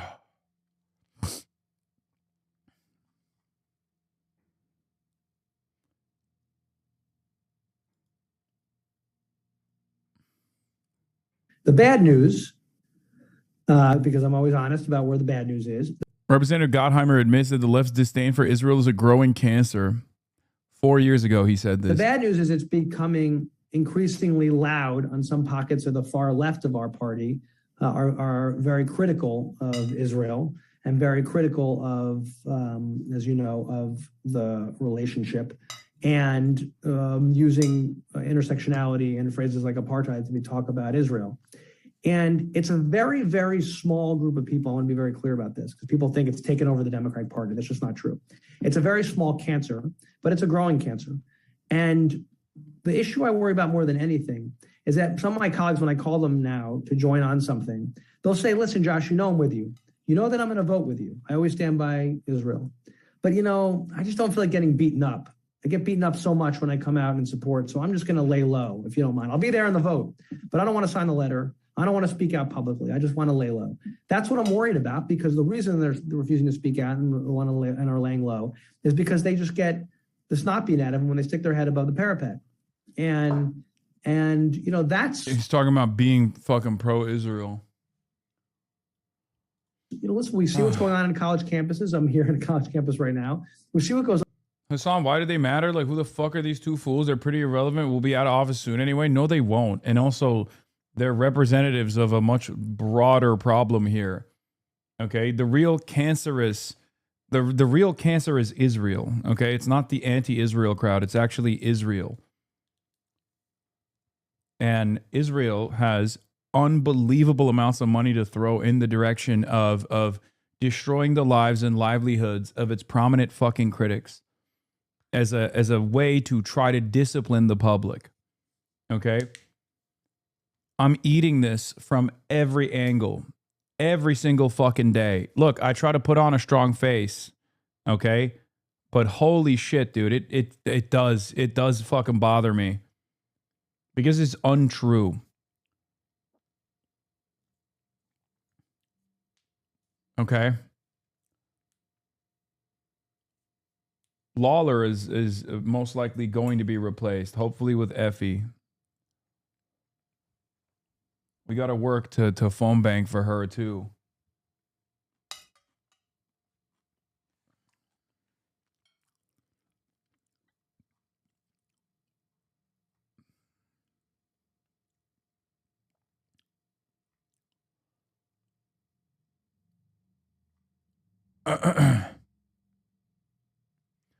You don't sue to win, brother. You sue to cost them money. They're winning for free right now. Dude, you're fucking medically stupid. You're talking about Israel, dude.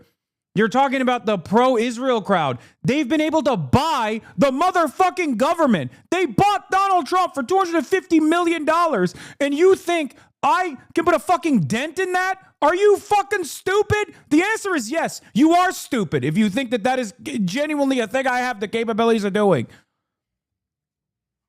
Oh my God. Okay, I'm done. I can't do this. I can't do this. Let's just move on. Here, we have a fucking rally tomorrow that I'm going to be attending, which apparently will have some counter protesters. I'm here at the location of our next rally. On Thursday, May 7th, join Hasan Piker, Jamal Bowman, and me at 715 Harrison for the Change the Party rally. The last time we had one of these, over 800 of y'all showed up and the energy was insane. So we got a bigger venue and a disco ball. So RSVP and I'll see you May 7th at 7. Tomorrow, San Francisco. Got disco ball?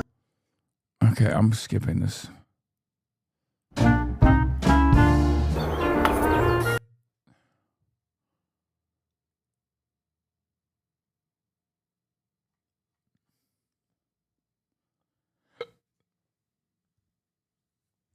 Oh.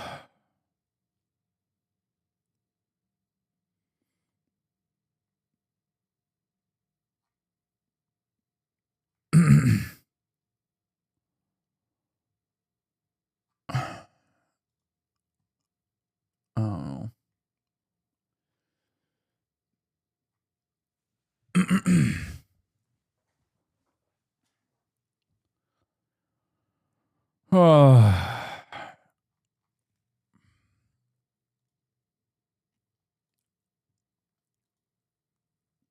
Walter Masterson went to the Park East Synagogue land fair.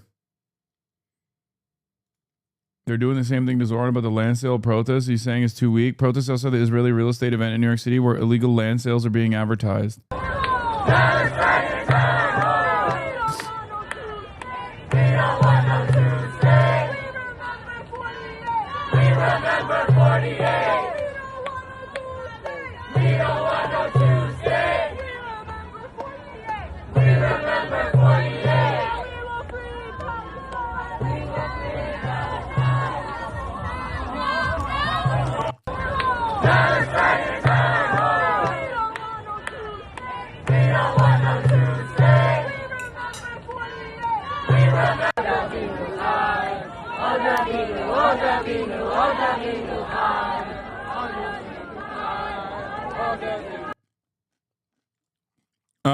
Yeah, Claire Valdez had a really good take. Claire Valdez, Mamdani backed congressional candidate, breaks with the mayor regarding NYPD's handling of last night's protest. She said, New Yorkers don't just have the right to protest the sale of stolen Palestinian land. They have a responsibility to. NYPD should be protecting our First Amendment rights, not blocking and pepper spraying us when we exercise them. I think that, as opposed to what Mamdani said, where he said he was satisfied with the NYPD's handling of last night's protest. Obviously, a lot of people who went to those protests were not satisfied with the way that the NYPD treated them. Thank you, Mayor. Can you assess how you think things went last night at the Park East Synagogue protest? Do you think the police effectively enforced a buffer zone? Is that what essentially happened? And was the right to protest sufficiently protected in your view? And then I have one more question. Yes, I think that I've made it clear time and time again that we in this city believe in the sacrosanct nature of the right to protest and also are committed to ensuring that any New Yorker can safely enter or exit from a house of worship and that access never be in question while we also protect the First Amendment. And I do believe that the police ensured that yesterday evening. And as you talk about ways to prevent anti-Semitism, I noticed yesterday that when you put out a statement about the protest, in advance of the protest, you noted that you agreed with the protesters. You've weighed in on the subject of Israel in a couple of other ways in recent days. And I just wonder whether, you know, are you considering whether you personally putting your views about Israel? Yeah, do you feel like you're fomenting anti-Semitism by criticizing the illegal land sales taking place in synagogues? I don't know, are the synagogues fomenting anti-Semitism for allowing these places of worship to be used for such a heinous crime?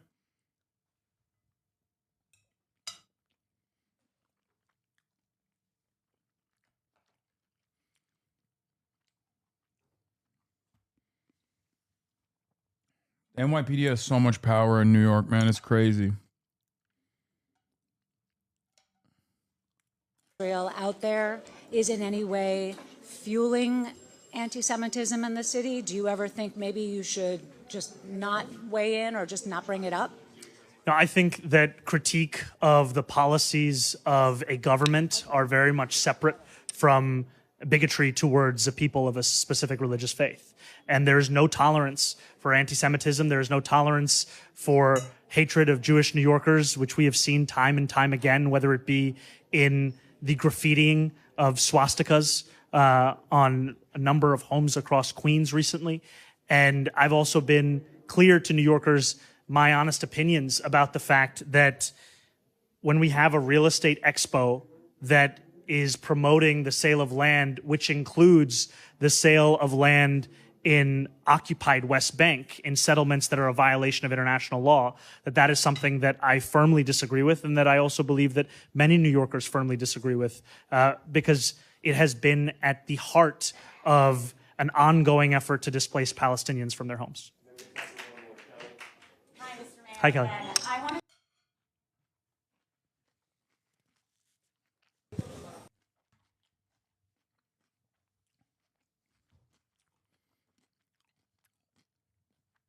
Yeah, it's what a ridiculous song and dance this is over and over again. I mean, hundreds are rallying in New York City outside of Park East Synagogue to protest the great Israeli real estate event selling illegal land in occupied West Bank. Police have shut down the entire block radius, restricting foot traffic, despite new buffer law not being fully enacted yet. I really do not understand why synagogues keep agreeing to host such West Bank real estate fairs. Is it an attitude of never giving an inch to the haters? Confidence that anyone who would protest synagogue comes out looking worse? Surely someone realizes it's irresponsible. Yeah.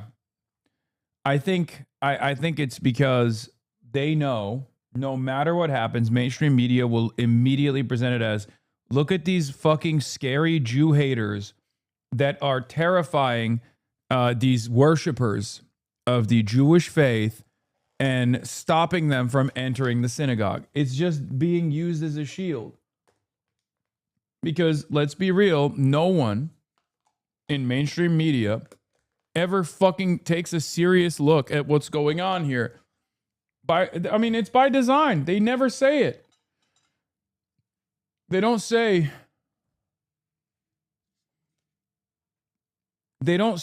what the problem is. They don't say why there's a protest happening at this synagogue. There's not a protest happening in every synagogue all the time. It's just specific synagogues whenever they're doing land fairs inside of synagogues. If those land fairs, those settler fairs, were taking place in not a synagogue, but a regular commercial building, then those protesters would go there. Having a mob of people outside of any place of worship looks super fucked up on the news. Yeah, I don't give a fuck. People should continue protesting wherever the fuck they're selling illegal land. Here's the reality. What's fucked up is not that people are protesting the land fairs, the settler fairs. What's fucked up is that there is a settler fair taking place to begin with. It's doubly fucked that they're auctioning off stolen land inside of a goddamn synagogue, a place of worship.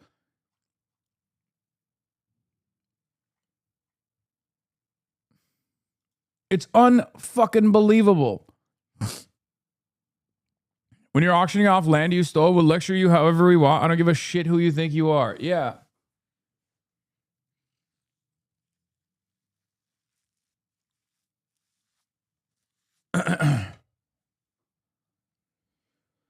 Oh.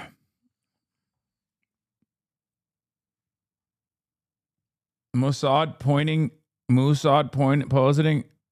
posting about how Zohran is pro NYPD. Yeah, they're just trying to fucking piss people off.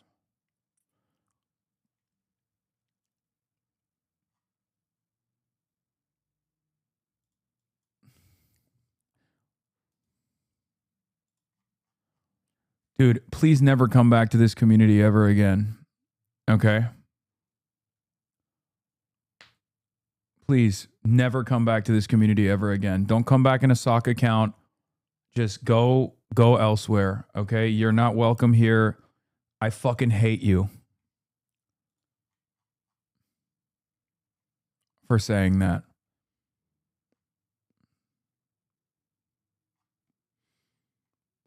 Operation Trust Me Bro failed. Now back to routine Operation Fox. Okay, whatever.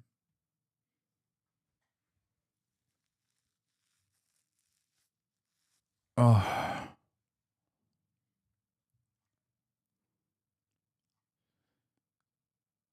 Anyway, there is no I mean, people fucking hate Israel for good reason.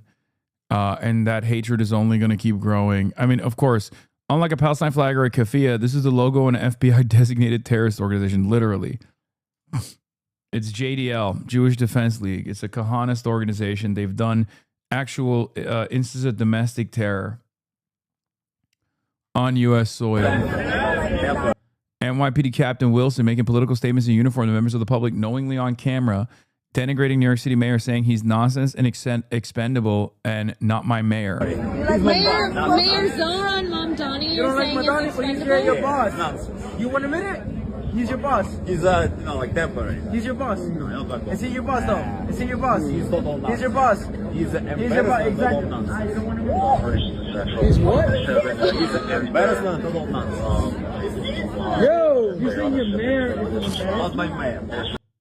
Update. Wilson already transferred out of 94th Precinct following this viral video from NYPD's response to community members mobilizing against ICE in Bushwick, Brooklyn. Looks like Wilson got transferred to the communications division, a dead zone likely preceding forced retirement in lieu of firing. Wait, you guys forget. Look, I mean, I'll tell you, like, when you become the mayor, there's a totally different relationship with the police. Like, Zohran Mamdani has a security detail. He has literally NYPD police officers around him at all times, anywhere he fucking goes. Okay? Not only is the NYPD unbelievably powerful, but then they also have like direct access to him.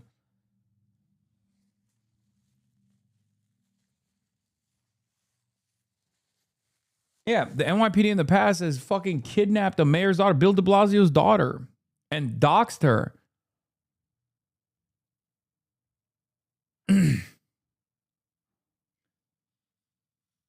Yeah.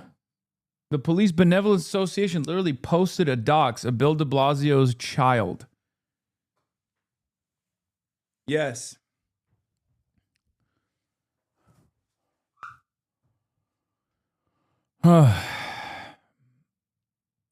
So it's probably the most difficult part of this. You should take a few days off, man. Go be with family, hang with friends. Man, stop. Dude, what are you talking about? I'm going to a fucking political rally tomorrow. It's not happening, okay? She'll be at the rally tomorrow. Daria Lisa. Super PAC attacking Representative Adriana Espaillat's DSA challenger appears to be the return of United for Progress PAC, led by Floridian consultant Marcos VR. The Super PAC's biggest donor in previous cycles was George Soros' Democracy PAC. Chevalier claims she's a progressive fighter, but her campaign cash says the opposite. She pocketed money linked to a controversial AI surveillance firm that police have used to spy on Black Lives Matter, and from a luxury real estate developer that helps the rich make millions at the expense of working class neighborhoods like ours. She even cashed checks from Palantir, the same Palantir whose technology helps ICE illegally hunt immigrants and activists. Daria Lisa Chevalier isn't telling the truth about fighting the corrupt system because she's funded by it.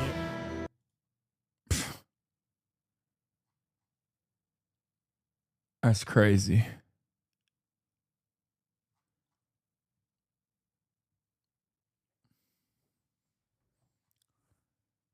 They got more smoke for you than politicians became millionaires while in office via insider trading. What are you talking about?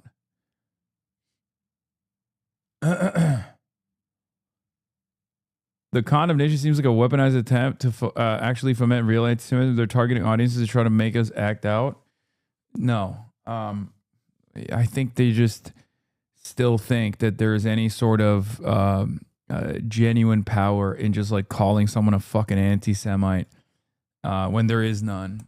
Like there's obviously like institutional stigma associated with anti-Semitism. It's not a bad thing. That's a good thing.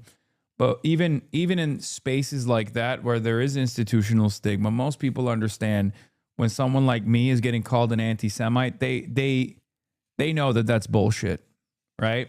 Most people understand that that's fucking bullshit. They know that it's because I'm anti-Israel. Maybe some normies get duped in the process. It is what it is. You know, if you're over the age of 55, I can't really help you with that, right? But because mainstream media and all these other groups so effectively hit the anti-Semitism button for years and years to stop any kind of discourse from taking place on the issue of Israel, any kind of critical language in the discourse about Israel being stopped, they still keep hitting that button over and over again because they only remember a time when that shit worked. Right? You're in Etan's latest piece for Haaretz? Oh shit! I actually like some of his writing. He's interviewed Adam Friedland. Not sure if he actually appreciates me, but in a fundraising email to donors on Tuesday, the American Israel Public Affairs Committee warned of a coordinated, well-funded effort to punish anyone who stands with Israel, which is gaining ground fast. The email singled out Abdul and Graham Plattner, two progressive firebrands and rising Democratic nominees for the Senate, who, according to AIPAC, the pro-Israel lobby group, aren't just critics of Israel, but are running campaigns built on undermining it. Plattner, an insurgent Democratic candidate, Senate candidate, has emerged as the party's frontrunner in Maine after Governor Janet Mills withdrew from the race. El Sayed, a physician and former Detroit health official, is running in the Democratic Party's primary for Senate in August. Both have not minced words on Israel. Plattner, a 41-year-old Marine veteran and oyster farmer, has positioned himself as an anti-establishment candidate and has frequently bashed Trump's foreign policy and Israel's war in Gaza. He has described the conflict as a genocide and said he would not accept funding from AIPAC. He's also drawn backlash over a Nazi-themed tattoo, which is now covered up. The Jewish Democratic Council said it's not ready to endorse him because he doesn't represent the views and values of the majority of American Jews. El Sayed, 41, the son of Egyptian immigrants, said last month that the Israeli government is as evil as Hamas. He also drew criticism after a car ramming attack on a Michigan synagogue, but he said of the attacker, whose brother had been killed days earlier in an Israeli strike in Lebanon, after being identified as a Hezbollah commander by the IDF, that hurt people hurt people. AIPAC accused both candidates of embracing extreme rhetoric and pushing false accusations of genocide and supporting cutting off aid to Israel, policies pushed by Bernie Sanders and amplified by voices like left-wing political streamer Hasan Piker. This isn't a disagreement on policy. It's a direct threat to the U.S.-Israeli relationship. Yes, that is policy, and yes, they are right. And yes, they should actually feel threatened because we are coming for that relationship. That relationship should change. Yes, we shouldn't just put an arms embargo on Israel. We should punish Israel. We should hold Israel accountable. Words mean things. We have rules in the rule books for a good reason, okay? Just like with ICE. We can't just simply say abolish ICE, but we must actually hold ICE accountable. The same goes for Israel as well.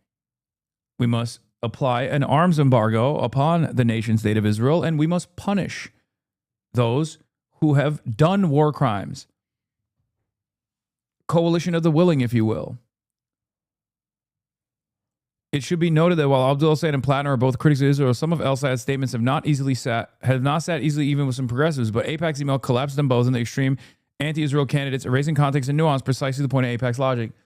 Dude, this is literally the wokest Haaretz writer, Eitan. He's like written about Adam Friedland. And even he still hits this line where like Abdul El Sayed is more extreme than Graham Plattner, who has a fucking Nazi tattoo.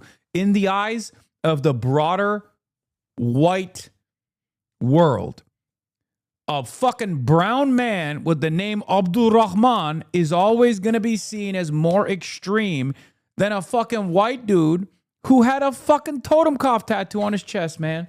Like, and I'm not saying this to be critical of Graham Plattner. I have defended Graham Plattner. Okay? A lot of people get mad at me for doing that. But god damn, dude, we're talking about a fucking doctor, man. A doctor, a public health specialist.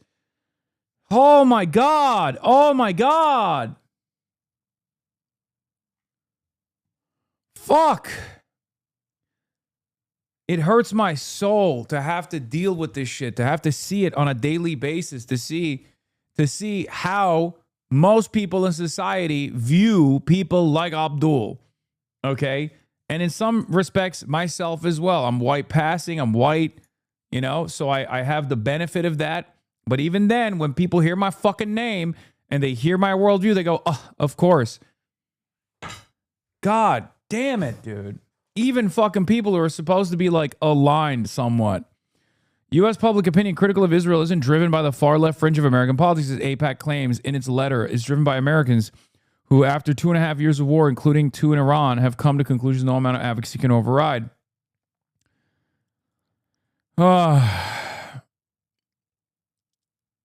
In a September poll, only 47% of Americans said back in Israel is in the U.S. national interest, down from 69% in 2023. In February, a poll for the first time found more Americans more sympathetic towards Palestinians than Israelis. Support for conditioning or cutting aid to Israel, once controversial, has become increasingly mainstream. Plattner and El-Sayed, like other progressive candidates, aren't the source of Israel's popularity problem in the United States, nor are they the real threat. They're a symptom of the deeper shift in American public opinion. That shift is reflected in established Democrats such as Chuck Schumer and Rahm Emanuel, who have expressed support for Plattner and candidates like him. Something they declined to do in the past with Bernie Sanders, even more recently with New York Mayor Zohran Mamdani. For years, Prime Minister Benjamin Netanyahu worked to turn Israel into a partisan issue in U.S. politics, narrowing pro-Israel to an alliance between American and Israeli right-wingers. Now, as that strategy appears to have backfired, he himself has called to phase out U.S. aid. AIPAC's argument that Plattner, El-Sayed, and Piker are an extreme direct threat to the U.S.-Israel relationship shows not only how out of touch it is with Americans, but also with the relationship it claims to defend.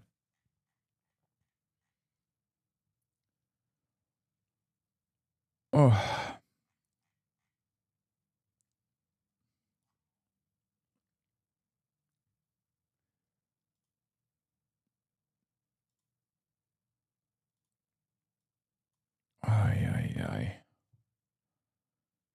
Chucky Boy has publicly supported Plattner. I didn't know that. Chris Rabb ad running during the Sixers playoff game. I'm told his ad stars a $200K behind it and will air during the Sixers-Knicks series with another $200K coming behind it. We need a Philly fighter in Congress. That's why we're all in for Chris Rabb. Chris Rabb, the Rabble Rally. From Center City, Nicetown, West Philly, to South Philly. Everybody's for Rabb. Rabb's taken on big corporations. Fought for Medicare for all. Stood up to Trump's war and genocide in Gaza. Philly's own Chris Rabb. Endorsed by the Inquirer and AOC. The Working Families Party. And me. And me. All of us. Full Philly for the people. Chris Rabb for Congress. Working Families Party PAC is responsible for the contents of this. Honestly, Chuck supporting Plattner is more damning condemnation than anything a Republican put out. This ad will go hard in Philly, hopefully. I think Chris Rabb has a really good shot here. His opponents are not great. The only problem is that, did you endorse him? Yes, of course I endorsed them, but they're not going to put me in a fucking ad, chatter. What are you, crazy? The problem is you got a lot of older black voters in this district who I don't know how which way they will swing. I don't know if they I don't know where they're at on Rabb. I mean, he's locked down all the other demographics. This is a very black district and older as well. So I think the goal here is to door knock on black neighborhoods. I think it's that's the most consequential demographic he must win.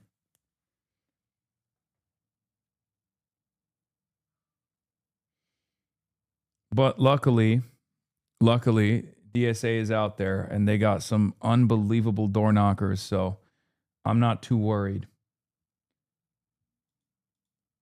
Good news, Haley Stevens and Susan Collins' campaigns are linking up for AIPAC. This is a campaign begging DC to step in and save them. They came in third in 2026 Q1 fundraising and completely relying on AIPAC fundraising featuring Susan Collins. Small dollar donations are barely 10% of her opponents. Had to pay people to collect petitions. Yeah, Haley Stevens is underwater. But it's actually beneficial for McMorrow. That's why UMich Voter is posting it. Got to hit all the churches? Yes.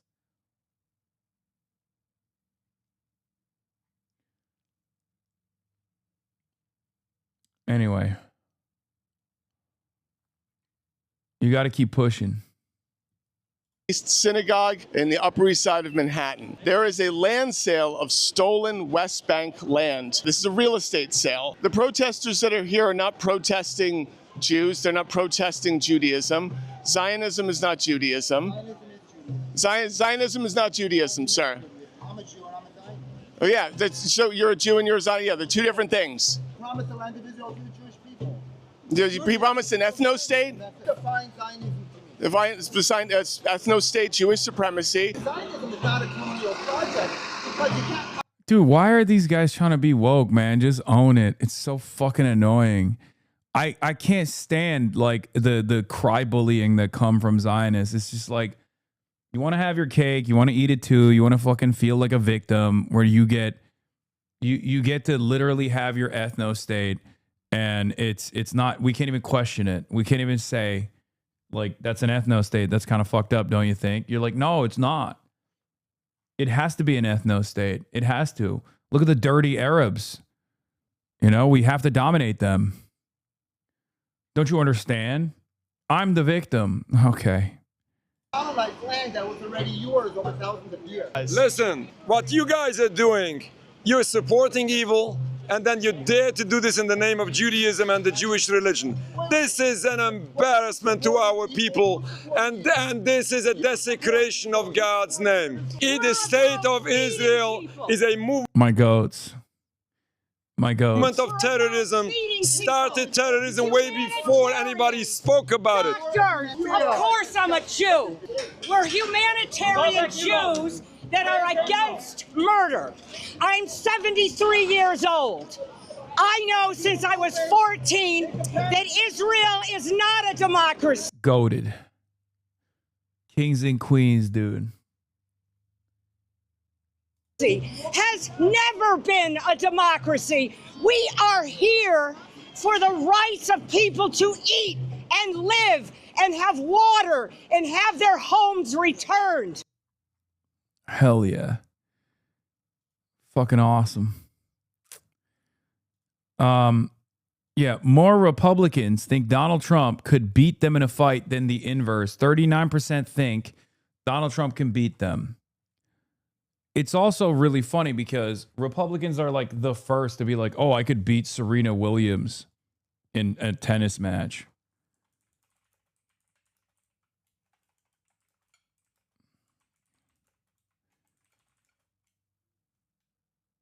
These are usually the same people who think they can beat female UFC fighters.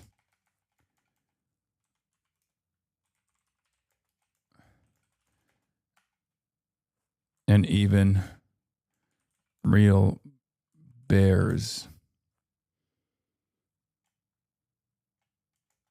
All right, you know what I'm just going to say?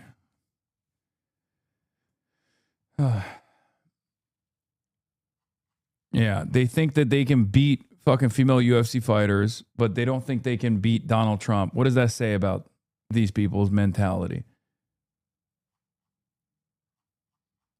I didn't put the bears part in there. It's unnecessary because I can vibe out a bear. Here's Abdul's new campaign on Nobody Needs PBMs. Yeah, hey. PBM pizza here. That'll be $20. Perfect, thanks. Just give me a second. Whoa, buddy, not so fast. You still haven't paid your delivery coordination fee. That's $25. Wait, I thought the whole thing was $20. Yeah, the pizza's $20, but there's also a $15 assembly fee, holding your pizza while you wait fee, and generally wasting my time fee. So, wait, did you even make the pizza? Well, no. Are you even the delivery guy? Yeah, and no. So, what do you actually do? I manage pizza benefits, and I'm also here to collect all the fees that you owe me. Now imagine ordering a $20 pizza, and bro shows up and says you owe him $70? Yeah, that's exactly how our pharmaceutical system works. And the culprit? PBMs. A PBM, or pharmacy benefit manager, they're the ultimate middleman in the healthcare system. They sit between you, your insurance company, the pharmaceutical company, and the pharmacy that actually gives you the medications that you need. So the restaurant made the pizza. Yep. My insurance paid in part for the pizza. Yep. And the pharmacy is the one that actually sent you here with the pizza. Yep. So why am I paying $70? Oh, because of the fees. And they use that position, in theory, to negotiate what drugs are going to be on the insurance formulary, how much they're going to pay pharmacies and pharmaceutical companies. But really, they use their position to figure out how to fleece every single one's pocket. And all that money comes out of yours. I am super hungry, and this pizza's all I got. Oh, I almost forgot one more fee. What? The fee for explaining the fees. Healthcare shouldn't work like that pizza scam, but that's exactly how PBMs operate. When middlemen control your access to pharmaceuticals, they don't lower prices. Instead, they use that control to extract bigger and bigger shares, and you're left paying the price. And that's why we're gonna ban the middleman. Turns out we don't even need PBMs. Instead, we're gonna empower the federal government to negotiate prescription drug prices on all of our behalfs, and we're gonna empower local pharmacies in the process. And look, pizza got cold too.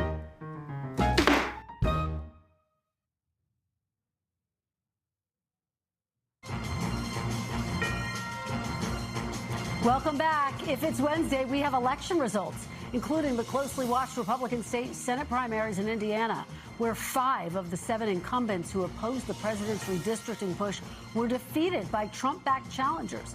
At this hour, State Senator Greg Good is the only one projected to hold on to his seat, with the final incumbent still locked in a tight race, separated by just a handful of votes. That race is still too close to call. Joining me now is NBC News Chief Data Analyst Steve Kornacki and Shaquille Brewster on the ground in Indiana. Steve, let me start with you.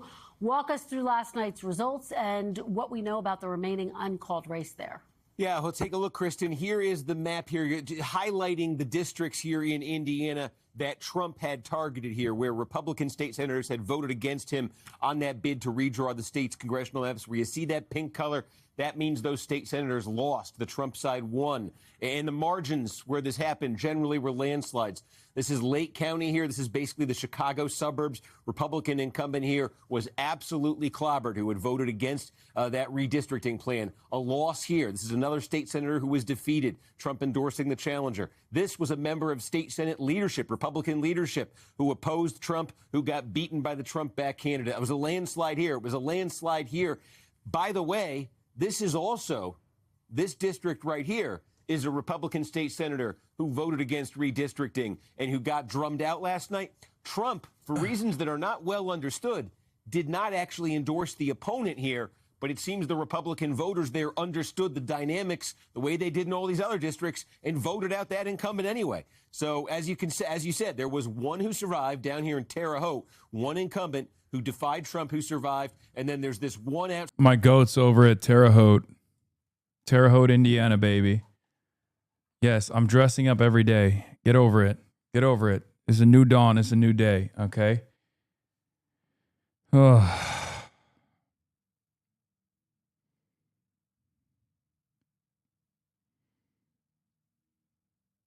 Standing race. So the Trump forces in these 8 incumbents, 6 of them have been defeated, 1 survives, and then one's fate is still to be determined. And we can just zoom in here and show you that. Thought we could just zoom in. Here we go and show you that race right here. I mean, it doesn't get much closer than this, but it's 3 points. Spencer Deary is the incumbent. Paula Copenhaver is the challenger. You're talking about West Lafayette, where Purdue is, some rural areas. And basically what's happening here is we're just trying to figure out how many provisional ballots there might be here. We're talking about potentially a dozen, 2 dozen ballots, something like that. Obviously, with the margin that close, this is not something we're going to be in a hurry to. Bro, look at this. Like we're talking about 10,000 people voting. We're talking about 10,000 people voting, and they spent millions of dollars just to lean into Trump.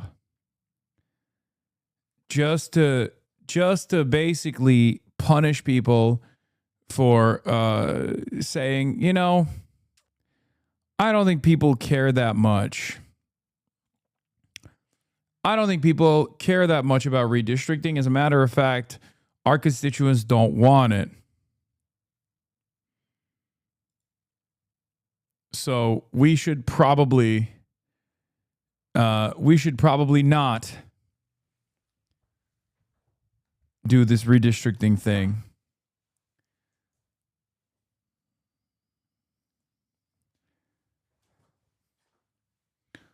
But it turns out the people do only care about what Trump wants. Turns out that was all that matters in this district.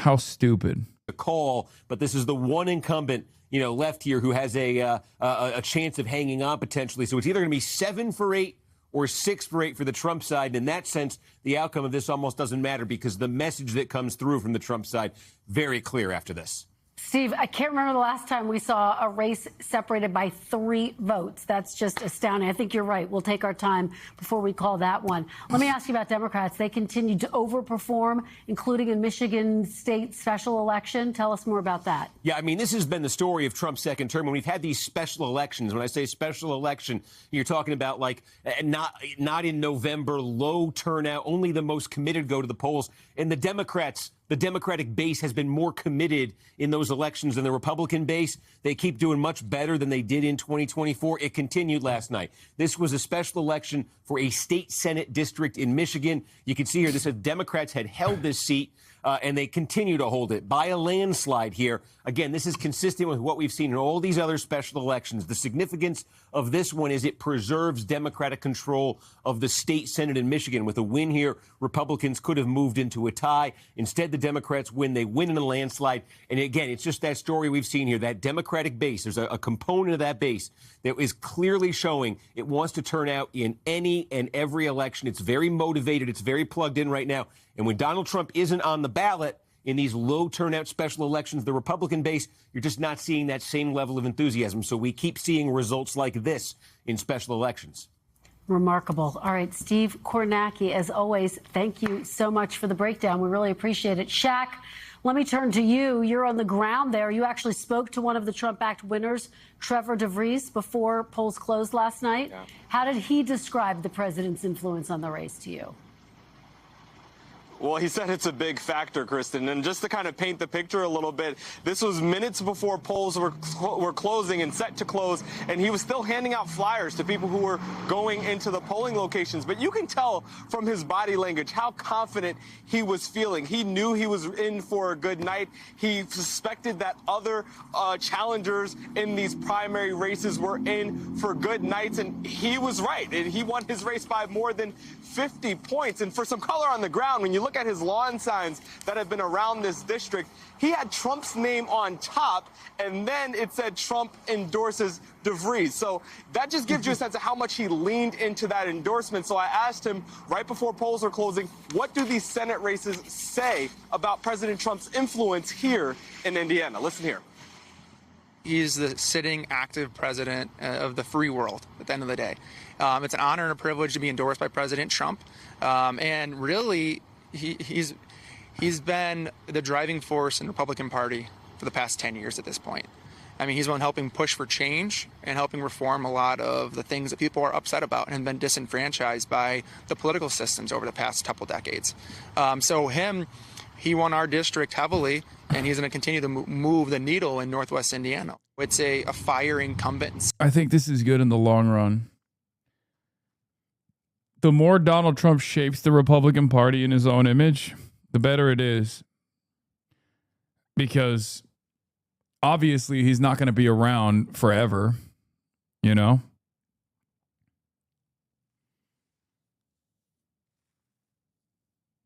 He's not going to be around forever. So at the end of the day, considering how unpopular he already is, hitching your wagon to this dying movement that is on its last leg is probably not the worst thing from the perspective of the opposition. Season right now, and people are just tired of feeling like they're being left out. Now, one of the incumbents who was fired in another district said that this was about retribution and retaliation. You had another Senate leader who's on the opposite side, a Republican, but kind of gets some heat from President Trump and other Republican leaders here. He said that it's about the outside money that came into these local state Senate races. But look, this was a good night for President Trump and his allies. They got nearly exactly what they wanted and what they were expecting heading into this primary, Kristen. All right, thanks for bringing us that interview and that breakdown of the results overnight. Steve and Shaq, really appreciate it.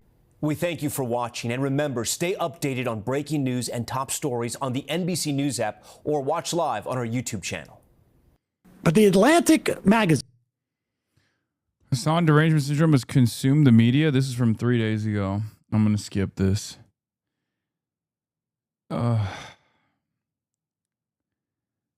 Let's do the Nick Shitley. All right, depending when this. Oh, this only got 477,000 views. No motion. Nick Shitley went to Cuba. Only in America, the crazy guy on the street. Wait, what is this? This piece of Scott LoBaido went nuclear over Zohran Mamdani's ties to streamer Hasan Piker. I still don't know what that's all about. This piece of garbage, I still don't know what that's all about with the president, why he has this scumbag around. Having a friend like Hasan Piker that said and continues to say, as he travels this country and gets to speak at American universities saying that America deserved 9/11, and this piece of little gypsy Mamdani smiles and goes there when knowing that he's best friends with this guy. That pissed me off. I've been trying for years to get the appropriate size American flag at Ground Zero. I love this guy. This guy, I'm in a good mood, okay? This guy instantly put me in a good fucking mood. God, I love this man so much. He does not know that I love him. I think he would probably stab me with a pen if given the opportunity. But I fucking love him. No way that's your capstone project, dude. What the fuck? How dare you?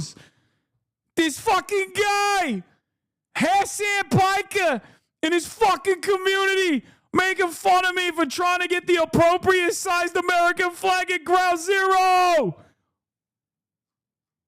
I'm walking here.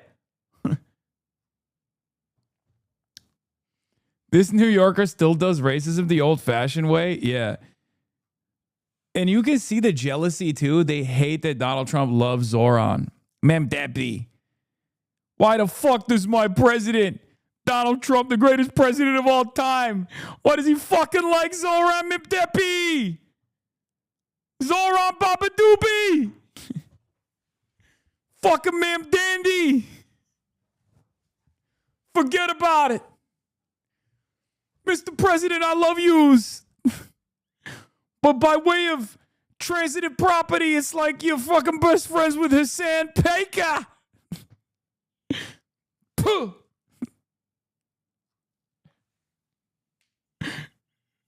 Mr. President, next time you see Zohran Mamdani, ask him what he thinks is the appropriate size American flag at Ground Zero. I bet you he'll say a tiny one, like this big. No flag large enough.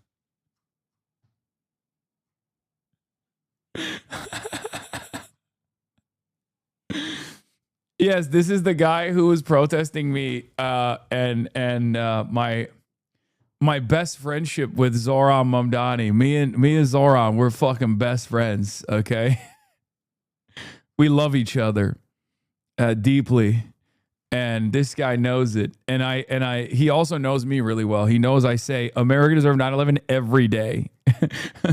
I go to I have family members die in 9/11 and these bitches cry more about it than me. Why is it so hard to be angry at Italians from New York City? Dude, they're the best. They're the best. I love this guy. In time. This guy could slur me up and down and I wouldn't give a shit. He's fucking awesome. Like, he literally makes it seem like I'm traveling around the country, going to colleges and just getting up on the podium and going, America deserved 9/11. And then everyone's like, yeah, every day.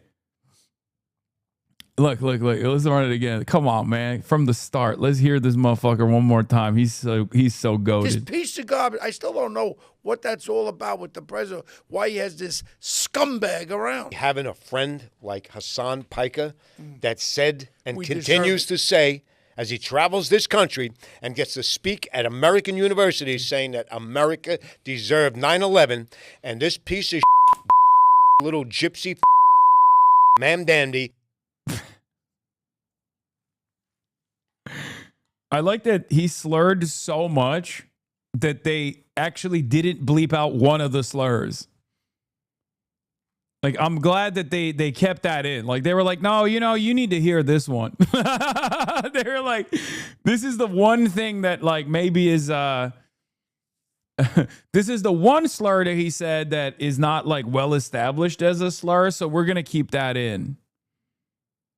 God, I love this man so much. Smiles and goes there when knowing that he's best friends with the guy. That pissed me off. I've been trying for years to get the appropriate size American flag at Ground Zero in time for the 9/11 25th anniversary, and I'm... This piece of garbage. I still don't know.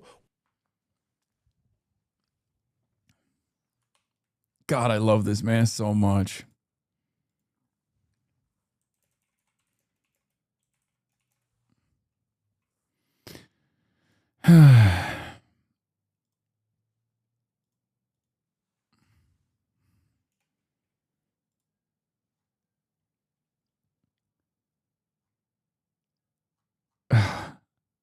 He's slurring for a great reason. Yeah, he is. He really is. He really is. Did you see his art? Wait, he's an artist? Wait, this is him?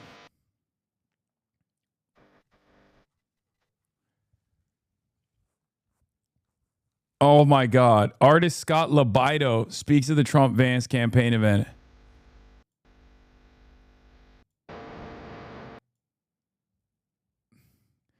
This is, whoa, he uses his hands? He puts his hands in there too? Wow.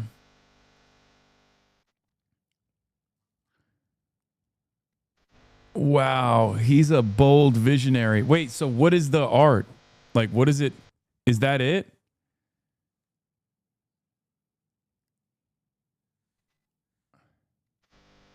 Wait, what?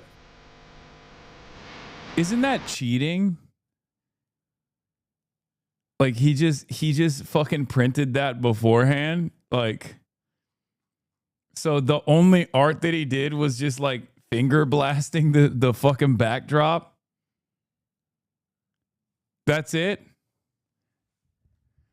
Also, what is supposed to be the backdrop? I don't even understand. Also, why is Donald Trump grabbing the Empire State like he's grabbing people by the pussy?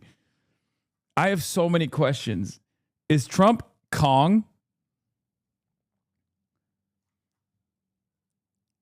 Mr. President, I finger blasted this painting like I would love to be finger blasted by you. Please, bust out my asshole, Mr. President. Dude, call up Zohran to actually get the correct size flag on the Ground Zero and this dude will become your Fedayeen. No, I think there's some different reasons as to why he hates both me and Zohran Mamdani.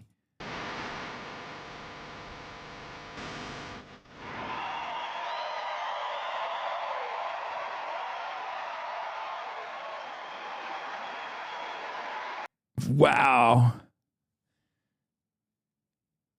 That's awesome. That's fucking dope. This guy's so good. Oh my God. I am an artist from Israel and this is my art. It makes you think, so it is good art? Your ability to trigger hogs was fine-tuned in the ruinous lands in New Jersey, and that's very visible. I love this guy so much. I don't know why he made Trump into King Kong here, but yeah. If the Met Gala is art, and so this is art, listen, this is objectively art, but it's also objectively dog shit. You can make dog shit art. No way you ignore chat trying to make you feel better, and then the Majority Report video trying to defend you, but a clip of this angry motherfucker just makes your day. I'm out, dude. Yes, I'm a freak. That's why I'm cut out for this, okay? That's why I'm so perfectly cut out for this business. Do you understand? It's true. It's true. Give me a fucking fresh hog who's losing their dang minds, and I'm back in, baby. I'm back in. You cannot say whether something is art or not, but you can say whether it's bad art or not. Yeah, I mean, this is just bad art. He drew this while you drew boobs in Turkey? Okay, calm down. Please check logs and shake me, Unk. Okay, you said you saw this. Oh, I saw this guy. Is this real? Like, it seems surreal. Yeah. How did you come to be in that spot? I'm the crossing guard on 55th and Cringechin. When I tell you, he ran the light, T-boned the lady, I'm bobbing and weaving. I'm just thankful to be alive right now. Thank you. I love that he doesn't stop. He doesn't skip a beat. He's still going to town on that ice cream. He's like, nope, near-death experience, gonna have some ice cream right after. Jesus. What did it sound like? Bam! No, not to be funny. I swear, not to be funny. It happened that fast. And luckily, I'm alive. How do you know what time of day I had kids to pull are playing out there? They was out there. They were in there. I had to pull a kid out. No, I had to pull what's the name nephew out. What's your name's nephew? No, what's the name nephew? Yes. So there were kids in there. Yes. So describe this for me. Wait, he just posted a monologue about you? So we have this legend of a New Yorker, Captain Wilson, who was demoted, humiliated, annihilated by the city that he so loves and protects because he said a few things off the cuff. Nothing vulgar, nothing threatening, nothing violent. He just stated a little bit of an opinion. And This is the cop that says Zohran Mamdani is replaceable. He's not my real boss or whatever. Who's this compact squarehead Jeff Goldblum ass? Dude, he does look like Jeff Goldblum a little bit. he got annihilated. But yet this jihad fucking gypsy mayor that we have, and all his friends who say that America deserved 9/11, that those cops that died at 9/11 deserved it, those firemen and all those other folks deserved it. And they get away with saying stuff like that. And then you have these protesters who violently and destructively destroy everything in their paths, going far above breaking the law, and they get away with it. But this hero with a pair of fucking balls, Captain Wilson, just said a few words and he's annihilated. So I want all you people in this city to be prepared for the continuation of the burning and the destruction of this city. And you're all gonna feel the fucking pain, and rightfully so, because that is the only way that this city is going to rejuvenate itself, is once all of you, pain compliant, you feel the pain and the suffrage.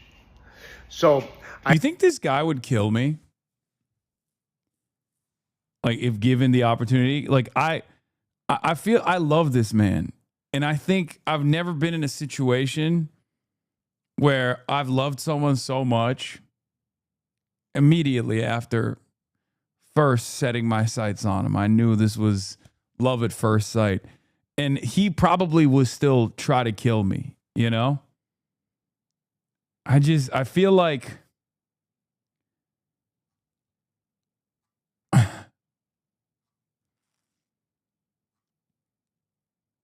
you do not have health self-preservation instincts.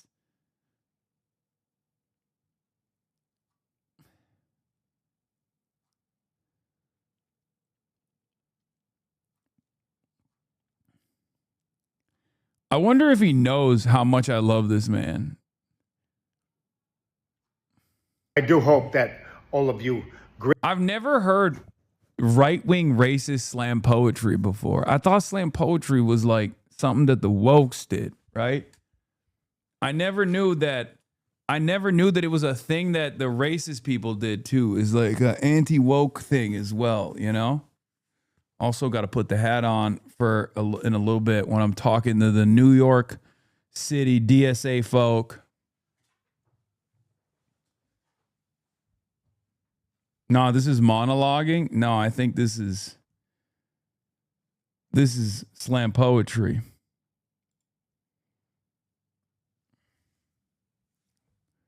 Hasan thinking I could fix him. No, you know what it is? It's because I love hogs so much. And this one is like the hog king. We did it, Joe. Painted by Scott LoBaido. The world needs to see this. Share it. Wait, motherfuckers are sharing it, bro. Oh my God. People love his shit. They do share it. Is this guy popping? I didn't even realize he was popping like that. He's got W motion. I got L no motion. All right, let's get back to this guy. Hey, I don't know which way to go because he ends up in the schoolyard. Luckily, I wasn't on the corner. I'm in the shade slightly because it's an 82-degree day today. And then what? Crazy. My adrenaline is still running. I'm just thankful to be alive. So you see this car on its side. Kids are screaming. What's going on? I run Sheeple, then I grab a kid out because he's stuck franticing, pull him out. Ain't nobody in there. Guy's in there. He's trapped in there. Then I run out, get myself together because my heart is boom, boom, boom, boom, boom. No doubt. Crazy. And you grabbed the kid. Pulled him up out of there. How was the kid? What He was shaking up, but I pulled him up out of there. So was he like? Damn, bro, he is going to town on that ice cream. It's crazy. No prisoners, bro. He is. He went full throat. Look at this. This is respectable technique. Okay, because if you don't take all the corners out, they might drip. This is not his first rodeo. It's a hot day in Philadelphia. Okay, and he knows he has to eat all of the corners in rapid succession. But he's got another job. He's got a story to tell. Okay. So in this moment, the maximally efficient move is to just throat it entirely. And he does it. He doesn't give a fuck. Look at that. Pulled him up out of there. Look, he hit. Look at that. Expertise. A lot of people don't understand. A weaker man would nibble on the sides. Well, the weakest man would say, I'll let my ice cream melt. Okay? A less weak man would at least give little licks on the side. Only a legend is going to go full cone and just hit the swirl on local television in his 15 minutes of fame, turning into 15 minutes of glory. Is he like under a piece of playground equipment? Yeah, right up under there. Wow. No, I'm being honest. No, I believe you. So tell me about this car. Did you see what happened to her? Do a 360. I didn't know which way to go. Luckily, I wasn't right there on the corner. I would have been trapped in the madness if you zoom in. I'm being honest. What's going through your head? He's being honest. Thank you, Jesus. That's what's going through my mind. Thank you, Jesus. Look, he is shameless, dude. Whoa. You know what? He shouldn't feel shame about this. Also, look at this The official portrait of the 112th mayor of New York City, Zohran Mamdani. Wait, why is he eating a pigeon? Also, why are there witches flying in the background? Zohran is doing witchcraft. There's this photo contains multitudes. This is real art, man. A lot of y'all don't understand. This is real art. Okay? It's real art. Anyway, I'm gonna go into in a couple minutes. In a little bit, I will be talking to the New York City Democratic Socialists of America. Okay? And I'm going to be delivering them a speech, which I did not write, as always, to talk to them about the importance of smiling and dialing. All right? It's almost perfect, but it's missing 2 towers. Yeah, because Zohran Mamdani took it out.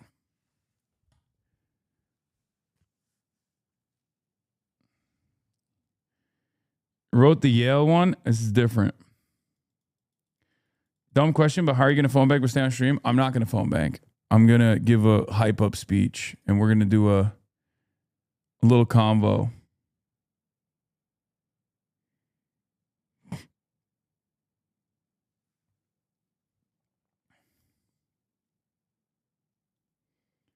It's AI trash, Bo? No, I don't think that guy's an AI artist. I don't think that guy is an AI artist at all. How dare you? That's crazy. I feel like that would be the most disrespectful thing. That guy is a finger artist, okay? He uses his real ass fingers. He doesn't even use Jamel Bowie cosplay. That's funny. This is how short people react to you in public.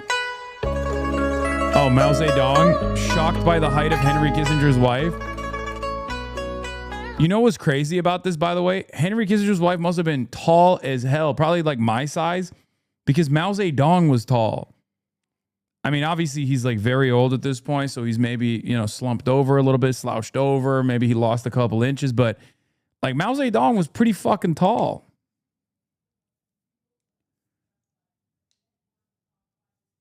Yeah.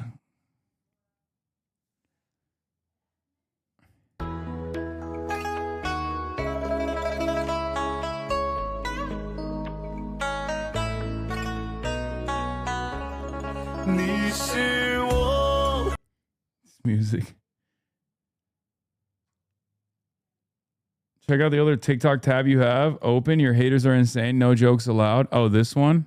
Address the absolute bloodbaths happening over you on Threads and Twitter right now. I made one joke, okay, and I guess comedy's illegal. Men got mad. But fine, we can get into it because it's not funny, but it's also really funny all at once. Recently, I started using Threads and Twitter exclusively for just ratioing men because I am funnier than every man I've ever met on this planet. Much to no one's surprise, not everyone found my jokes as funny as the women's sphere. Last night before I went to sleep, I posted this meme. And it just said, if Hasan Piker texted me not to go through with it on my wedding day, I'd 100% bail, in this photo of stupid, sexy Hasan. And this morning, I woke up to thousands of men screaming my name across Threads, and now I guess it's made it to Twitter, and threatening me in my DMs to come find me. But trust me, it gets funnier. The first and laziest thing that happened, obviously, was guys like this one taking my profile picture, ranking me like a 4 out of 10 foid, and then getting ratioed by me so hard that he had to delete everything he put up. The most common insult I usually see about myself is these guys commenting on my literally Greek god chiseled jawline. I simply like to respond, pointing out that I understand why my jaw definition confuses them. Then it got funnier because they started finding the hottest photos of me I've ever seen and making those trend as if I was ugly, and once again getting absolutely ratioed to hell. And again, every step along the way here, shout out to my women's sphere for backing me up. But then I posted this video, obviously addressing the elephant in the room, which is all these men are only screaming, crying, throwing up over my crush on Hasan Piker because they actually thought it could be them up at the altar with me. And then they tried to screen grab this exact photo of me to get that trending as the ugly photo of me. Honestly, at this point, I felt so bad for them that I was just going to offer them alternatives since they insisted on only taking the hottest photos of me known to man. And once again, they took these and started spreading these too. So I don't actually think you hate me as much as you all claim you do. You're in my DMs threatening me because you're actually so delusional. You believed that you could have had a chance at being up at that altar with me someday, and I had to shatter that by making a joke about how I will always choose Hasan above you. And I stand 10 toes down on that, actually. All that to say that even in the completely delusional, made-up fantasy wedding you have for the two of us in your mind, you still think that I'm hot enough where Hasan Piker might text me and ruin it. Man can't do anything, especially take a joke. Hasan has this open on one of his tabs right now, and he'll probably cover later. That's crazy. Y'all are ops. I swear to God, y'all are freaking ops. Okay, let me join in on the Zoom call real quick. Let me get in on this. Let's see where we're at. Okay, I'm supposed to be speaking in 3 minutes, so.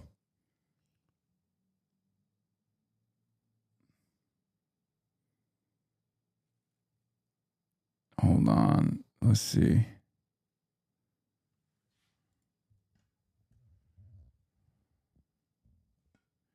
Hello, Roadcaster. Okay. That should be good. Okay. Recording in progress. Is a threat to all of us. And that's why we are all here. Like Gustavo said, New York City faces a deficit of over $5 billion. Right now, Kathy Hochul is poised to allow Trump cuts to wreak havoc on New York City and New York State. She's poised to pass a budget that allows for a payout to New York's richest to come out of the rest of our pockets.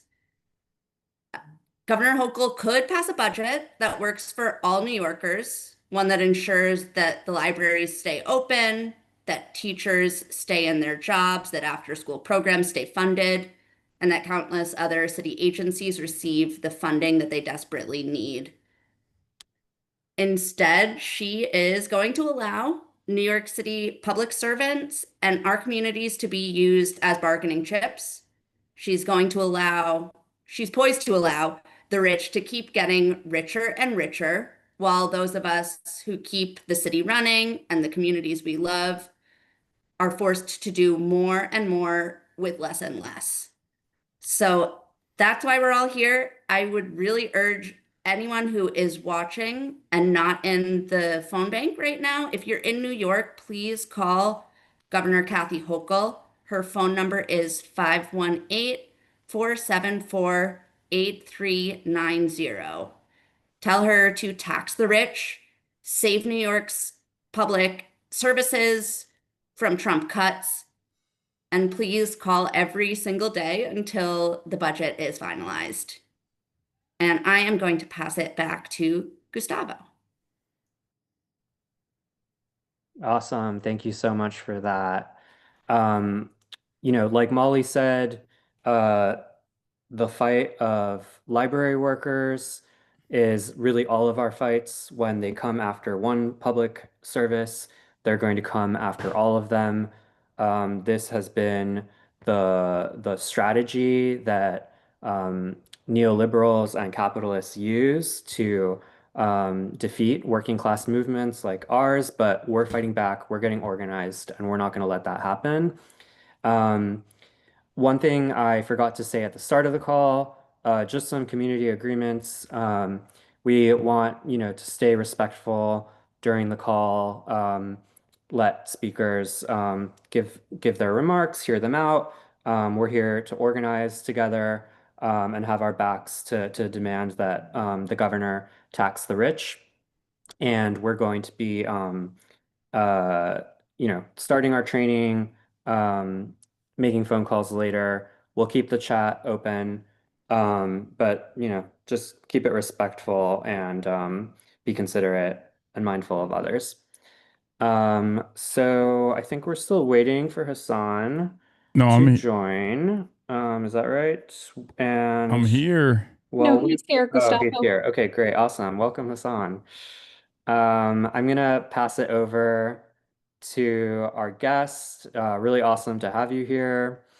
You know, he's been a huge support to the fight to tax the rich, big supporter to DSA. Shout out if you're a DSA member here. I'm one of the co-chairs of the New York City Democratic Socialists of America, and I'm going to pass it over to Hasan for some hype. What's up, everybody? Some of you might know who I am. Some of you probably don't. I'm Hasan Piker. I'm a Twitch streamer, and it is my honor to be here with you today. I'm not as good as I'm not as good at communicating, contrary to what I do for a living, as Zohran Mamdani is. But I'm gonna try to hype you guys up. I don't know what that actually means, but when I was approached to do this, I thought about I thought about how wonderful of an opportunity this is, because it's really good to apply some pressure to make sure that we have some responsive politics in this country, specifically when politicians, more often than not, are completely out of touch with not only the needs of the working class, but also rarely ever get to hear from the working class. But one of the questions I've approached Rashida Tlaib and many other congresspersons, many other politicians with always is, are politicians stupid or are they cynical?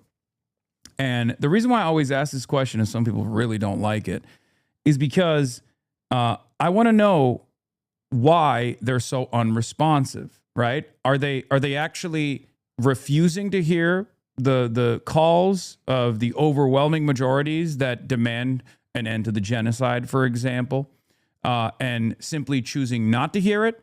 Or are they completely oblivious? And Rashida actually told me something very interesting, where she said, no, they're actually, in most circumstances, kind of stupid. Maybe not stupid, but kind of out of touch. And that gave me a lot of hope. The reason why that gave me a lot of hope is because when they do hear from people like yourselves, when they do hear from their constituents, that actually does light a fire under their asses. And that's why I think phone banking, like what you guys are doing today, what we're all doing here today, is unbelievably important. Because door knocking is good. It's great to get an elected representative out there. It's great to boost membership. But the job doesn't end there. As Bernie has also talked about in the past as well, the job actually begins once you get someone elected into a position of power. Unfortunately, our opposition in this fight are unbelievably wealthy corporate overlords that have been responsible for the grand design of New York City, leading to such unjust outcomes. So we have to be undeniable. We have to be, in some instances, an unbearable force to be reckoned with to make sure that our demands are met. We have to sometimes force democracy and the democratic process to take place. So I think that's precisely the reason why phone banking operations like this one and smiling and dialing is incredibly important. So I'm really excited that you guys are all participating in this. One of the things I tell my audience, I even told them earlier today, is whenever you get annoyed, you know, whether it be with someone from a left caucus or a right caucus inside of the DSA, or Hamill and Sickle Twitter users on the timeline talking shit about the DSA from the outside, saying it's not revolutionary enough. I get called a sheepdog for the Democratic Party all the time, for example. Whenever you hear stuff like that, take that anger and frustration that you have with others and channel it into something productive, okay? Channel it into something productive like this, calling other New York constituents and ensuring that they also, and urging them to call Kathy Hochul, because the reality of the matter is this budget crisis, even though the New York Post and many others claim is happening because Zohran is a communist, this budget crisis was born out of capitalist mismanagement, right? And there are only two solutions to it. Either we demand that the super wealthy that enjoy this city, one of the greatest cities on the planet, to pay a fairer share of the productive output that they seemingly consolidate amongst themselves, or the only other way out of it is austerity. And we all know that that's unacceptable. The city has become increasingly unaffordable, and it's untenable. The situation is untenable.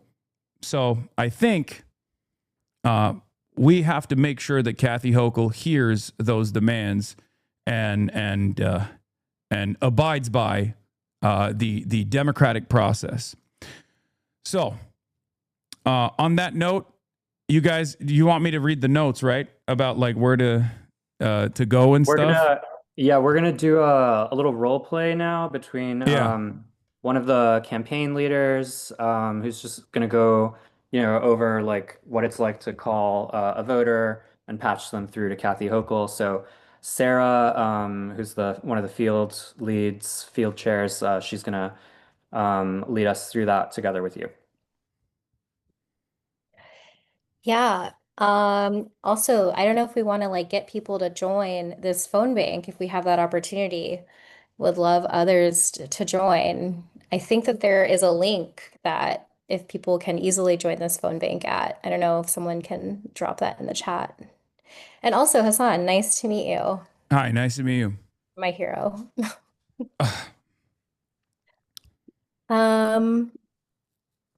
Okay, yeah. So the link to join is dsa.nyc/TTR phone, dsa.nyc/TTR phone, if you want to join the phone bank and call New York leaders, tell them to tax the rich. All right, so we're going to do a little role play. I'm the volunteer, so most of you on this call, I'm you tonight, and Hasan is the person on the phone. All right, and we'll do this again in an actual training showing you how to use the tool. But for right now, just imagine I'm calling, I'm looking at my script, and I'm like, hey, this is Sarah. I'm calling from NYC DSA's campaign to tax the rich. Is this Hasan? How did you get my number? Oh, great. I'm so glad it's Hasan. I'm so glad to speak with you. So we're in the final days of the state budget negotiations, and Governor Hochul is refusing to tax the rich. She's forcing cuts in New York City by refusing to fill the budget gap. And the governor is sabotaging Zohran's agenda and our chance at making New York affordable. So would you be willing to leave a short voicemail urging leadership in Albany to support real taxes on the rich in this year's budget? I can text you a short script and patch you through directly to her voicemail.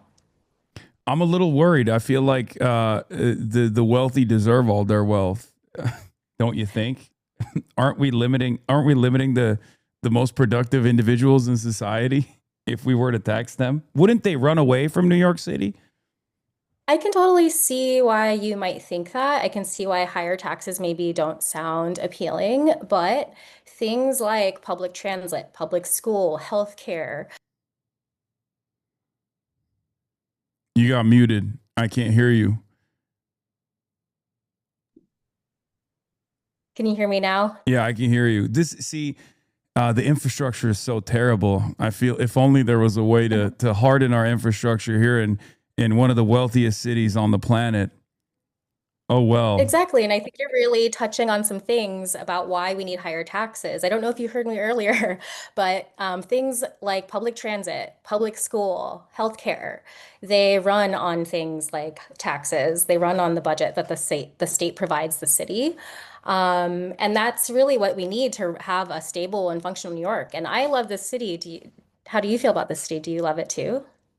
Yeah, I do. I do like it. And I heard Ken Griffin talk about how he's going to move his businesses down to Miami, and that really pissed me off. Yeah, I know, right? Like that sounds insane, especially since we've seen the facts. It's statistically not true that anyone's leaving New York when they're making more money. The millionaires are actually coming here. There's more millionaires here and billionaires here than ever. There's actually more billionaires here than the whole world. So it's absolutely untrue that raising taxes on the rich is going to change any of that. It really is only going to impact working people and people who need that money coming into the city. Okay, so what can I do then? You've sold me. All right, so it sounds like you would be willing to leave a voicemail to our state leaders. So if you don't mind, I'm going to send you a script right now. Do you mind if I text you a script? I can do it really easily. Sure. And I'll patch you through. All right. Okay. You're going to see a script come through on your phone. Do you want You me guys to will get there. Do you want me to read this script? Oh yeah, that'd be great. Okay. Hi. My name is Hasan Piker, and I'm calling to stop Kathy Hochul's cuts and to tell the governor to tax the rich. Hochul needs to fund Zohran's agenda and stop sabotaging him. Over 1 million people voted for Zohran's affordability agenda. We won't accept Kathy sabotaging that agenda by imposing austerity on New York City. Hochul, stop the cuts, fund New York City, and deliver a budget for the working class, not the CEO class. And then the rest of it is, that's it, right? And the call to action. So actually, at the end of your voicemail, you can just hang up, but Yeah. you did it. Great call to Kathy. Okay, there it is. That's one extra call to Kathy Hochul. Well, thank you so much for allowing me to be a part of this process. And also, obviously, I'm sharing this with my audience right now as well. This is being live streamed, live broadcasted on my stream as well. And all of you guys can join the phone bank too from anywhere in the United States of America. You don't have to be in New York City to do this.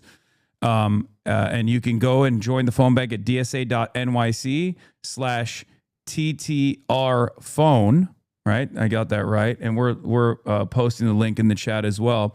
And if you can't join now, and you're in New York, because, I don't know, you're working or something, you can call Governor Kathy Hochul at 518-474-8390. That's 518-474-8390.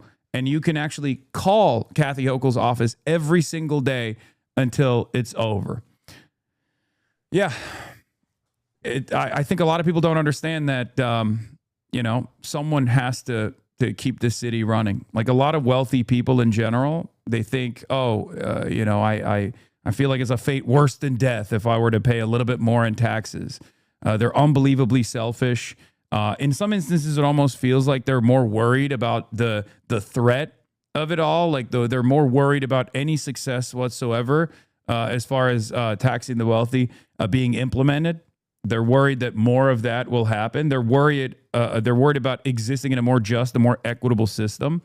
But it's pertinent on all of us to make sure we play a role in advancing that agenda, because I talk to politicians all the time. You would not believe the amount of access that wealthy people and corporate lobbyists have.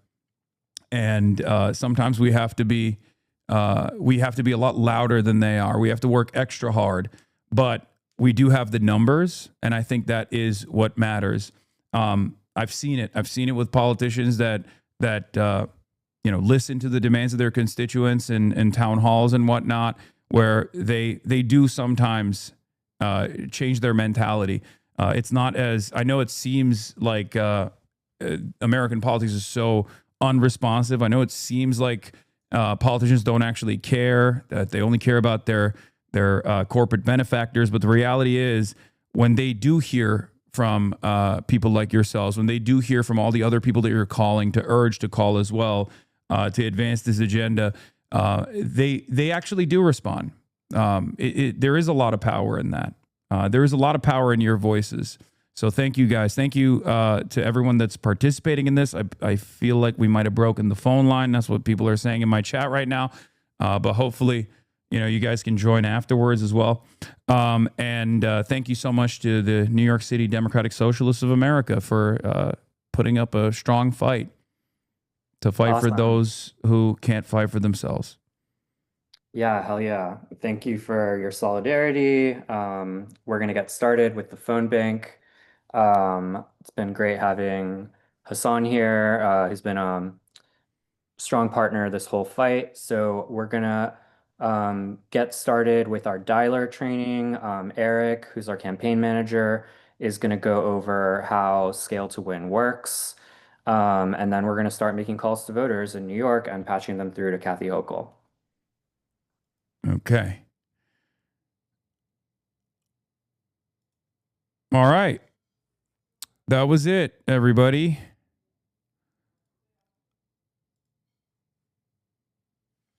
You're wearing the Philly hat? No, I'm not. I'm not wearing the Philly hat. I'm wearing the New York hat. Shut up. Check logs. You're wearing the Philly hat? Even if I was wearing the Philly hat, who cares? It'd be funny.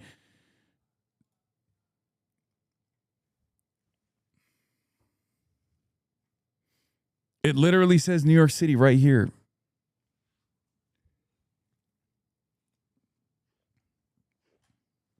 Is stream ending, bro? Yeah, I just wanted the joke. Thanks for humoring me.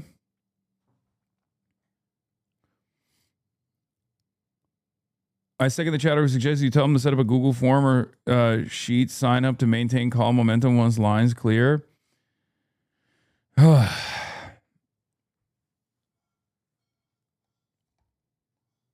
As the owner of New York City, that's a Philly hat. Okay.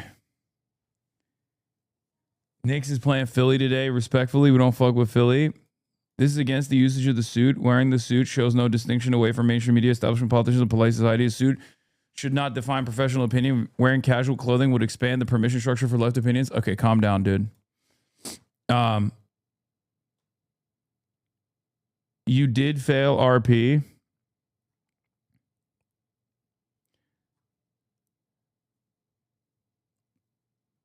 Can you ask them for a link that has the script?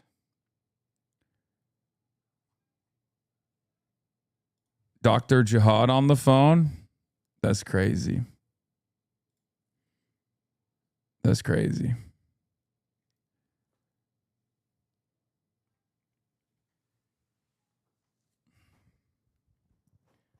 They released the Epstein note? Oh. Okay, this is impossible to read. That's probably why they released it. They were like, you will never know what it is. Federal judge releases previously sealed, purported Jeffrey Epstein suicide note from the cellmate case.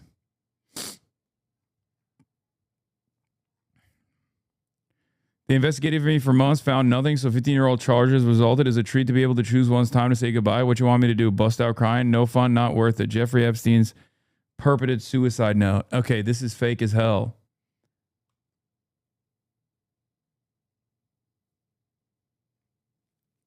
There is no way he wrote this shit. This looks like Kash Patel wrote it. Or potentially Donald Trump wrote it. You see this from DSA LA? What is this?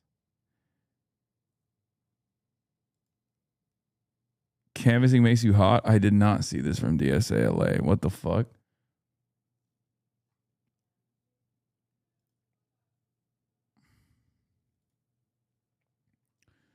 Federal judge released a note on Wednesday, which Jeffrey Epstein's former cellmate said he found in a graphic novel. The New York Times had not authenticated that Mr. Epstein wrote it. Yeah, I just don't believe it. I don't believe it. I feel like it's fake. It's so fucking phony. Wow, it's so crazy. The suicide note literally says Kash Patel didn't get cucked to the White House Correspondents' Dinner. Yeah, that is crazy.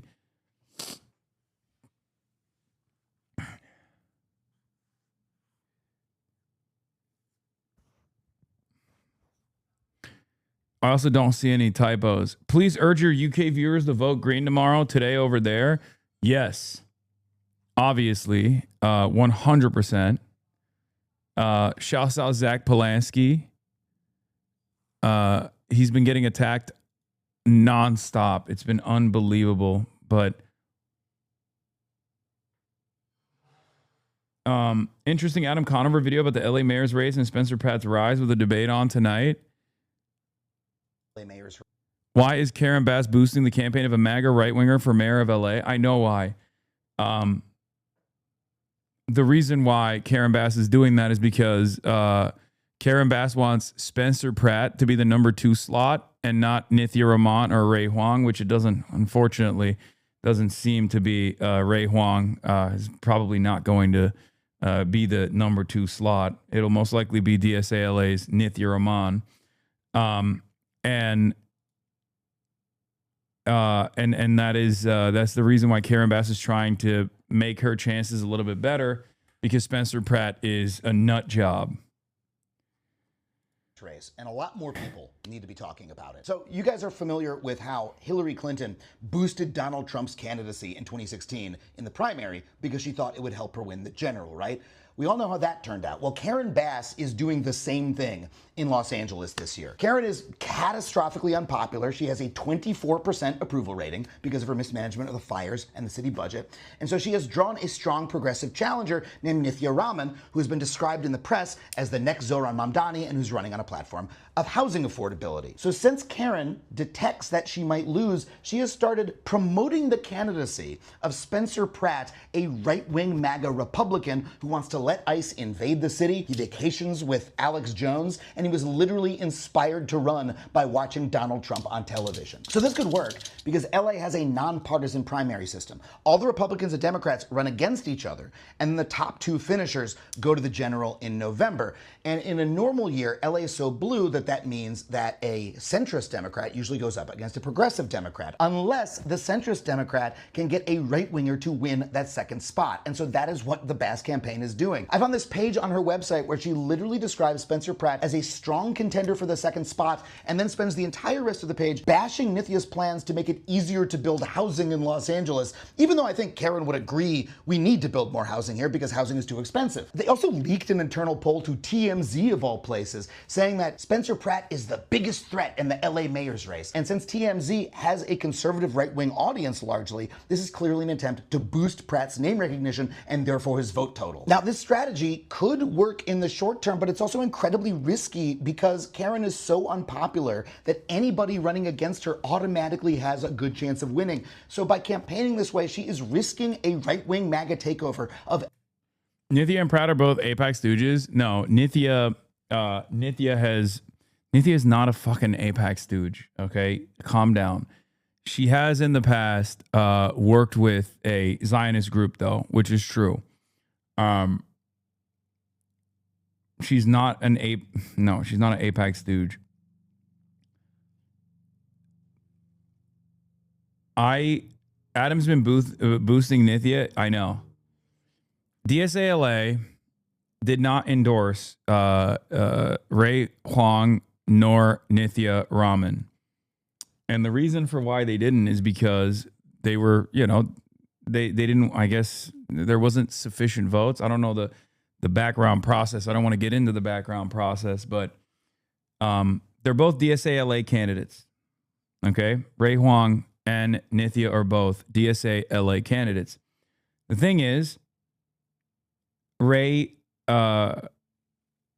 came out and was initially the only DSA LA candidate. And then a week after we did the stream together, Nithya came out and said she also wanted to run. And it came kind of out of nowhere. The reality of the matter is Ray has a lot of great policies and I really like her. I've obviously interviewed her. Nithya has more experience within LA government, and not only that, but also has a much higher likelihood in the polls of actually winning. Although, as a council member, she has done things, or she has voted in the direction that makes me a little uncomfortable as well. DSALA decided not to reopen their endorsement window for mayor of Los Angeles following a debate. That means neither Nithya Raman or Ray Huang will get the group's backing for the June primary, which comes with canvassers and phone bankers. Vote needed 2/3 majority, but only got 54%.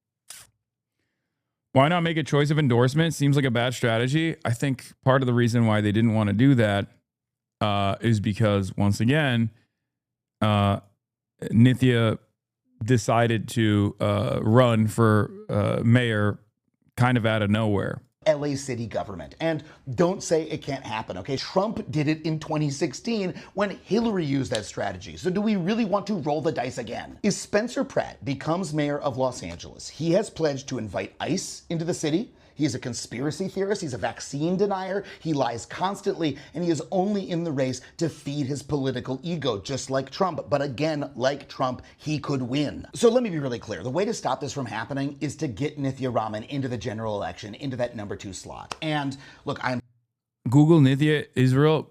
Bitch, I know. I've literally fucking endorsed her in the past. What are you talking about? I know. I know. Supporting her, I'm volunteering for her because I am genuinely excited by her candidacy. She's a true policy wonk. She was the first person to pass strong tenant protections in Los Angeles in decades. She is unbought by anybody, and she's an incredibly principled person. And we would do very well to have her as mayor. At the very least, we would do very well to have a real race between her and Karen Bass instead of Spencer Pratt. And this is urgent because ballots are already in the mail. So look in your mailbox for your ballot, grab a yard sign, and volunteer at nithyaforthecity.com. Y'all, a mayor has no power foreign policy? No, that's bullshit. It's, first of all, it's LA. Okay? Based on what you described, Nithya seems like a spoiler. Yeah, buddy. In the real world, that's not how it works, unfortunately. When you are close to the top, when you're literally either in the first place or the second place in the polls, that's what matters, okay?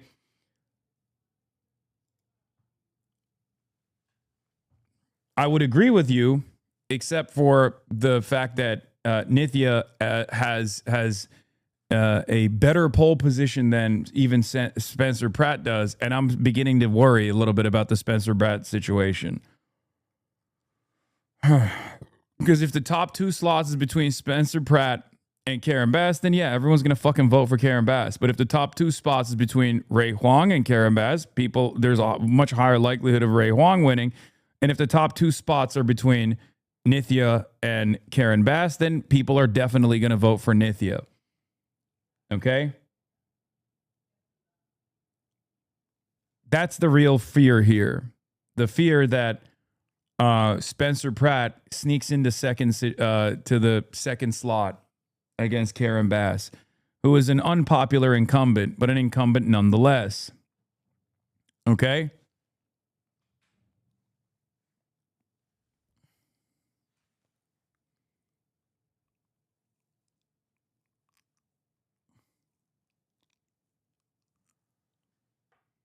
A lot of people in the animal community are voting for Pratt because he's doing something about the homeless animal abuse that's happening on Skid Row. The socialist candidates need to touch on this. They haven't. What?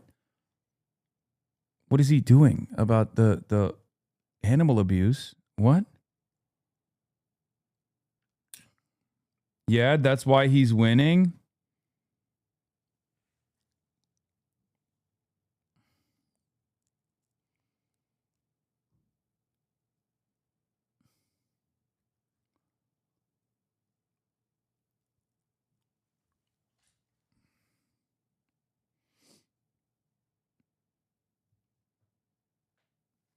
He's making videos on animal abuse. Is he saying that people in Skid Row, homeless people that have animals on Skid Row, are actually abusing their animals, and we must take the animals away from homeless people? Are you saying that a socialist candidate has to run on taking the fucking pets of homeless people away from them? That's the number one issue facing Los Angelinos right now? That's what.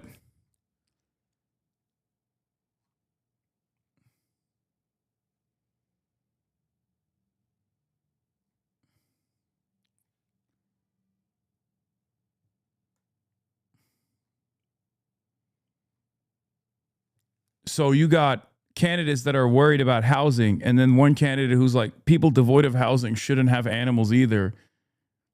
This literally sounds like the white feminism, rich liberal, rich white liberals who are like, I care literally more about the pets of homeless people and their well-being and their safety than the fucking homeless people themselves. It sounds like someone fucking made that up. They use puppies to panhandler and toss them in the sewers when they grow up and get another. What?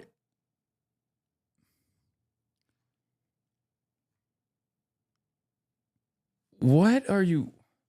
Bro, I met these homeless people at fucking Skid Row. What are you talking about? It's not a panhandle situation at all. It's literally their best friend. It's like emotional support. What kind of like 1957 fucking ass rhetoric is this shit? Saw it in Nashville? Bitch!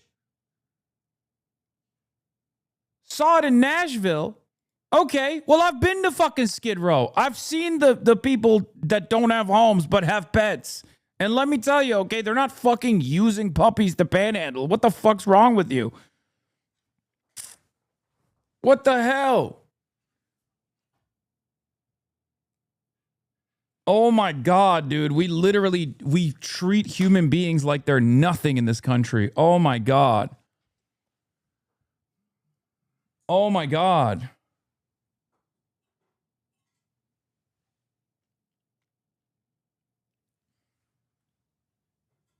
Holy shit. Like, homeless people are not fucking aliens, man. They also like dogs too.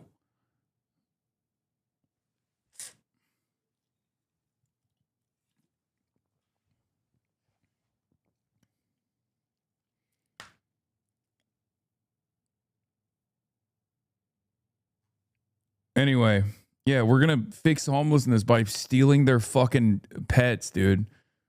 Causing them to kill themselves. This way we will fix homelessness. California seems fucked.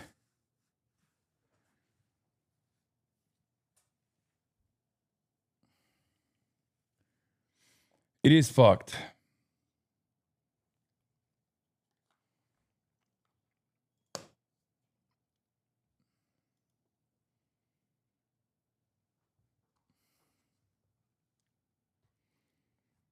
Yeah, if you're worried about the animals of the homeless people, you should work to build more housing so there's less homeless people.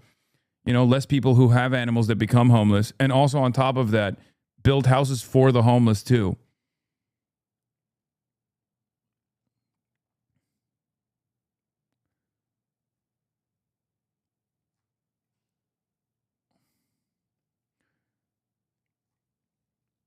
Anyway, Adam is courtside at the Knicks game right now. Are you going to sit courtside to watch SGA, Dad, Dick, LeBron? Those words came out of your mouth. You typed those words out. You said Dad, Dick, and LeBron. If there's anyone who has Dad, Dick in this situation, it's not the foul merchant SGA. Okay? It's LeBron. Yeah, no pause.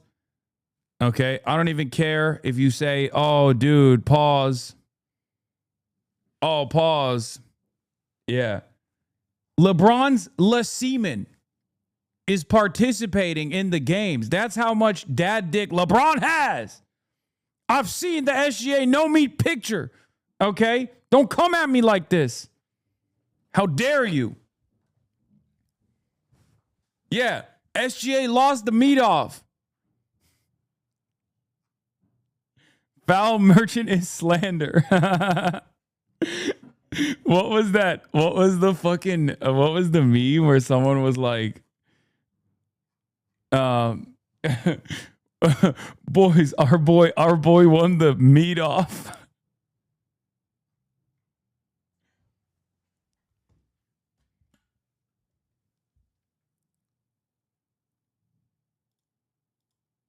I'm not one to criticize Hassan's methods. I just don't know what he had to deal with. He seems to just give her a quick bit of exposure that just virtually never cover her again and never gave her that one-on-one they were talking about, but it's all but too late now. You can't be saying Le Seaman with the DSA hat on. Yes, I can. Have you seen Jennifer Welch defending SGA? Speaking of Jennifer Welch, I might be going to I might literally be going to a game with Jennifer. Anything you want to say about the Thunder? Yes. Okay. I would like. They're huge. Obviously, they're from Oklahoma. They're a huge Thunder fan, huge SGA fan, and I'm obviously the dick rider of LeBron James, also known as Lazionus James, also known as Hebron James. Okay, I'm an honest dick rider. You have the floor. I would like to say that I think Doris Burke is a MAGA-style propagandist with calling Shea Gilgeous-Alexander a foul merchant. And ever since she said that propaganda, everywhere I go in New York, all these salty Knicks fans tried to diminish SGA's athleticism, which, let's face it, we haven't seen anything like this since Michael Jordan. And it all started with Doris Burke, who is a Thunder hater. an SGA hater and a Thunder and SGA propagandist. I've completely had it with her. She's not loved in Oklahoma City. It is not objective journalism. And people say, oh, you need to support women in sports. I support honesty above everything else. And she was dishonest about Shea. Now, all of these little haters, all of these little jealous basketball fans. She knows way more than you. Yeah, 100%. I'm just a shameless dick writer for LeBron James. That's it. But even I know SGA is a foul merchant. Like, even I know that. Instead of being happy for SGA, then they clamor on. SGA wears push-up bras in practice. That's also true, but we don't practice that homophobia around these parts. He does foul bait, but he also gets fouled a lot, so why wouldn't he, Lamau? Breaking, the IDF Home Extraction Squad has been deployed to LeBron James's home. This comes after rumors Tel Aviv is starting its own NBA team. More details of 5. Okay, dude. Someone should ask SGA what he thinks about Israel, okay? So we can fucking even the playing field. This popped up on my feed while trying to look for SGA clips to send you. Hey, the beat go off? Oh, I know what this is. I know. It's going to be fucking... It's going to be IRGC Rockets on Tel Aviv. Hey, yeah. I knew it. I fucking knew it. Every time. All the Wemby edits. This has 400,000 likes, by the way. These people think they can just do fucking propaganda that makes people fuck with Israel again. Okay? My he go off, bang, bang. I heard he do that sneaky talk. Hey, I heard he was a sneaky dog. I up his fucking fold, then I speak it, dog. Me, I take naps and you a sleepy dog. Catch your ass in the back, shoot up your fifi dog. 223 and set your neck. Breathing dog.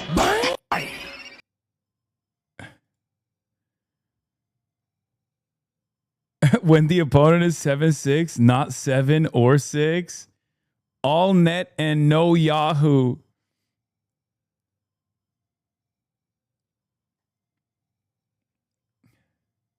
Avdija is severely underhated.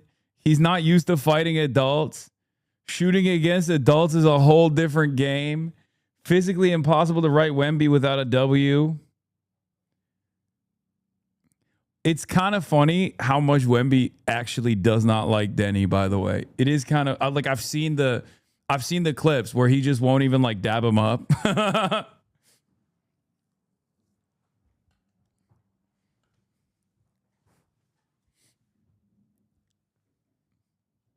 Respect. For the first time ever, an international body holds a Zionist accountable for something. And 4 blocks to go with those 17 points. Yeah, he fucking launched that shit into the ether, dude. Look at this. Oh my God. He launched it into space.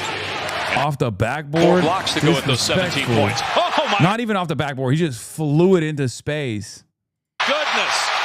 Spiked. This is the energy France needs to bring to the fucking International Court of Justice and the ICC.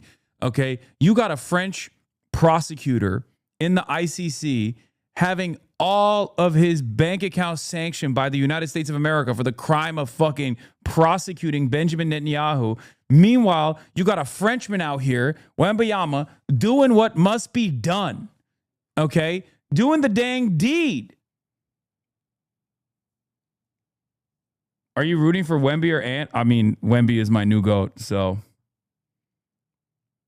Yeah, here I've seen this clip. Wemby passing by. Wemby didn't even look at Deni Avdija after the game.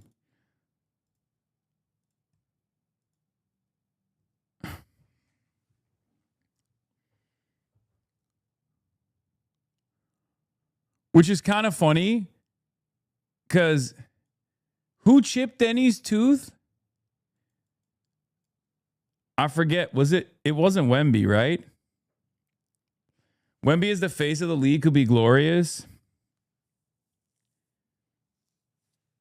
No, it wasn't Stephon Castle. It wasn't Stephon Castle, but here is Stephon Castle hugging it out and dabbing him up. No, Castle didn't break his teeth, but Castle's the one who pushed him or put the ball on his chest, and then Denny pushed him, and then he pushed him back. And here he is Still fucking dapping him up. Meanwhile, look at Wemby. Wemby said, nope. Put his fucking hand behind him. Ant-Man is the real king of the pirates. Yeah, I mean, it's fine.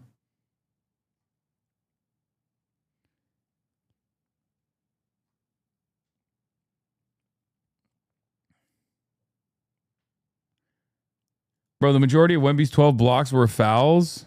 Down to 5, Shannon blocked. Rudy taught him that time. That's crazy. It's so funny because, like, he's so tall, they call it goaltending every time.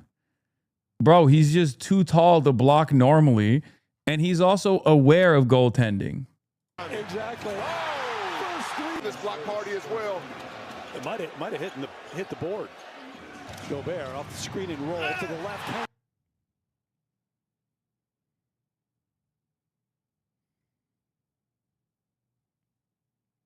UConn, Stephon Castle. This was a salty Wolves fan. Hasan is a former Portland season ticket holder and Denny Gate enjoyer. Inject this into my veins, Lamau. I mean, yeah.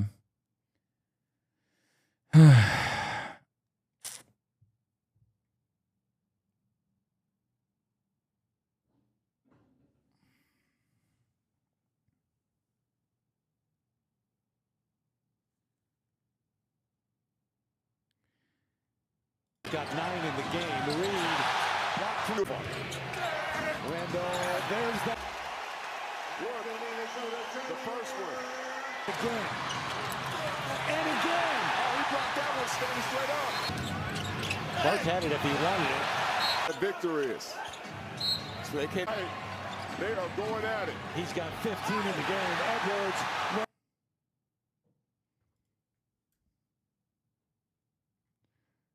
As a Seattle Sonics fan, OKC can eat a dick. A whole free throw merchant dick. Someone seems a little salty, huh? Anyway, yeah, there's going to be a debate tonight. There's a mayoral debate tonight. I do care about it. I mean, I want to watch it a little bit. Q4 growth reports. It's going to be Karen Bass, Spencer Pratt, and Nithya Raman on NBC LA.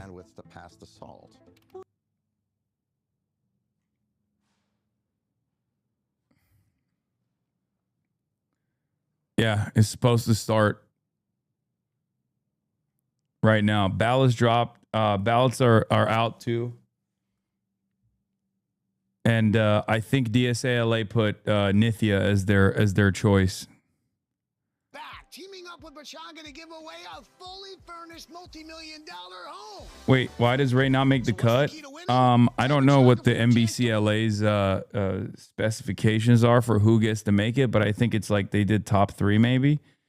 But the problem with Ray's candidacy is, yeah, they recommend DSA-LA did not endorse neither Nithya nor Ray, but they did recommend Nithya on their primary election voter guide.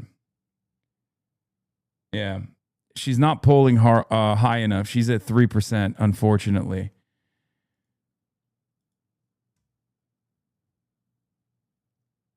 It was bullshit, 5%, and she had 1 poll over and 1 poll under.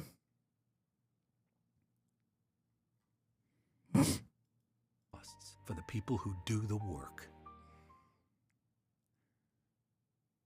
Tonight, a debate doubleheader. First up, the race for LA mayor. Los Angeles, a big city, a bigger reputation. Beneath the blue skies, frustration, fear, and uncertainty. It's horrifying, and everybody has to keep watch. I don't sleep well at night right now at all. It feels like there's no neighborhoods that are safe. Southern California, plagued by homelessness, ravaged by wildfires, and crippled by the rising cost of living. Unfucking believable, bro. Oh my God.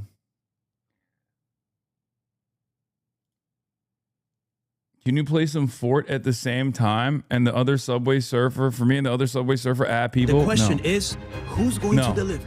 Here at the iconic Skirball Cultural Center, a face-off for the two biggest races on your ballot, the top candidates for mayor and governor.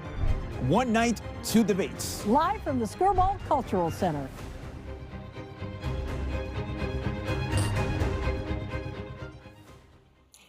And a good evening, everyone. I'm Colleen Williams. Thanks so much for joining us tonight. Our doubleheader debate kicks off right now with the race for LA mayor. There are a number of issues for Angelenos, and with the primary election now just 4 weeks away, the stakes are very, very high. Joining me for the debate tonight are my colleagues, Conan Nolan, NBC4 political reporter, and Enrique Chiabra, Telemundo 52 news anchor. I don't know what the fuck's wrong with me. Welcome tonight the 43rd mayor of the city of Los Angeles, the Honorable Karen Bass, and her two challengers, Nithya Raman, who is a member of the Los Angeles City Council District 4, My nose is running, and Spencer also Pratt, I a media don't know if I have entrepreneur allergies or something. and a former reality TV host. We'll be asking questions tonight on behalf of viewers and voters. We are proud to broadcast and stream this debate in English and Spanish on NBC4 and Telemundo 52 in partnership with LMU. All right, there are a couple of rules tonight. Each of the candidates will have 60 seconds to answer our questions, and then 30 seconds for rebuttals and or responses to follow. That is up to the discretion of the moderators here. If a candidate goes over their time, we'll give them a warning. You can argue that Nithya is as bad as Karen or worse, by the way. That's fucking insane. No, she's not worse than Karen Bass. That's an insane thing to say. Certainly no name calling, obviously. We're interested in some precision here, some effort at giving the people of the city of Los Angeles some specificity as to how you're going to handle some of these problems. And let's start with one. It gets to January 7th of last year. So, Mayor, this is for you. I know that you have apologized for being out of the country during those wildfires, but still, there are plenty of people who believe that the city let them down. The Los Angeles Fire Department, for some reason, didn't have a strike team or a brush unit where there had been a fire just days earlier and had been reports it was still smoldering. That appears to be inexcusable. LADWP had a reservoir that was dry. The fire hydrants went dry. So based on that issue alone, articulate for us why you should get a second contract as the mayor of the city. Absolutely. Well, first of all, thank you very much for the opportunity to speak with you. You know, when I took over as mayor, LA was definitely facing an awful lot of tough problems. And obviously, January 7th was horrible. And as I have told you before, it was one of the worst moments of my life to not be here when my city needed me. And it didn't matter where I was or why I was away. To me, it reminds me of like if you're away and a family member is in an accident.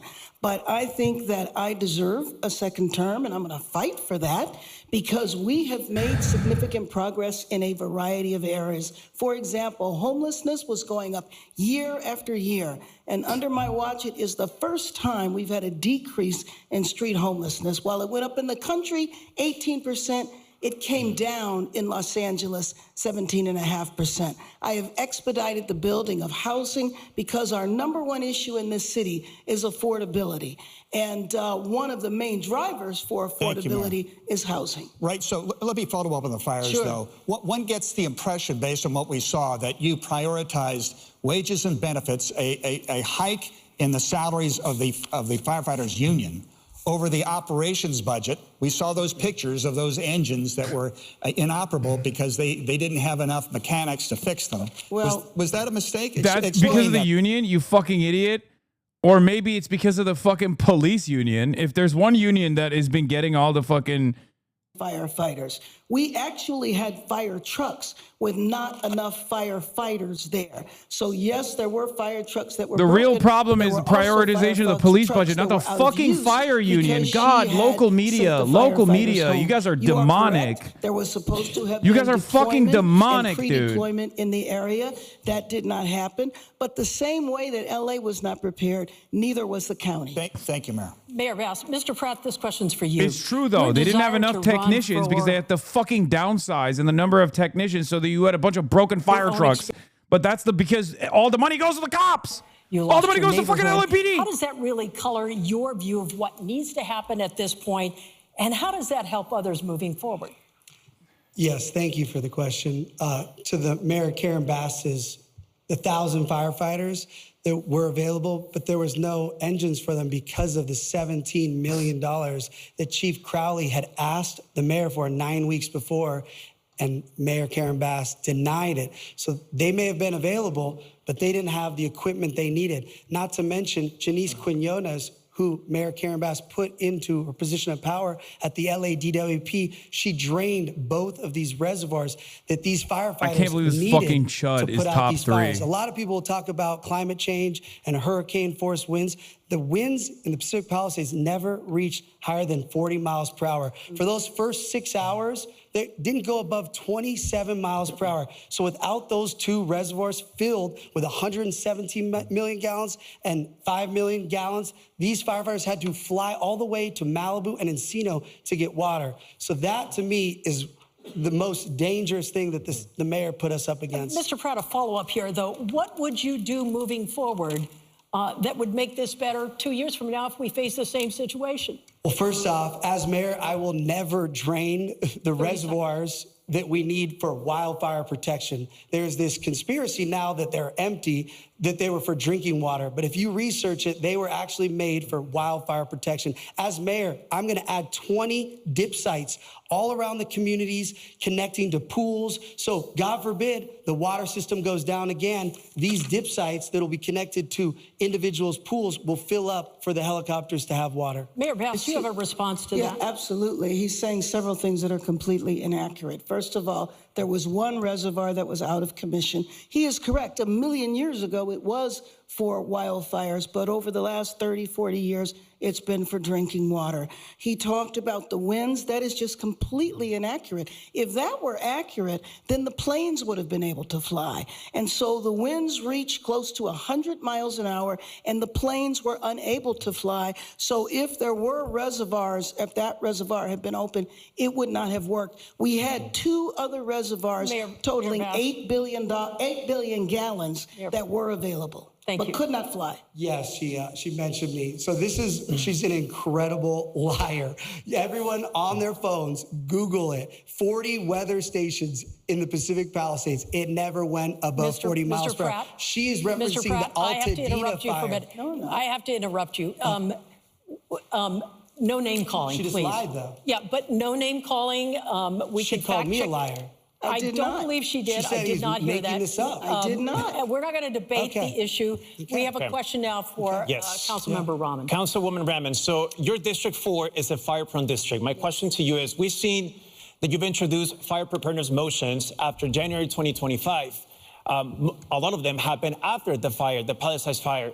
My question to you is, what did you do before that? Because this seems like it's more reactive rather than proactive. So any motions you introduced before January 2025?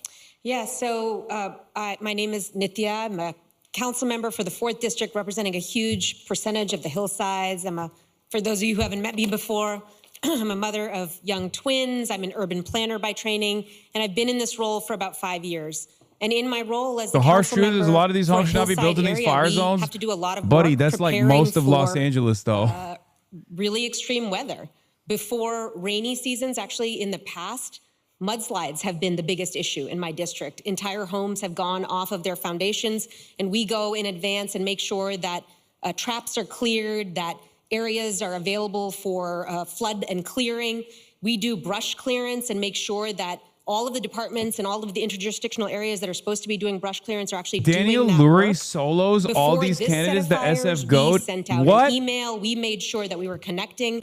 There's no way there's a Daniel Lurie fan in here. What the fuck is happening in this goddamn community? Well, we didn't half of the chat is like Nithya is the #1 supporter of Israel. The other half of the chat is saying Daniel Lurie, the fucking billionaire San Francisco mayor, is a great mayor. What the fuck is happening? That the mayor's role is to be the CEO of the city. All of They you are the executive insane. authority in the city. As a council member, you're a legislator. You push for your district, which I did, and I will always do, and I will always keep doing. But really, it is the mayor's role to be prepared and to You've gone coordinate mainstream. Let's hear what she has to and say about during and Israel. after This is emergencies to this ensure is a that the big city concern is for me ready. as well. Thank you, Councilwoman.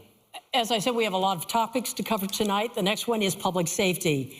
LAPD is reporting the overall crime rate is down, but people repeatedly say that's not their perception. They do not feel safe. We're seeing yet another series of home burglaries in the San Fernando Valley. And just today, federal authorities arrested at least 18 people connected to a drug trafficking investigation. They called it Save MacArthur Park. Mayor Bass, you have 60 seconds for this.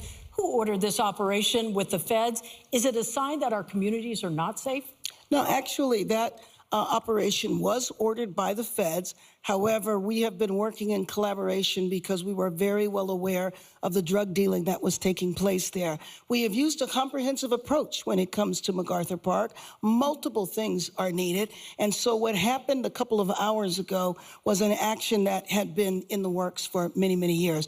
But let me just say, or many, many months, let me just say also that LAPD and that Los Angeles is understaffed in terms of LAPD for the nation's second largest city. And so I have been fighting to hire more officers. Unfortunately, I have not had the cooperation from the city council, including, unfortunately, my colleague next to me, who has voted repeatedly against hiring officers, including when we were finally able to increase the class size and the council would not fund it. What is in my current budget now is 512 officers, which still is not enough.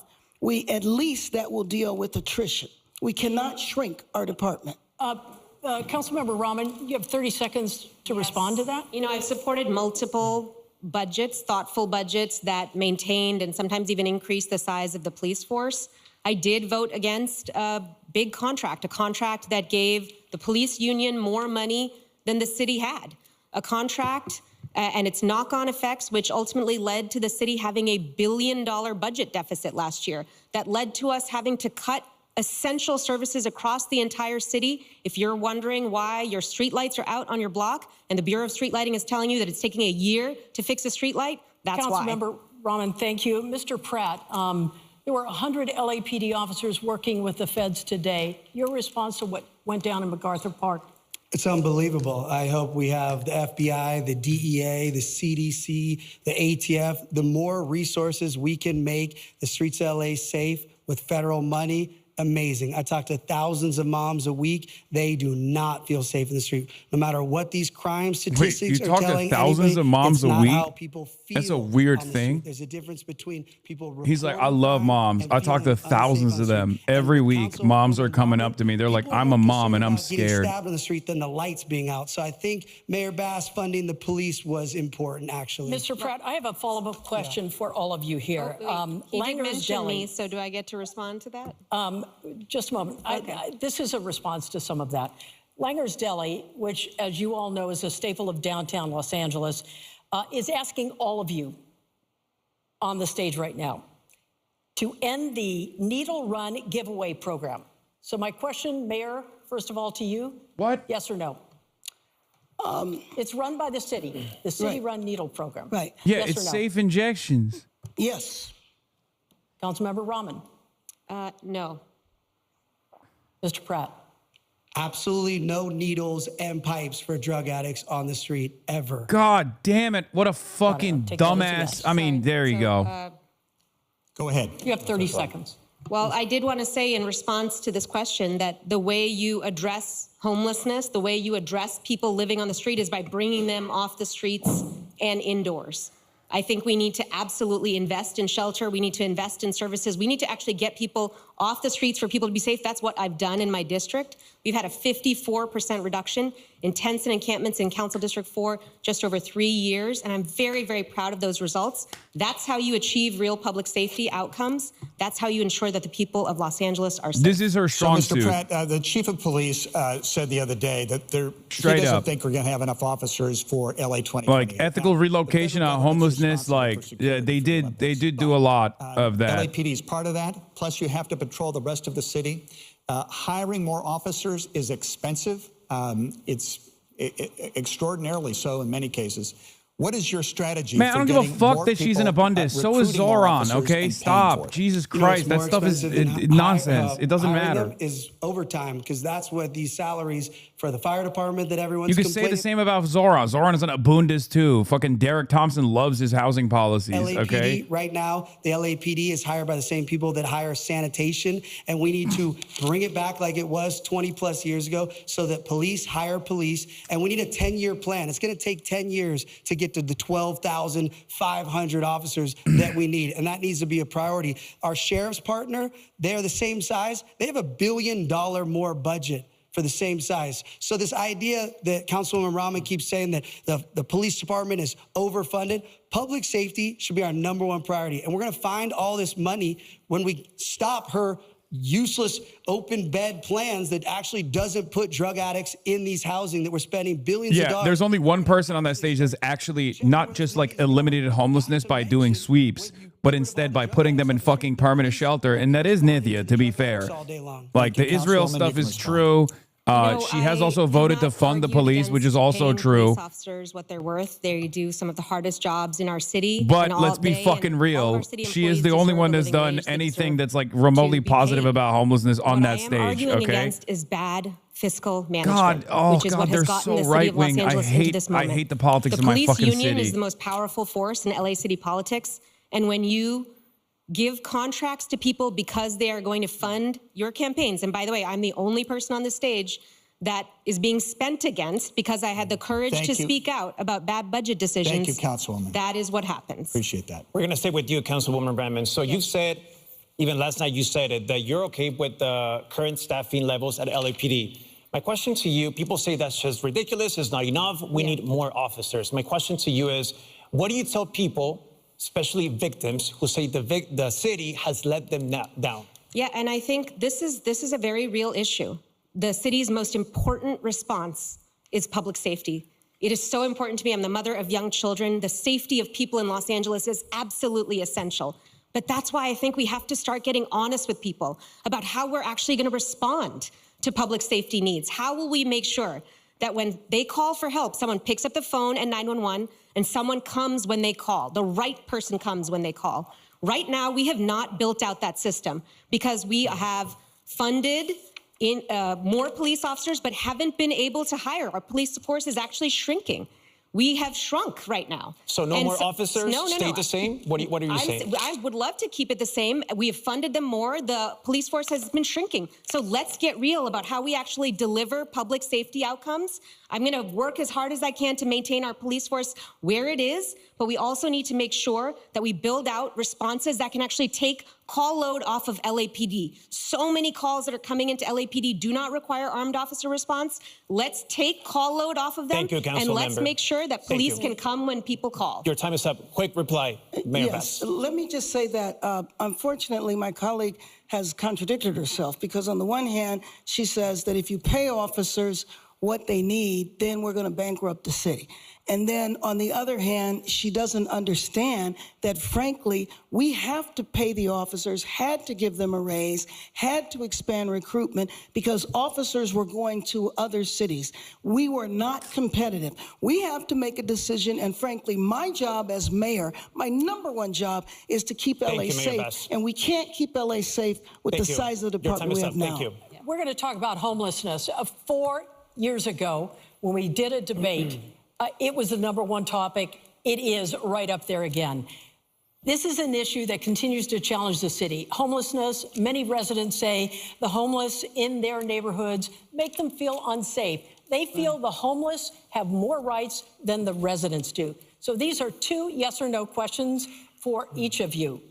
Right now, getting off the street is voluntary. Should that change if a bed or a shelter is available? Mr. Pratt, we're going to start with you. Yes or no? It's illegal to live on the street. So, yes, everyone needs to go inside. Okay, Mayor Bass. Everybody needs to go inside. Making it illegal and arresting people is not the way to solve this problem. Ms. Rahman. Yes, people need to go inside. When they're offered shelter, they go inside. You don't get an opportunity It is illegal. to say no. So it's unanimous here. Next question. Do you support the ordinance that restricts encampments in front of schools or daycare centers? Mayor Bass, I'm going to start with you. Yes, Yes. or no? Ms. Rahman, yes or no? I support keeping our streets safe. I did vote against the structure of this particular ordinance. And it is because, at its best, It's a yes or no. it does not, the way this ordinance was structured, It's no. it Yes does, or no. it does Yes not or keep, no. it We'll does take not that keep as a our no. children safe. It does not Mr. keep our Pratt. children safe. No, Mr. it Pratt. doesn't keep our children safe enough. It's a simple yes or no question. Mr. Pratt. What I was saying is she's fighting because she doesn't think there's a difference between 1 foot or 500 feet for kids' safety with drug addicts with machetes Again, in front of we'll take that. schools. Yes or no? Of course, we do not want encampments in front of schools, parks, daycare. I don't want vehicles. So, Mayor, you had talked about inside safe. Let's go into that a little bit.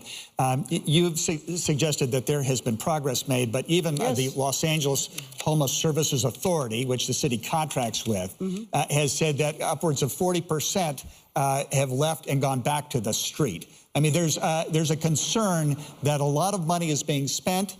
There's been some progress, certainly not enough. I'll have you defend your program. So, Conan, I declared a state of emergency on day one because I know that what Angelenos want to see are their streets clear. Inside Safe is the only citywide program that we have had that has reduced homelessness 2 years in a row. Prior to that, there was no citywide strategy, and homelessness was going up year after year. We need to have an entirely new system. If they that let is frankly Spencer Pratt go on the independent. homelessness, I swear he's going to be like, I'm going to kill homeless people on stage. Like I can see him. Off the street. I can see him. If they wind him up enough, he's just going to be like, I have actually used my bare hands in the past to deal with this problem. The scourge, the parasitic force. That is working.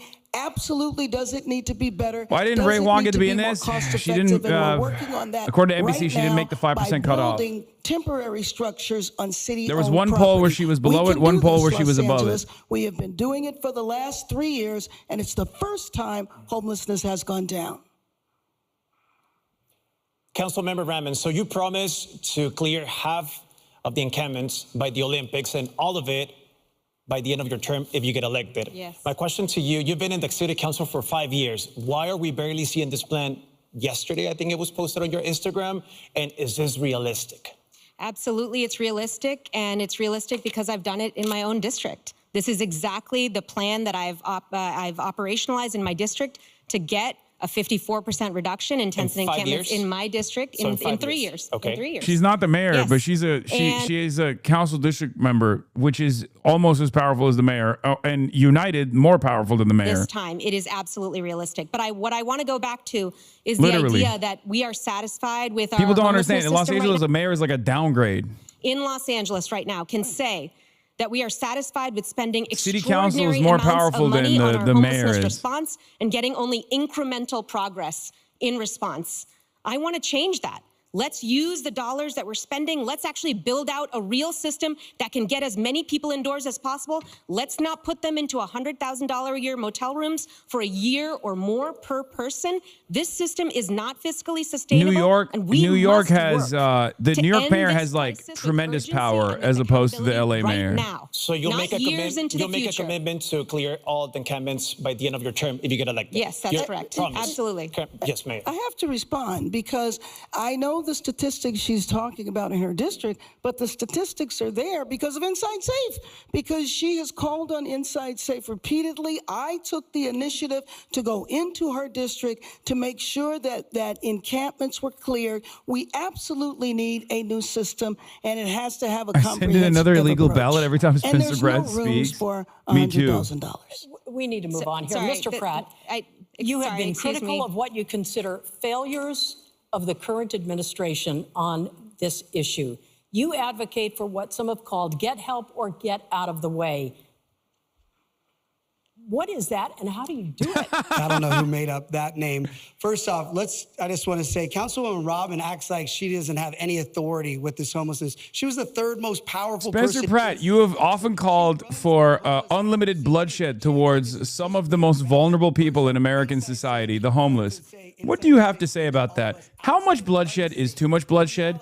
As the moderator, who's supposed to be impartial, I, of course, would opt in to the maximum amount of bloodshed. But I just want to see how many homeless people will you murder with your bare hands? Councilwoman Robin's plan for treatment first, I will go below the Harbor Freeway tomorrow with her, and we can find some of these people she's going to offer treatment for. She's going to get stabbed in the neck. These people. Wait, what? She has done that. The fuck? She's literally done that. Nithya at this point could just literally be like, between you and I'm the only one who's actually done that and seen success in my fucking district, to be fair. This is the one area where she is. Both Karen Bass and Nithya are far better than he is. I mean, he's a fucking demon. I want to just say to everybody who's watching today, you're going to watch today as Mayor Bass and Spencer Pratt attack me because they want to run against each other in the general election. Each of them thinks that running against each other is what's going to help them win. And they don't want to run against me because my ideas, which are based on real results in my district, which are based on real data, a real analysis of the system, and a focus on accountability and using every dollar as effectively as possible, which we have done in my district. I want to take this citywide. This is why this is happening today. Councilmember Rahman, we're out of time. I'm going to give each of you 30 seconds to respond to this. I would Mr. love Pratt, to I'm going to start with Thank you, you. and then I'm going to go to Mayor Bass. First off, Mayor Bass and I are definitely not working together. I blame this person for burning my house and my parents' house and my town and all my neighbors down. I am not working with Mayor Bass. Second off, if I wanted to run against anybody, it would be the council member who is terrible. Mayor Bass has at least been a mayor for almost 4 years and has, as she talked about earlier, the unions, all the unions endorsed Mayor Bass. You think it's easier to run against the incumbent mayor? I like that. I like that he literally proved her point, though.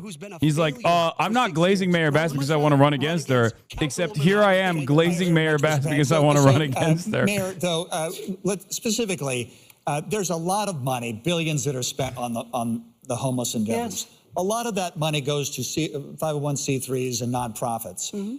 Now we're hearing the Department of Justice has a lawsuit. I can't tell you how much I despise Spencer Pratt. I mean, oh my God. That was siphoned. Project Home Key, I believe, not a statewide project, two real estate developers accused of siphoning off $40 million. There's a perception that we don't know where the money's going.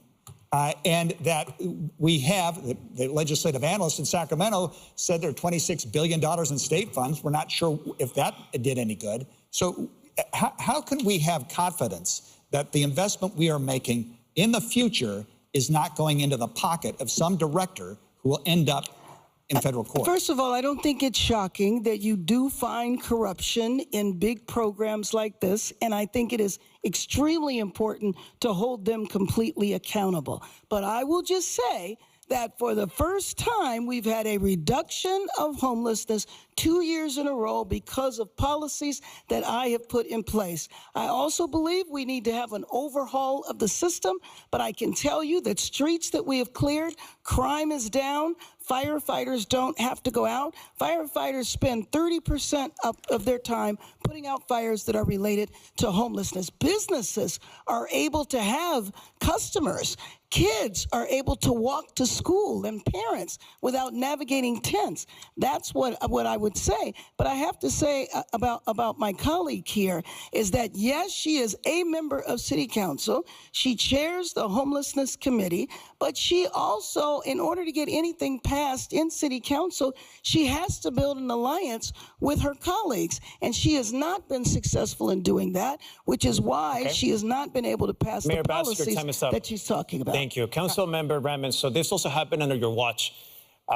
Your plan calls for fully staffing the Bureau of Homelessness Oversight, which the City Council established under your leadership. So the question is, why is it not fully staffed as we speak right now? It's not. I, as part of my efforts to create accountability on homelessness, I've been pushing for greater oversight within the city. Right now in the city, there is no one who is watching our dollars. There is no one, even as we're spending hundreds of millions of dollars every year, there is no accountability in the city. There's no staff at the city that are making sure that every single dollar that you are spending, your tax dollars, are going to the issue of homelessness. People are not watching to make sure those are going towards outcomes. They're not watching to make sure that every dollar is being spent appropriately. That is because the city has not invested in oversight. I've been pushing for exactly that oversight. I created the first data around performance that the city had because I pushed and it happened. I established the Bureau of Homelessness Oversight through my powers as a council member. But the mayor is the executive of the city. She has the power to move departments to hire and to build out the staffing. A year after this was established, no new staff members have been hired for this. No leadership has been hired. Thank you. No Your time one. is up. Thank you. Mr. Pratt, this next question is for you, and you have 60 seconds. Mayor Bass would like to respond. I don't know if you heard. Do we have the time? No, I'm just. Go ahead, Mayor. Well, thank you. Let me just say that the bureau that the councilwoman is referring to is being staffed. Half the staff are there now.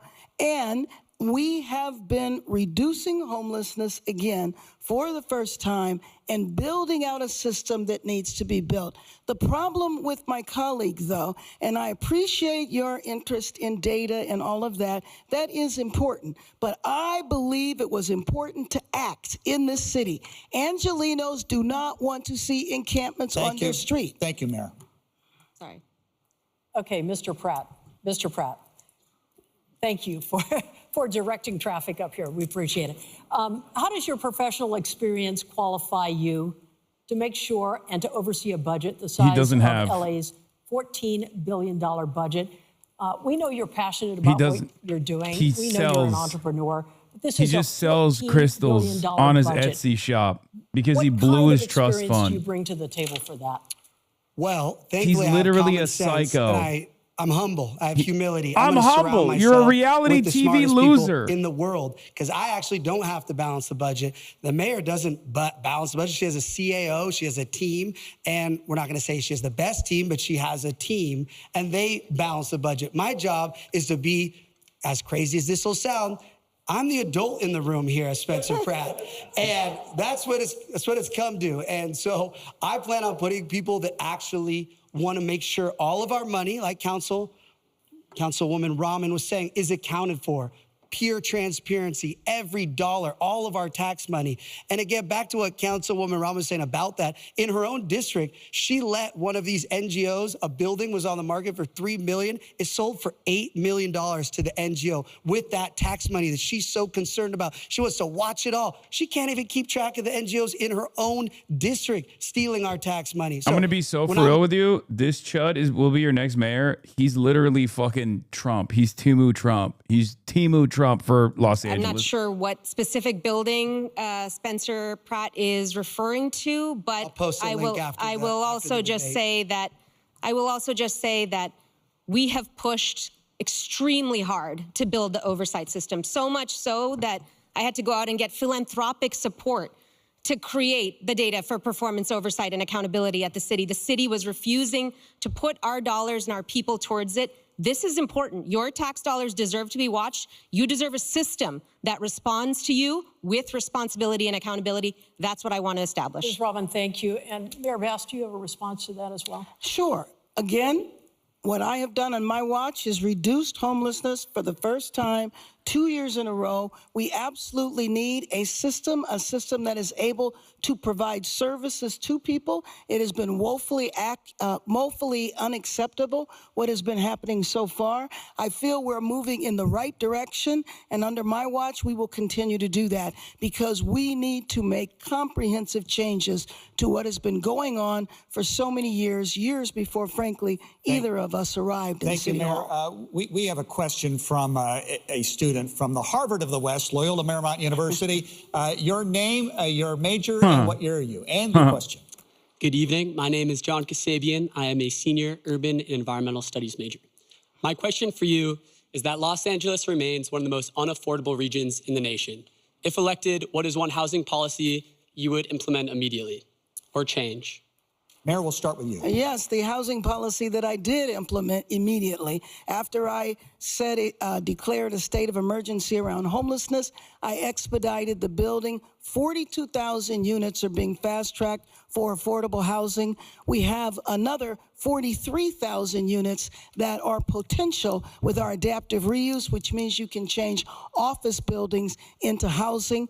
We also changed the zoning codes, so we have the potential for another 500,000 units. Bro, I know Chatter. that one of the Chatter is watching unbelievably right-wing NBC. Be like, how many homeless people would you kill, and why is it not unlimited?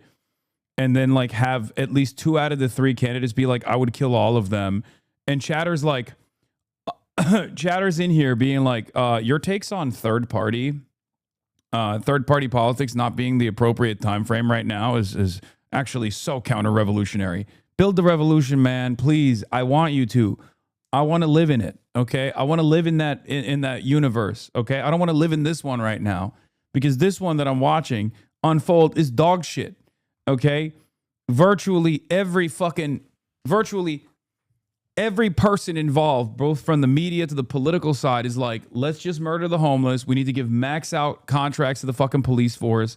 And you're over here talking about how like there is actually a Leninist spirit inside of every American proletariat waiting to be unlocked. And all it needs to happen is the 17th Communist Party that you are going to do trash pickup with. And all of a sudden, everyone's going to fucking join the cause. Out of the way. Right now, on average, the city takes over 1.5 years to approve multifamily housing, apartments, exactly the kind of housing that we desperately need in order to bring prices down. Why is the city standing in the way? As mayor, I will take my executive authority over the departments and ensure that they respond to new apartment applications within 60 days if they are zoning compliant, so that we can build exactly the kind of housing that will make this into a city of opportunity again. Ms. Rahman, thank you. Mr. Pratt, you have 60 seconds. She also mentioned me. She did. I heard it. See how nice they are being to each other? He's a nice person, actually. That's good Go to ahead, know. Mayor. What's going on here? Well, first of all, I disagree in terms of how much time it takes to go through the process. We have cut red tape so you can go through much quicker than that. The 42,000 units of housing that are being fast-tracked, 6,000 of those units are actively under construction, but there are definitely other factors that have weighed into that. And some of the factors are the price of construction materials, just the general economy, and we are doing everything we can to make sure that we are able to fast-track that housing. We want to see people move in right now, Mayor? which is why we've come up with a variety of ways in addition to that. Thank you very much. Mr. Pratt, are you ready? I am. Thank you so All right, much. you have a minute to respond. Well, the good news is when I enforce the law and clear the street of the drug addicts that have taken over 40 blocks of downtown LA, abandoned buildings that have drug addicts just lighting them on fire every other day, I will have potentially 20,000 units available to build. And thankfully, I spent a lot of time in a town that has a lot of builders, and I see all the new 3D printing and the potential of how fast we can do it. And with this ED1 that Mayor Bass is talking about, I met with the developer this week, Carlos, and he said, yes, she did an initiative where she fast-tracked it 6 months. It's been 2.5 years, and he hasn't been able to get his permits. The best part is some of these developers that are taking all of our tax money are charging $750 a square foot for stuff that should be costing $250. And Councilwoman Rahman, this plan that she's going to build all these units, guess what? She's going to sue all the people that actually rents to the tenants, and then they're not going to even want to rent to anybody because she wants people to squat in there for a year and not pay. So I don't know how her plan's going to work. Councilmember Rahman, you have 30 seconds to respond. And then Conan has a question that coincides with all of this. Please. Great. I mean, I'm not sure how to respond to that vision of Los Angeles. This is a MAGA Republicans' idea of what Los Angeles looks like. This is really not the city that I love so much. We need to make this city so much better. Yeah. We have to work so hard to ensure that this city works for everyone who lives in it. And crucial to that is actually ensuring. I'm sorry, I was still speaking. Continue, Council. Okay. Okay, so if you don't mind, the governor the other day expressed frustration, Mayor, with you. It appears the city has delayed the implementation of Senate Bill 79 that is high density along transit lines. Yeah. I know that you wanted him to veto that law. He didn't. I know, Councilwoman, you supported that law. Mr. Pratt, I'd like you to weigh in. Just, I don't know if we need a minute for all of this, but can you just tell us, with regard to building transit, a lot of neighborhoods are concerned about this. Come on, man. High density, up to 9 stories at Nithya, transit this is lines. the big leagues. What are you doing? Why did you want to delay You can't get that, fucking Mayor? dog walked over, Well, I wanna Spencer delay Pratt. it. Well, first of all, Call him I Timu don't Trump. support Tell him to shut the fuck Sacramento up. Saying that this is what we Call him need a to do goddamn here in Nepo Los baby. Angeles, especially our city, where we are very much committed to building housing. And I feel, don't even know how especially Ray after would all do of the here units that I either, to be talked about, fair. we are on track to build housing. We need absolutely more housing built, but SB 79 basically says you can build it in any residential area, and I don't believe that that is necessary. In some areas, and I always talk about Sherman Oaks, they don't want their individual neighborhoods disrupted, but they are very open to building housing on their commercial strips. Councilwoman Harris Dawson is the perfect example where on Crenshaw Boulevard, you see hundreds of units being built, but the single-family homes are not disrupted. There's ways to do it. We are on our road to do it. We did not need Sacramento to tell us what to do and to mandate what we were doing. Thank you, Mayor. Councilwoman? Here's why SB 79 and other state laws keep coming down on us. Because the city of Los Angeles is not taking responsibility for the demand for housing. We are not building housing at the level that we need to address our housing shortage. And when we don't build that housing responsibly, when we don't take responsibility for it from the very top, including from this mayor who has pushed back against these state mandates, they come in and impose these mandates on us. Here's what I would do instead. Let's actually plan for the housing that we need. Let's build out the neighborhoods that we want to build. Let's make them beautiful. Let's actually solve for the kind of density and affordability that the state is asking us to do. We can do it if we plan for it. And as mayor, that's exactly what I would do. I would ensure that I would use the executive authority in the mayoralty to make sure that every department was planning for density in ways that Angelenos welcomed so that Sacramento didn't have to intervene. In the absence of that, this is what happens. Thank you, Mayor. We'll get to you. And Mr. Pratt, it would seem to me you agree with the mayor on this topic, but I just want you to, asking you about density development imposed by the state. Yeah, to be clear, I just said I'm going to have 40 blocks when I get rid of all the drug addicts that are sleeping on the sides of all these empty buildings. So we will have so much high density. I'll have so many bike lanes for Mayor, or excuse me, Councilwoman Rahman to have all her bike lanes. We're going to have all that. We have... Bro, literally, we'd be like, what's your plan to build housing? I'm going to murder homeless people.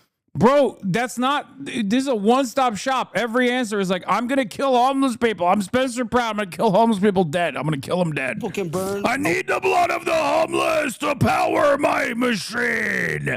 I need it. Buildings on these teeny tiny streets doesn't make sense. Of course, I'm fine with building where they make sense. I love building. I will build high-density housing off the bones of the homeless that I crush. Prison-like boxes, but I think they should have some style. Not to mention the fact that Councilwoman Rahman is fighting Mayor Bass on Sacramento, where she just was telling me, this is LA, this is LA. Where's yeah, it's ironic because he's homeless right now because his house burned down, the Palisades fire, and now he lives in a fucking trailer, like one of those like super fancy trailers though. It seems to be in I think Malibu or Palisades somewhere. The office buildings are worth a fraction of what they used to be. That will impact the budget, by the way. You have a graffiti tower. You have a $500 million bridge, 6th Street Bridge, where somebody ripped out 38,000 feet of copper, so it's in the dark. You have restaurants, Kohl's at 6th and Main, Clifton's at Broadway and 8th, that survived the Depression, Prohibition, and World War II, but they can't survive the human feces outside their front door. They're closed. What is your plan for downtown? Can we afford to let it die? Ms. Rahman, we'll start with you. Would you agree to bring city workers back full-time to the office in order to help some of the businesses? I think we do definitely need to bring city and county workers back. In our office, we have people in the office 3 days a week in order to be able to address issues. There are some workers that should be in the office much more, and there's others that can be there 3 days a week, but absolutely. That is not the only intervention that downtown needs. And right now, the lack of care that's being demonstrated in downtown LA is part of our broken status quo. Downtown LA needs attention and it needs real care. It needs more public safety officials on the streets. It needs work with businesses to ensure that businesses aren't just fleeing downtown LA, that they're actually staying there. It needs regular cleanups. It needs real maintenance. It needs a strategy. Instead, what Mayor Bass has done is to dismantle our economic development department. We don't have a strategy to keep businesses here in Los Angeles, and we're watching as they walk away from this city instead of investing in it. That's the kind of investment that I want to encourage people to make by actually investing in a real economic development strategy for LA. Mr. Pratt, how do we solve this? Are you want to bring workers back into the city, full on? I mean, what's the solution for this problem? He mentioned a lot of problems. What's your plan? Thank you, sir. Well, first off, I was just talking to my friend Rachel, who works in downtown LA. Downtown is so unsafe now that they have to serve the food. All the employees have to eat inside. They can't risk going out. That's why all these beautiful restaurants are closing, because it's so unsafe. So before we require city workers to go back into any buildings, we need to enforce the laws on the street. Councilwoman Rahman is talking about safety, yet when animal rescue activist Rebecca Corey came in and said the dogs are being tortured and abused on the streets of downtown, she walked out of the hearing. She doesn't care about safety. She doesn't care about anything she's talking about. I can't stand this motherfucker. Pretends to care. Mayor Bass, can we afford, and you've got a minute to answer this question, can we afford to let downtown LA die? As No, we pointed absolutely cannot afford. But it's in a crisis situation at this point. Absolutely. It seems to be going the wrong way. So let me just tell you that we absolutely cannot. Downtown is the center of our city, and it is an economic engine that absolutely needs to be attended to. We have a strategy that is working. We are working with the downtown business associations. We are increasing public safety there. That's why I did the adaptive reuse ordinance, which allows for the office buildings that are vacant to be converted into housing, and those conversions are taking place right now. That is why we have to deal with the street homelessness that is there. There needs to be massive intervention there. And then, of course, there is the convention center. And the convention center is a long-term investment that we have to make in our city, because the more people you have downtown, whether it's a convention or people coming downtown for concerts, is the way to make the city more safe and downtown more safe. And my number one obligation is to keep our city safe. So downtown is absolutely critical. All right, moving to our Councilmember Rahman, would you like to respond to that? To The mayor and what she's talking about there? I mean, look, I feel like we're having a theoretical conversation here about the direction of our city, which is being led currently by our mayor. Our mayor is the CEO of the city. She sets the direction of this city. Right. And if you are satisfied with the status quo, then I've got great news for you. The incumbent is on the ballot. What I'm here to say is that we need more urgency to respond to the issues right now. We need real plans. We need real efforts to make sure that we're keeping businesses here, that we're keeping workers here, that we're keeping residents in downtown LA. That is the strategy and effort that I want to bring to this role. Councilmember Rob. Councilwoman Rahman you know what? endorsed Mayor Bass 2 weeks before she ran for election. 2 hours before the candidacy closed, she endorsed Mayor Bass. So all of a sudden now she has all these problems with Mayor Bass. They do photos together. Mr. Pratt. Oh, sorry. We have so many more topics, and you know what? I know we're passionate. You're passionate about what we're talking about. But voters really want some concrete evidence here, and they want people to be direct. But she referenced moving me. along, I need Mayor, to I'm respond so sorry to to that. have to cut you That's off. supposed to be part of the rules. Yeah, go ahead, Mayor. I haven't been offered that in a lot of this debate. So Well, I think I'm joining you there. Absolutely, the status quo and breaking up the status quo and dealing with the bureaucracy is exactly why I ran. And I started doing that by addressing homelessness, but also by bringing coalitions together to make sure that we can deal with downtown. Did you know that we are the only major city that does not have a comprehensive infrastructure plan? So it's been haphazard up until now, left to the wishes of every single council member. I have instituted and started a comprehensive infrastructure plan and Mayor. moving right away into replacing 60,000 solar lights. Thank you, Mayor. from Are we Colbert. good on this topic now? Because this next topic, a lot of viewers, when we put up the QR code, wanted to know about this. It has to do with the film and television industry. A lot of people think we're nowhere close to where we should be. I know it bounced back the first part of this year, but it's at least 30% below what it was pre-COVID time. So the question becomes, and Mayor, I'm going to start with you.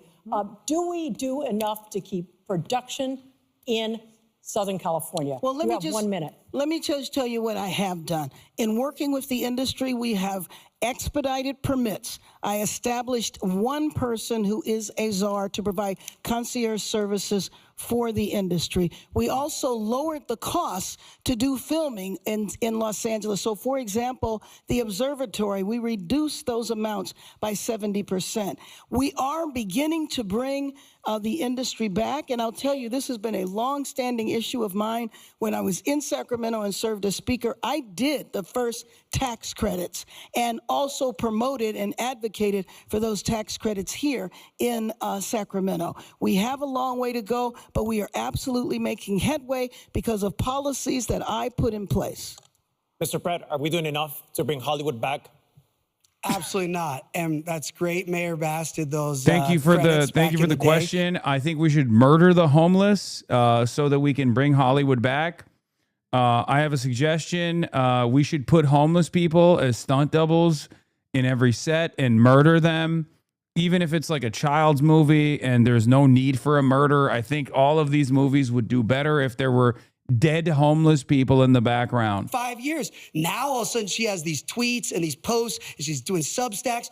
Both of these people have been the reason why. None of these people are serious enough about murdering the homeless. I'm Spencer Pratt. You know, these things, we're still going to have drug addicts all over the street because they're. Do you care about Hollywood's decline? Of course I do. I live in Los Angeles. What are you talking about? I talk to producers. They have to pay gang members right now to keep the streets safe, to go film anything on the streets of LA. So absolutely no. These two politicians have failed Hollywood. He moved on. We got a thousand. Dude, Councilmember Rahman. It's a way to still murder the homeless, but this time we should stop subsidizing gang members to murder the homeless. To me, my husband has been a longtime writer in the industry, and we desperately need to keep Hollywood here. And I feel like the mayor's role is really to be the loudest advocate for the best possible version of the policies that we need, including a tax credit that has no cap, that is guaranteed years into the future so that production, so that studios can actually invest here and they know that they can invest here. We need to make sure that we're reducing red tape in City Hall to make sure that productions have no bar to being able to film here. I also would create a real film office here. We don't have enough people at the city to make sure that filming can happen quickly and efficiently. We need people who know the industry and know the city and can make sure that we're working across county jurisdictions. That's what happened in Baywatch. City and county weren't talking to each other. Let's make it possible for us to actually do the work. I feel so strongly about this.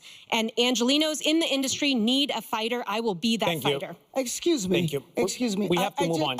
Really quick, 30 seconds. In her time in there, she feels very strongly about it, but never offered one motion. And when motions came up on the industry, she either recused herself or got up and walked out. Thank you. Thank you both. We got to move on. Sorry. I am so sorry. We have to move on. We have a very important topic. So let's talk about immigration. Immigration after what happened last year, that was a really big deal. So I want to ask you all three. This is a yes or no question and answer. So there's an LA council member. He wants voters to decide. He is saying that non-citizens, should they be allowed to vote in local elections? Is this a yes or no? Mr. Pratt? No. Mayor Bass? It depends. It's not a yes or no. Depends on what?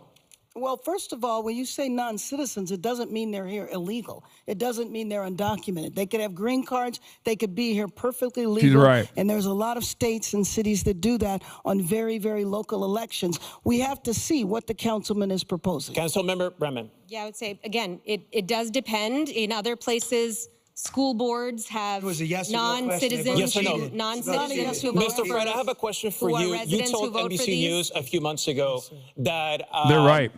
You want LAPD to take care of. So if you don't want ICE to be here in the city, so the question is, you want LAPD to do enforcement as ICE? Not. That's not what I said. What I said is, when I'm mayor, I want to enforce all the laws and get all the drug dealers, the murderers, the child traffickers, the rapists. And if they're legal or illegal, if they are a danger to our society, I want them off our streets. So that's why I said ICE won't be coming here because what about the undocumented homeless people? We should make the undocumented homeless first and then fight them. Fisticuffs. That's not what ICE was doing. Okay, we're moving ICE on. was chasing people in car washes. ICE was chasing people in Home Depots and picking up vendors selling fruit. This is the type of shit that's going to cook Spencer Pratt, in my opinion. His like insane sentiment about ICE. That is not what was going on in here. I was against it. I physically went out and did everything I could to stop it, and we'll do that again. Was that phone call when you were like, hello, please don't come here? Just to be clear, I didn't say what she said. I said I'm going to target all criminals. So she just put words in my... That's not what ICE did. Okay. He asked me what I said. Final question for all three of them. In another hour, there's going to be 7 candidates for governor. The governor's going to be there at one point. Very quickly, just to align, what do you need from the next governor to help this city? Ms. Rahman? We need support we need financial support when our federal administration has abandoned us. We need to make sure that we are able to fund the programs that we need. We need to be able to make sure that we can ensure that the city is vibrant into the future. We absolutely need a governor who is going to fund that full film tax credit that we need. We need the support in the absence of support from the federal government. Mr. Pratt? What do we need from the next governor? What do you need from that person? Personally, the governor needs to clear all his dead fuels around our community so more communities don't burn down. All the dead brush is surrounding Sunland, Tahunga, Bel Air, Brentwood, the Valley. So there's a lot of dead fuels that they leave. Oh, this is San Francisco politics is even worse than LA somehow. San Francisco politics is tech CEO that wants to kill homeless versus Blood Boy that also wants to kill homeless. It's just all of California's politics revolves around who gets to expedite the murder of homeless people faster. That's what California politics is. Who gets to fund the police more? They will literally fight one another. They will fight one another to be like, I want to give the cops more APCs. I think every cop deserves an armored personnel carrier so they can drive over the homeless encampments. That's what California politics is. It's incredible. It sucks because I do think the people are way, the people are like way more woke. If you look at the ballot measures are like tax billionaires. The tax every fucking home that's over, tax every home that's over $1, 100%, so we can fund mega mansions for the homeless, and then that ballot measure will pass by like 75%. But our politicians, on the other hand, are like, we should kill more homeless. I think this is what this ballot measure means, right? It's crazy. And then the government will just veto it.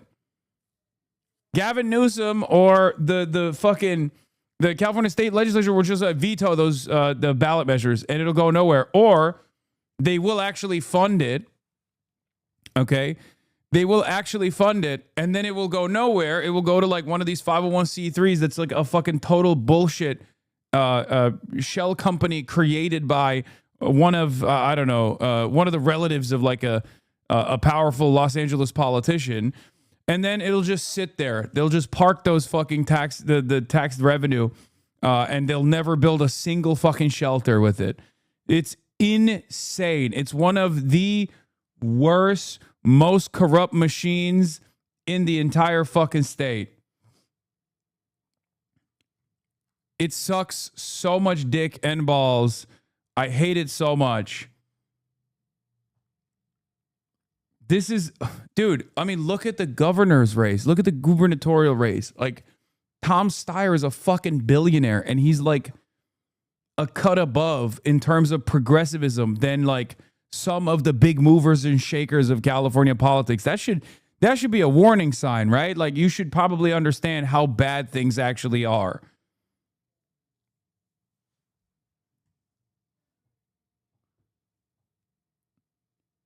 At one time, San Francisco was pretty left and had some radical politics, but all those people can't afford to live there anymore and have been replaced by technocratic neoliberal tech bros. Yeah.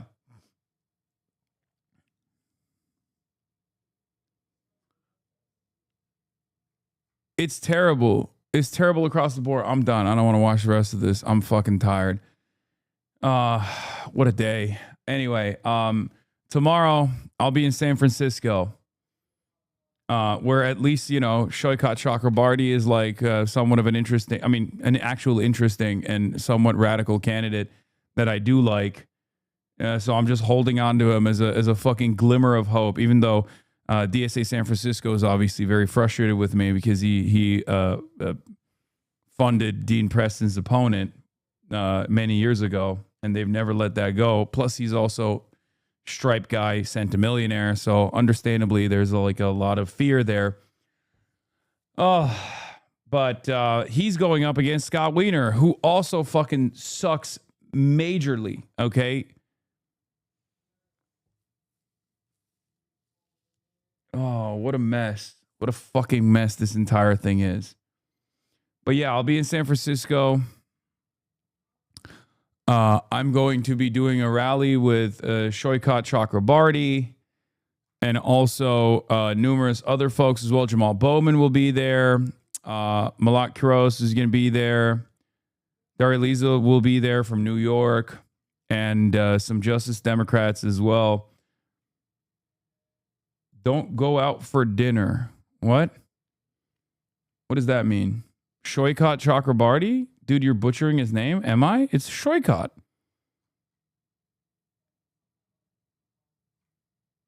I'm saying his name correctly. It's Shoykat. It's Shoykat. And his last name is Chakrabarti.